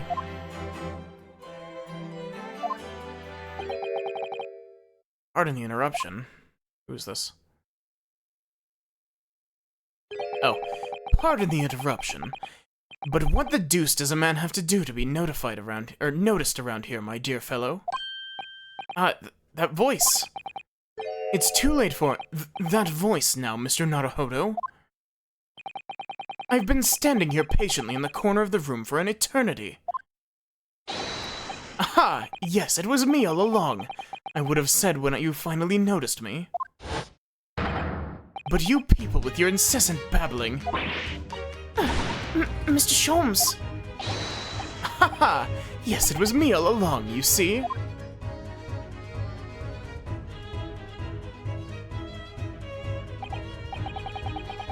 Assumed you'd been taken back to the hospital, to be honest. Indeed I was, but I managed to escape again. Oh. I happened to be aware of one or two foibles of the doctor who was tending to me. I merely made my knowledge of them known to the man, and he happily issued me with a leave of absence. How very above board. But enough of my adventures. That was a fine victory, Mr. Naruhodo. Your tireless efforts are justly rewarded, I feel. Congratulations are in order. As a close friend, I tip my hat to you. Oh, thank you. Some great detective you are. Great at being cold as ice, maybe. Have I irked you in some way, Miss Lestrade? Well, you've been having a snooze in your nice soft bed. Some of us have been fighting for our lives. Ah, well, that bullet did cause me to lose a substantial amount of blood, it's true. So I have indeed been feeling somewhat cold. Not perhaps cold as ice, but well, have a feel. Could you take your hands off my neck, please, Mr. Sholmes? And, in some way, I suppose, congratulations are in order for you too, Miss Lestrade. What's that supposed to mean? Why so half-hearted? Well, naturally, it isn't my intention to alarm you, but... an acquittal in a trial with that particular prosecutor is perhaps a little precarious. Well done, Mr. Sholmes. Not alarming in the slightest. Oh, the Reaper, you mean? Because anyone who's found not guilty in a trial he was working on winds up dead anyway, is that it? The very point I was trying to make. As exemplified by the fate of Mr. McGilded, in fact. Ah, but of course, I pay no attention to such irrational drivel myself. Yeah, well, it don't bother me. Oh, really? Of course not. The way I see it, the Reaper's a bit like I'm upstairs. I'm upstairs, or am upstairs. I mean, like, God? Yeah, him upstairs knows what's what, right? He knows what people are like on the inside. He won't have got the wrong end of the stick. There's some coves like that bog trotter what are rotten to the core. At the end of the day, him upstairs makes sure they get what they deserve. I suppose that's one way of looking at it. Fine justice is one thing, though. Reaper taking matters into his own hands and claiming lives is another. A Well, I ain't like that McGildador of this world. And so, I ain't scared. I got principles, see?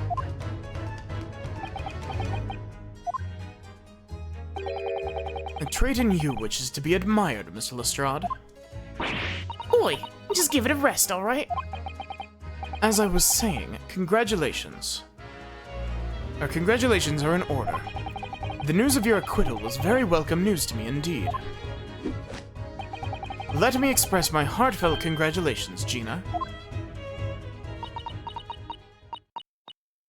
Well, there you are, Hurley. How long have you been here? Honestly, I went to the main entrance especially to meet you there. Ah, Iris, my dear. I do apologize. But wait until I tell you what happened. This pair made utter fools of themselves. What happened? As you know, I have a penchant for disguise. I was hiding in this room dressed as a bailiff. But these dolts didn't notice my presence at all. They had no idea. Can you imagine, Iris? Would you credit it? I'm not sure, really. I beg your pardon. I'm sorry, Hurley, but you just don't have the weighty presence you seem to think you have. In fact, you really ought to be careful about that. It's going to land you in trouble one day. I'll be careful. Ouch. Anyway, it's such a shame. I was so hoping to throw a party for Ginny tonight. But you won't be able to come, will you? Don't look like I'm gonna be going nowhere for a while. You were the judge's patter. I got stuff to make amends for, apparently. All of them offenses. What was it again? Breaking and entering, taking the bog trotter stuff. Wasn't lug, blah blah blah. Yes, I think you'll find that basically being a pickpocket is the main offense. But diving ain't an offense. It's a job, isn't it? I don't think so. And still, it's got me thinking all this. Maybe I should start looking for another line of work. I mean, you didn't start off as a lawyer, did you, Otto? Well, no. I was never a pickpocket. Well, anyway, I reckon I could make a change.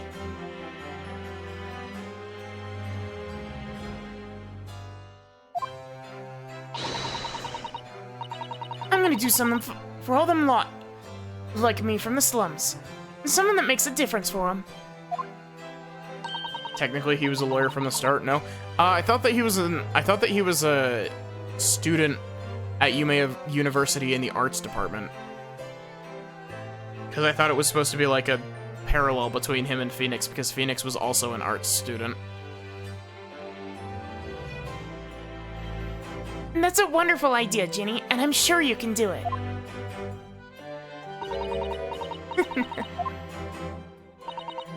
What is it?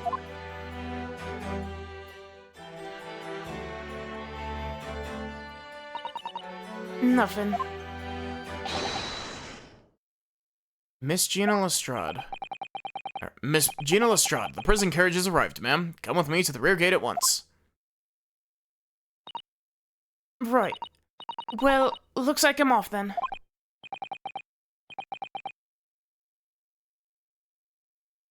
Yes, goodbye, Gina. And good luck.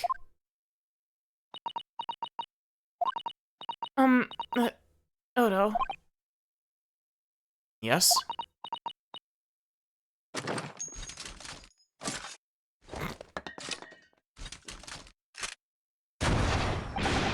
Ah! What was that for? I don't know.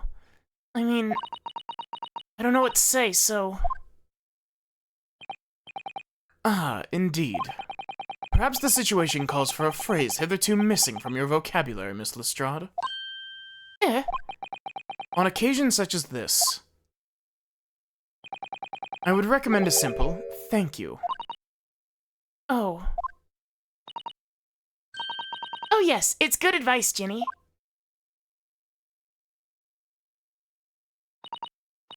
Right, I see. Well...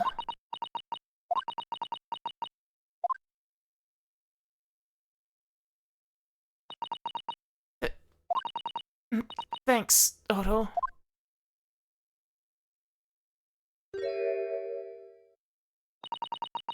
Thank you for everything, what you've done.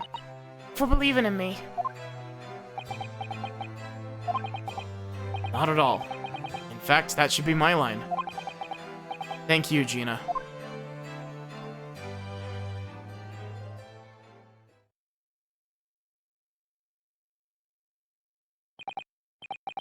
Well, there she goes. Wonder if I'll ever see her again. She 100% shows up in Great Ace Attorney 2. I am 99% positive about that. Well, well. Quite the indomitable pick purse. Oh, I nearly forgot. I brought a paper outside. It's a special edition, and this trial is all over the front page. Pickpocket's innocence proven. Isn't it wonderful? Should have shown it to Gina, Iris. She would have been thrilled. Oh no, how silly of me. Ah, but anyway, would you like the good news or the bad news? Not again. Well, what do you say, Runo, Hurley? As usual, I think I'd rather get the bad news out of the way first. Absolutely not. I have no intention of listening to anything but good news. And there you have it. How people answer that question says a lot about them, doesn't it? Let's not go there. Alright then, maybe let's start with the good news this time. The rain has finally stopped. It was a record level of rainfall, apparently. Well, that's good news indeed. We can journey back in greater comfort. Alright then, what's the bad news? The huge storm has left the seas very choppy. The channel in particular is awful, so sailings out of Dover have been delayed by a day or more. Wait, Dover? And that's right, if we head to the station immediately, we may still make it in time to wave Susie off. But... There won't be a train, surely. Couldn't be that lucky. Who do you think I am, Mr. Naruhodo? Mr. Shulms? I rushed to Victoria Station earlier, and made arrangements for a special express. If we hurry now, we shall be there in time for dinner. And I know of a fine restaurant that serves the most delicious baked sole. The detective does it again. Indeed he does. I happen to be aware of a number of the rail transport director's foibles. What? I merely made my knowledge of them known to the man, and he happily laid on the locomotive. Elementary. Just an idea, but it might be wise to stop manipulating people that way. What are we waiting for then? To London, Victoria.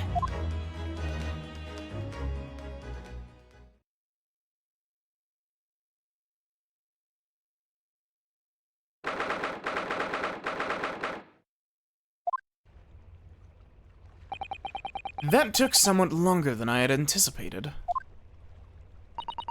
And Susie's boat must be about to leave now. Miss Susato, where are you? Over there, look! Looks like she's reading something.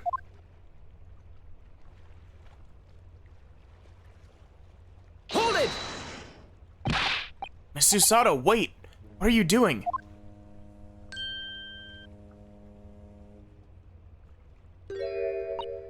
Mr. Naruhodo, what are you doing here? Came as soon as we could after the trial. I mean, we heard that the sailings were being delayed due to the bad weather, you see. Oh, I see. Then tell me, how did Gina's trial go? It went well. She was acquitted.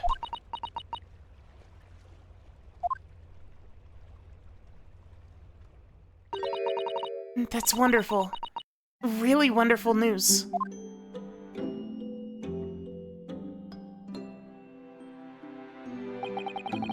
book you were about to throw into the sea. It was your encyclopedia of British law, wasn't it?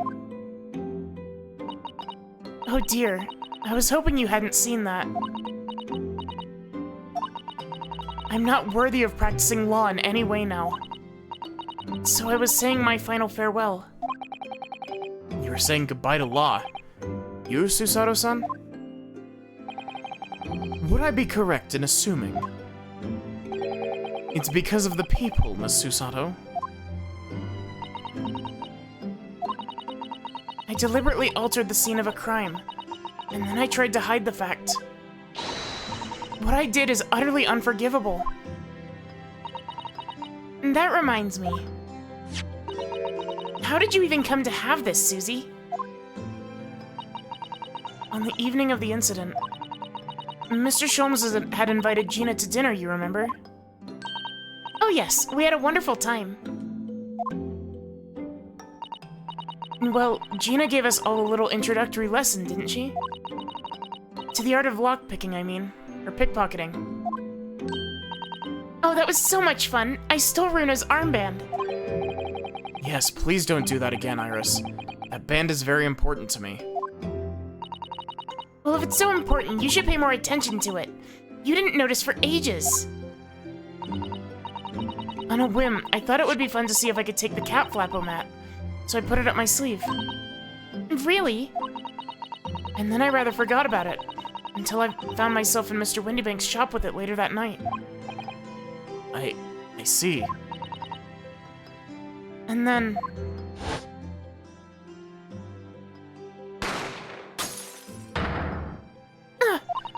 Mr. Sholmes! Mr. Sholmes! Leave me, Mr. Naruhodo. Right.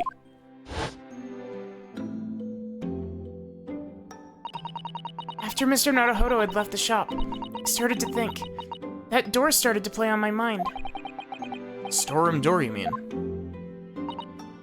Yes. If Gina was anywhere in the shop, I realized it could only be behind that door. And at that moment, the little device that I had up my sleeve sprang to mind. I was so worried about Gina, I simply had to know. So you used the cat flappomat to make the people in the door. As captured in a photographic print of the shop. By one of Hurley's red-handed recorders. Indeed. It was of the first importance, that point. Precisely when the people was made, that information would prove to be Mr. Naruhodo's greatest weapon. Though naturally without proof it would have amounted to nothing. But when I looked through the hole in the door, the sight that met my eyes made my blood run cold.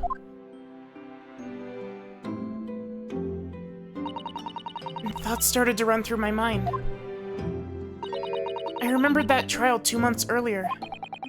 Trial of Magnus McGilded.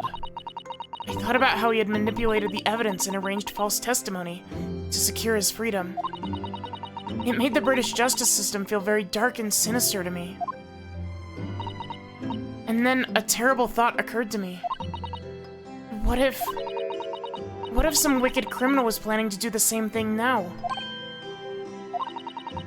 Because from the appearance of the crime scene, it looked exactly as though Gina had shot Mr. Windybank. Even though I was sure she never would have done such a thing. You're worried that the true culprit would try to frame her for the crime.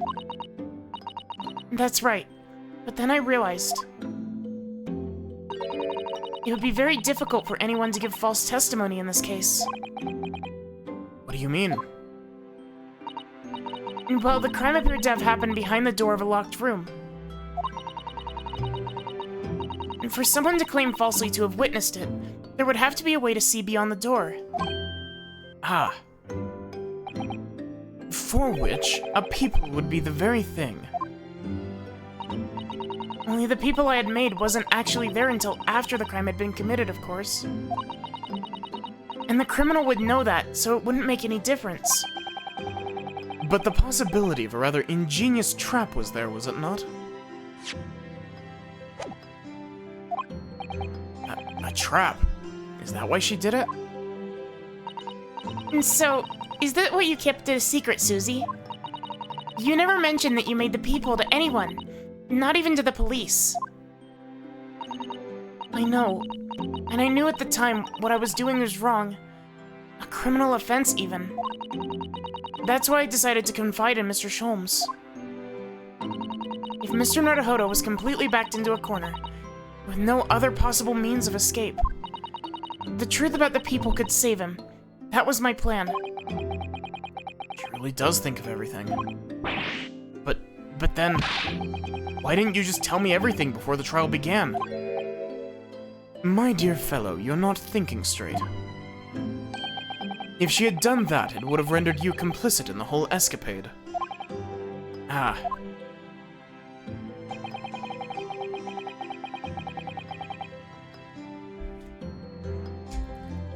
You could have been disbarred if you had been seen to have knowingly tampered with a crime scene. So Miss Susato decided to shoulder the burden of responsibility alone. It's the same thing that, Ryunosuke and, Kazuma pulled in the second case. For your sake, and Miss Lestrade's. Miss Susato. The truth is, when it happened, I did it because I'd lost a little of my faith in the law. Oh. I was worried that the right person wouldn't be convicted of the crime. But the moment I allowed myself to think that is the moment I lost my right to call myself a judicial assistant. What you did isn't comparable to what he did. Graydon is the one who lied on the witness stand, using that peephole as a way to implicate Gina. And beside, if the peephole inconsistency hadn't existed, I'm not at all sure that she would have been acquitted in the end. Miss Susato, what you did saved Gina's life.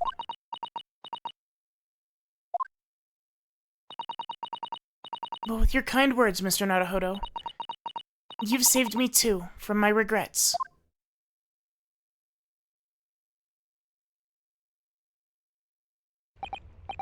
Well, we must all be thankful that Miss Lestrade's freedom has been assured. Yes, exactly. Although some of the loose ends in that trial will continue to play on my mind, I'm sure. But the revelation that the music box disc contains secret messages, Naruhodo. What a triumph to work that out. I'm full of admiration. Well, actually, that argument wasn't quite as compelling as I thought it was. Oh, it wasn't? There was a communications officer among the jury members, you see. Telegraph operator. And she said that the majority of the sounds on the disc were just meaningless tones. As one would expect, after all. We're talking about secret government communications.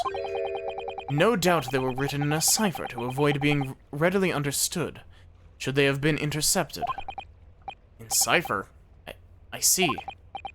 So then we never could have hoped to understand the message anyway. Nonsense, my dear fellow. It's quite a zero-pipe problem, I assure you.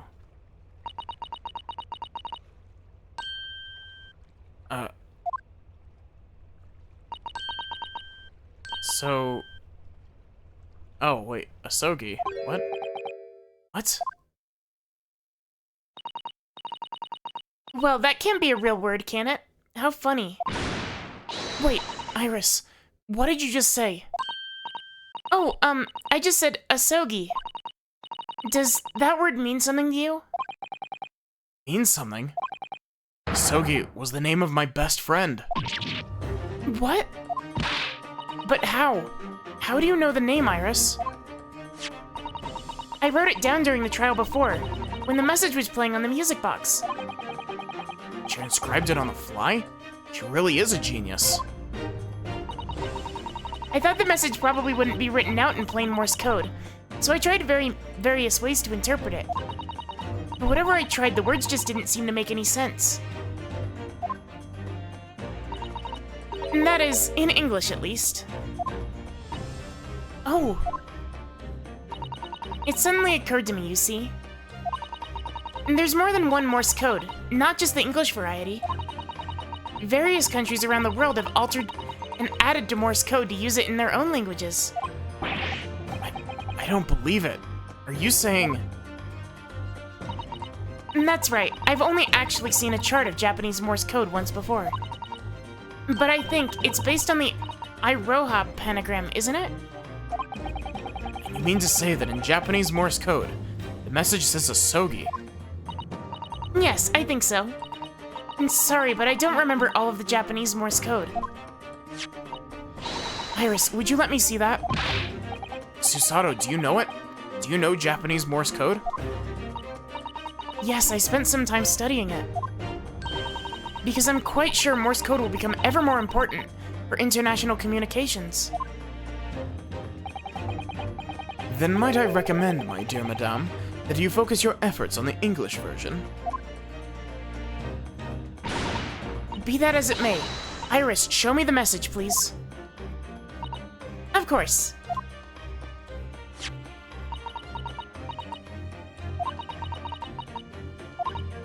But what can this possibly mean? Whatever's in that long sequence of supposedly meaningless dots and dashes made the color drain from Susato-san's face. There's no doubt that this message is written in Japanese Morse code. So the British Empire's been using Japanese for its secret communications. I don't understand the reason why, but the message appears to be a list of 4 people's names. 4 names. And the first is Kei Asogi. Kazuma Asogi. Why? Why was his name on that disc? The second is A Shin. Shin. I don't recognize that name. The third is T Gregson. That's just romanized Gregson, I assume. Gregson? Ah, it would seem Tobias Gregson is the third man on the list. What's his name doing in a secret government communication as well? And the last name. What's the matter, Miss Susato? It's gonna be Naruhodo, isn't it? Or it's gonna be her own name. It's just so strange. So unexpected. Oh, what is it, Susie? Don't keep us in suspense. The last name Oh! is J. Wilson. What? Wilson? John H. Wilson? You mean Daddy? It says only J. Wilson, so I'm afraid I can't be sure. Then after the 4 names, it reads, if I translate from Japanese, that is all 4. And that's the end of the message. Or rather, the end of what you noted down, Iris.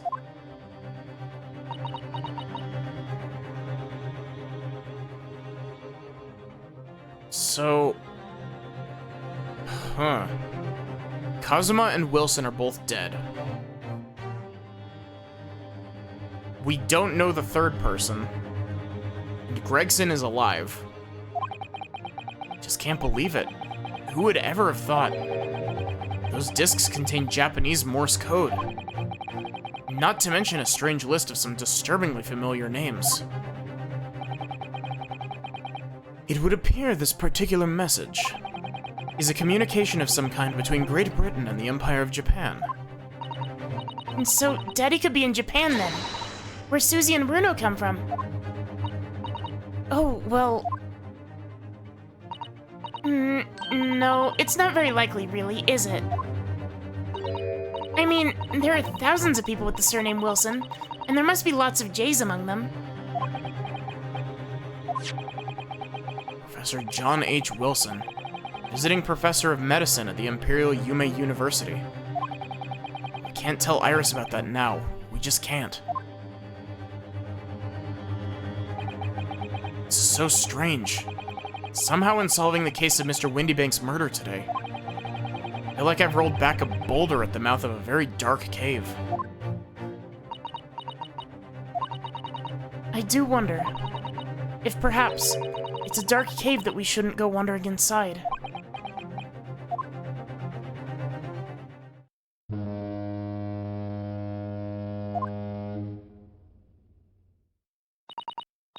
Oh dear, the ship is going to set sail soon. Yes, it seems so. I'll sail on that steamship first to the port of Dunkirk in France. Then I'll change onto a larger passenger vessel bound for Japan. You're really going then, Susie? We wish you a safe passage, Miss Susato. Thank you so much. I wish all of you the very best. Miss Susato, I had hoped to have you always at my side, to guide me and support me. Mr. Naruhodo. Please, come back soon. As far as I'm concerned, you really are the very best judicial assistant in the world. I'm quite sure. I'll be back before you know it. Really, Susie? Oh, no, don't forget, Iris. I made you a promise I have yet to fulfill. A promise? About your manuscript. Oh yes, the Hound of the Baskervilles. Well, I'll be waiting for you then, Susie. A promise is a promise. Definitely, Iris.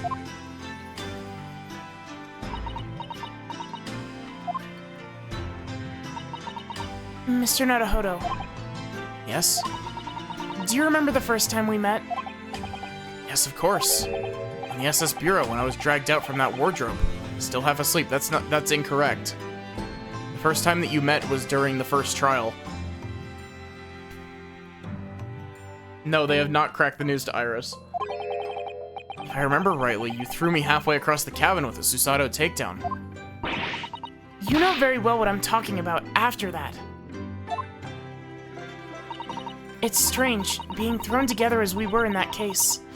I somehow felt straight away that you were the perfect person to continue Kazuma-sama's great legacy. Susato. And my instincts were right. I really want to believe.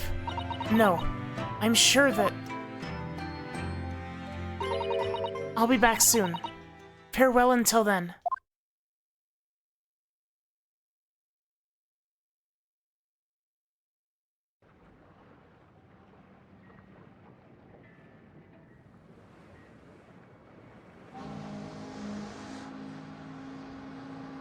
Somehow we seem to have come to the end of the adventures of Ryunosuke Naruhodo. Or the first volume, at least. Looking back now, it feels as though fate has led me on this journey.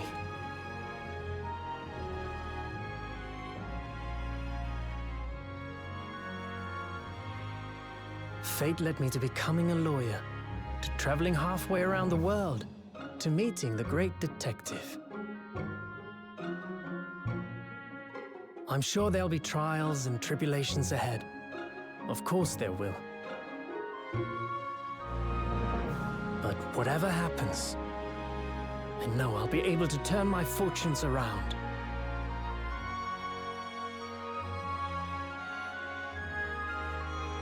After all, I have the greatest friends in the world on my side.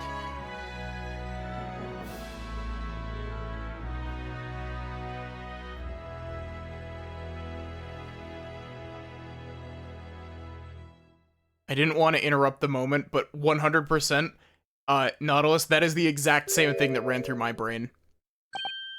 Ah, yes, Mr. Naruhodo. Yes, Mr. Sholmes? I have some rather awkward news.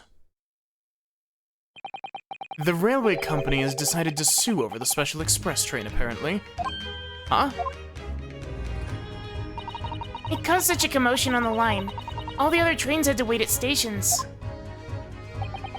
But really, we would never have made it to Dover in time otherwise. Anyway, I explained everything, and how it was all your fault.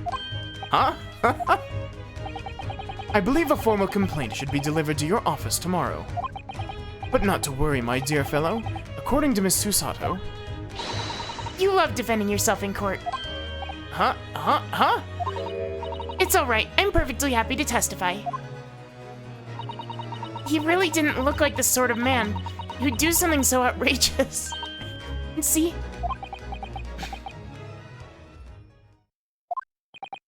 Mr. Sholmes? Yes. A word, if you don't mind. Why, certainly. Any word you like. Bellow it out, my dear fellow. Oh yes, I love Runa's words, and I know just the one he'll use here. And I really must say... Objection!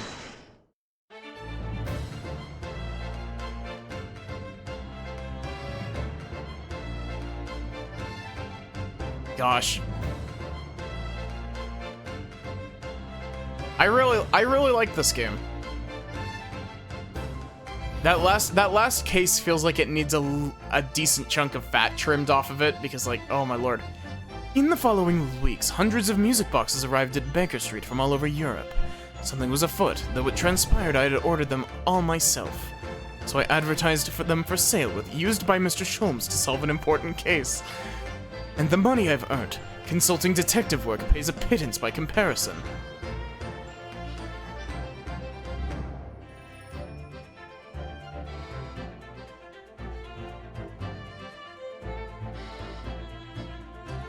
I haven't slept a wink. This manuscript is due tomorrow now. When I'm this busy, Hurley usually cooks me breakfast. Well, cooks is an overstatement. For some dry toast and insipid coffee. I do miss Susie and her lovely Japanese breakfasts.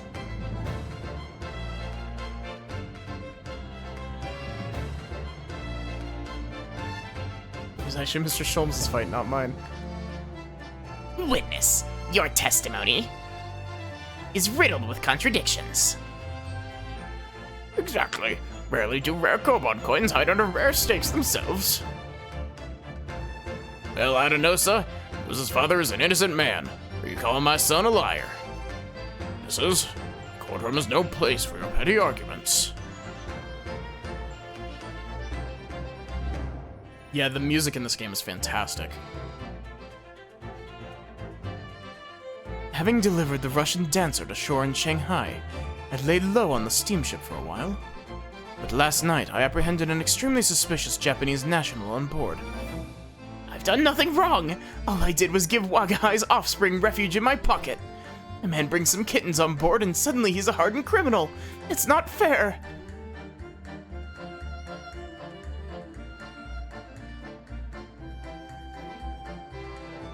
He may not have died to the Reaper's Curse, but he did get severely bad luck from the Reaper's Curse. Scientific investigation will be the gold standard for policing in the new age. I dream of a world governed by the tenets of order and discipline. Like a great clock, in fact, whose hundreds of parts mesh together in perfect unison. Now, if you'll excuse me, I have but 2 minutes and 37 seconds until my next appointment. This guy is totally gonna be a villain in the next game, like, he gives off such big villain vibes. There's no chance.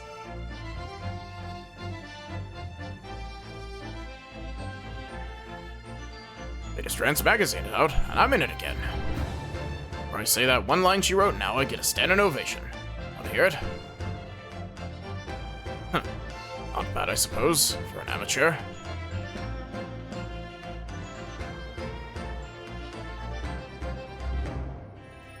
His bad luck has nothing to do with the Reaper. Ladyship puts me to shame.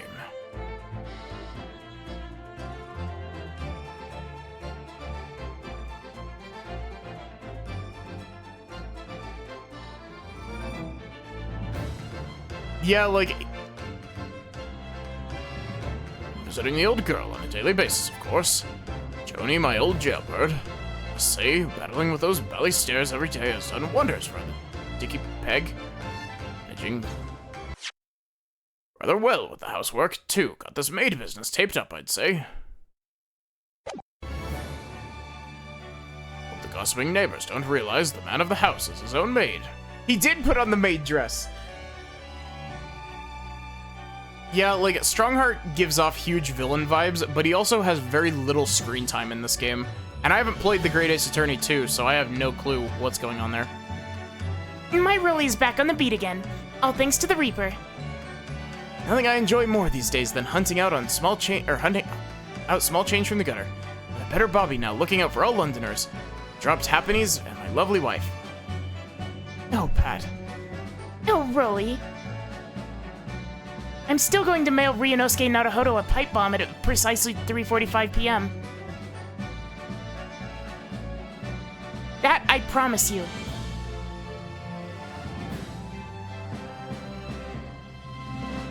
Looks like I'm gonna be doing time for a bit now. But Iris comes every day for Nada, so it ain't too boring. She's always going on about all them cases what Sholmes is looking into. Criminal investigations are kind of interesting when you get into them. Yeah, it's Pat and Rolly. Patrolli.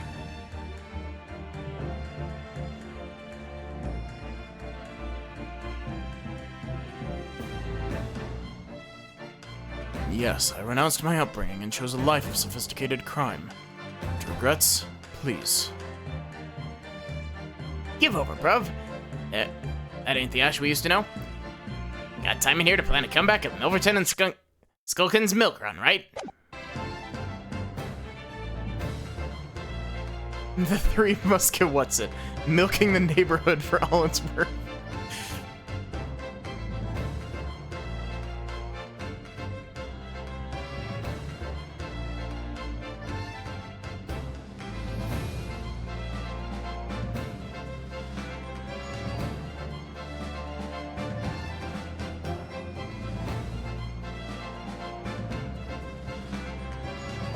This past 6 months has been a time I shall remember forevermore. Painful goodbyes and wonderful encounters. I've come to realize that's what life is all about. Naruhodo-san, I promise, your assistant will return to you one day.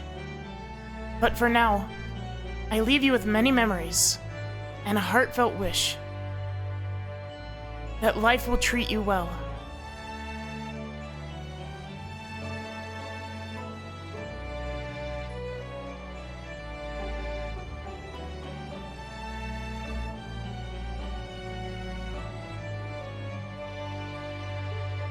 Aww.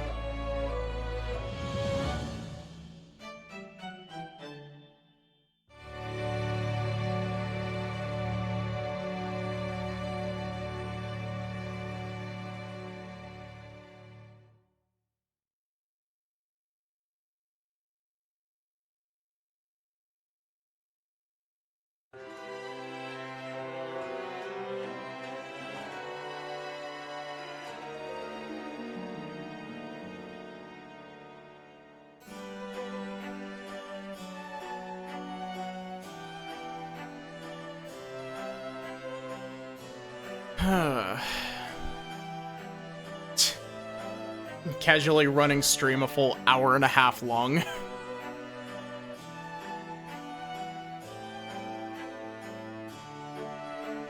I do look forward to streaming the Great Ace Attorney 2. It's gonna be a bit, though. I can guarantee you that. I will say, though, the next game I'm playing, Mario RPG. Also, we still don't know what her deal is.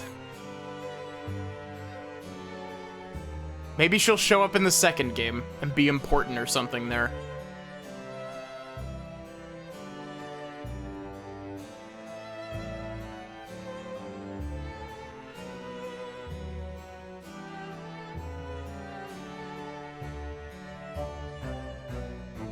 She literally, like, assassinated,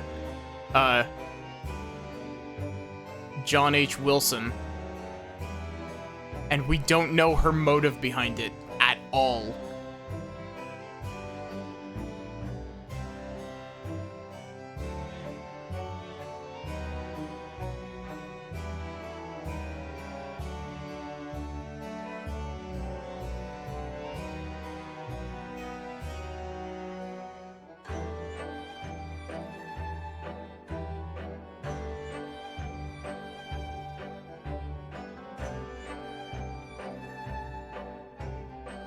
I will say, it's absolutely tragic what happens to Kazuma. Like, he was just genuinely a good dude, and he died because of a misunderstanding and an accident. Like, well, partial accident, I should say.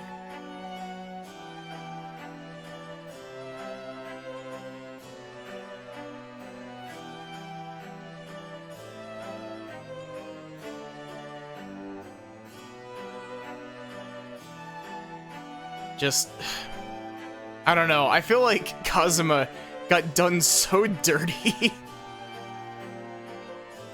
And I understand that that's, like, supposed to be the tragedy of his character, is that he didn't even make it to Britain. But it still hurts. Like, it hurts a lot.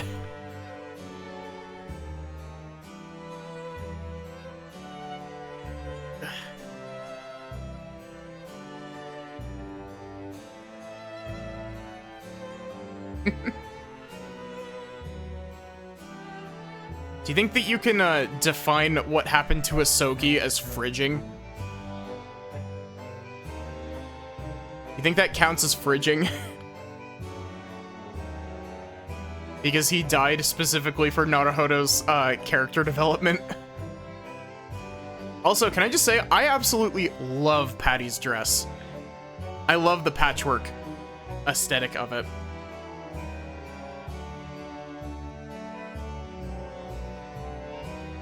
Well, yes. And I also really love Iris's dress. I always have loved these really over-the-top dresses.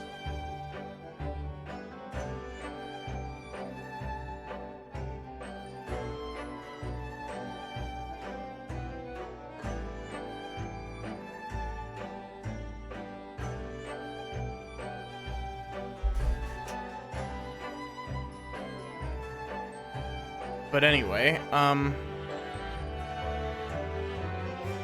guess, exclamation point Discord if you want to join the Discord, exclamation point socials if you want to check out my VODs channel on YouTube, or my Blue Sky where I post my art.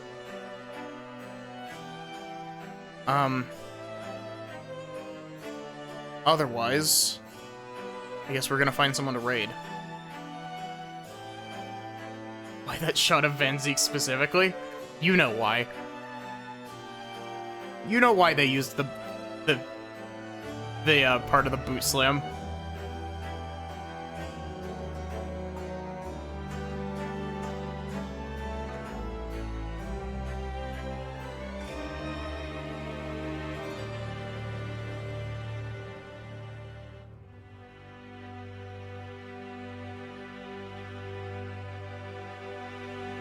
You just woke up.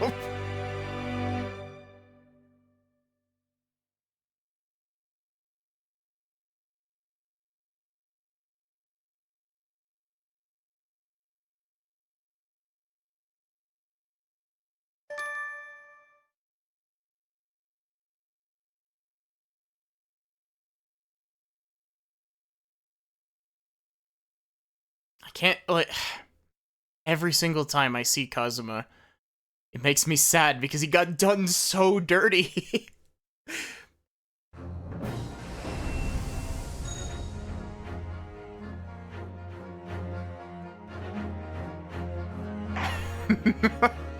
Yeah, to be fair, I was being pretty loud.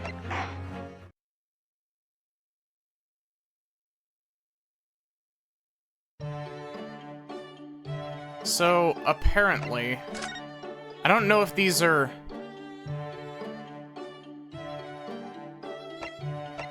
So there's...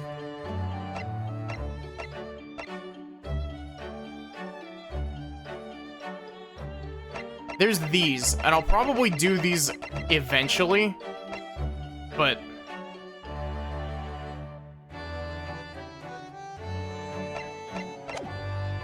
Because I always think that the escapades stuff is, like, a cool idea. But... Yeah, it's like, it's mini side stories.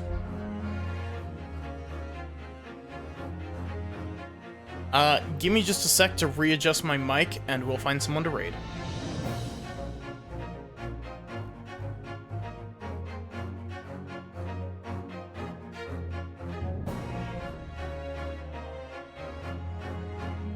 Okay.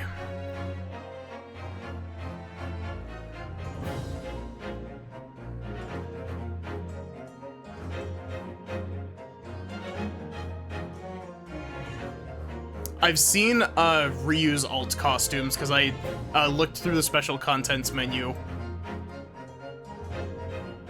I was like, oh wait, I probably shouldn't be looking at that.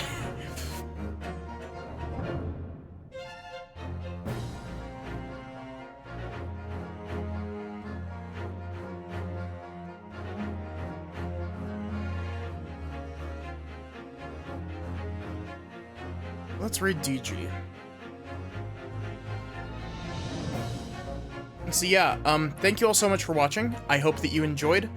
Now that I'm done with this game, I should be starting Mario RPG Remake tomorrow, because I am excited as hell to play that.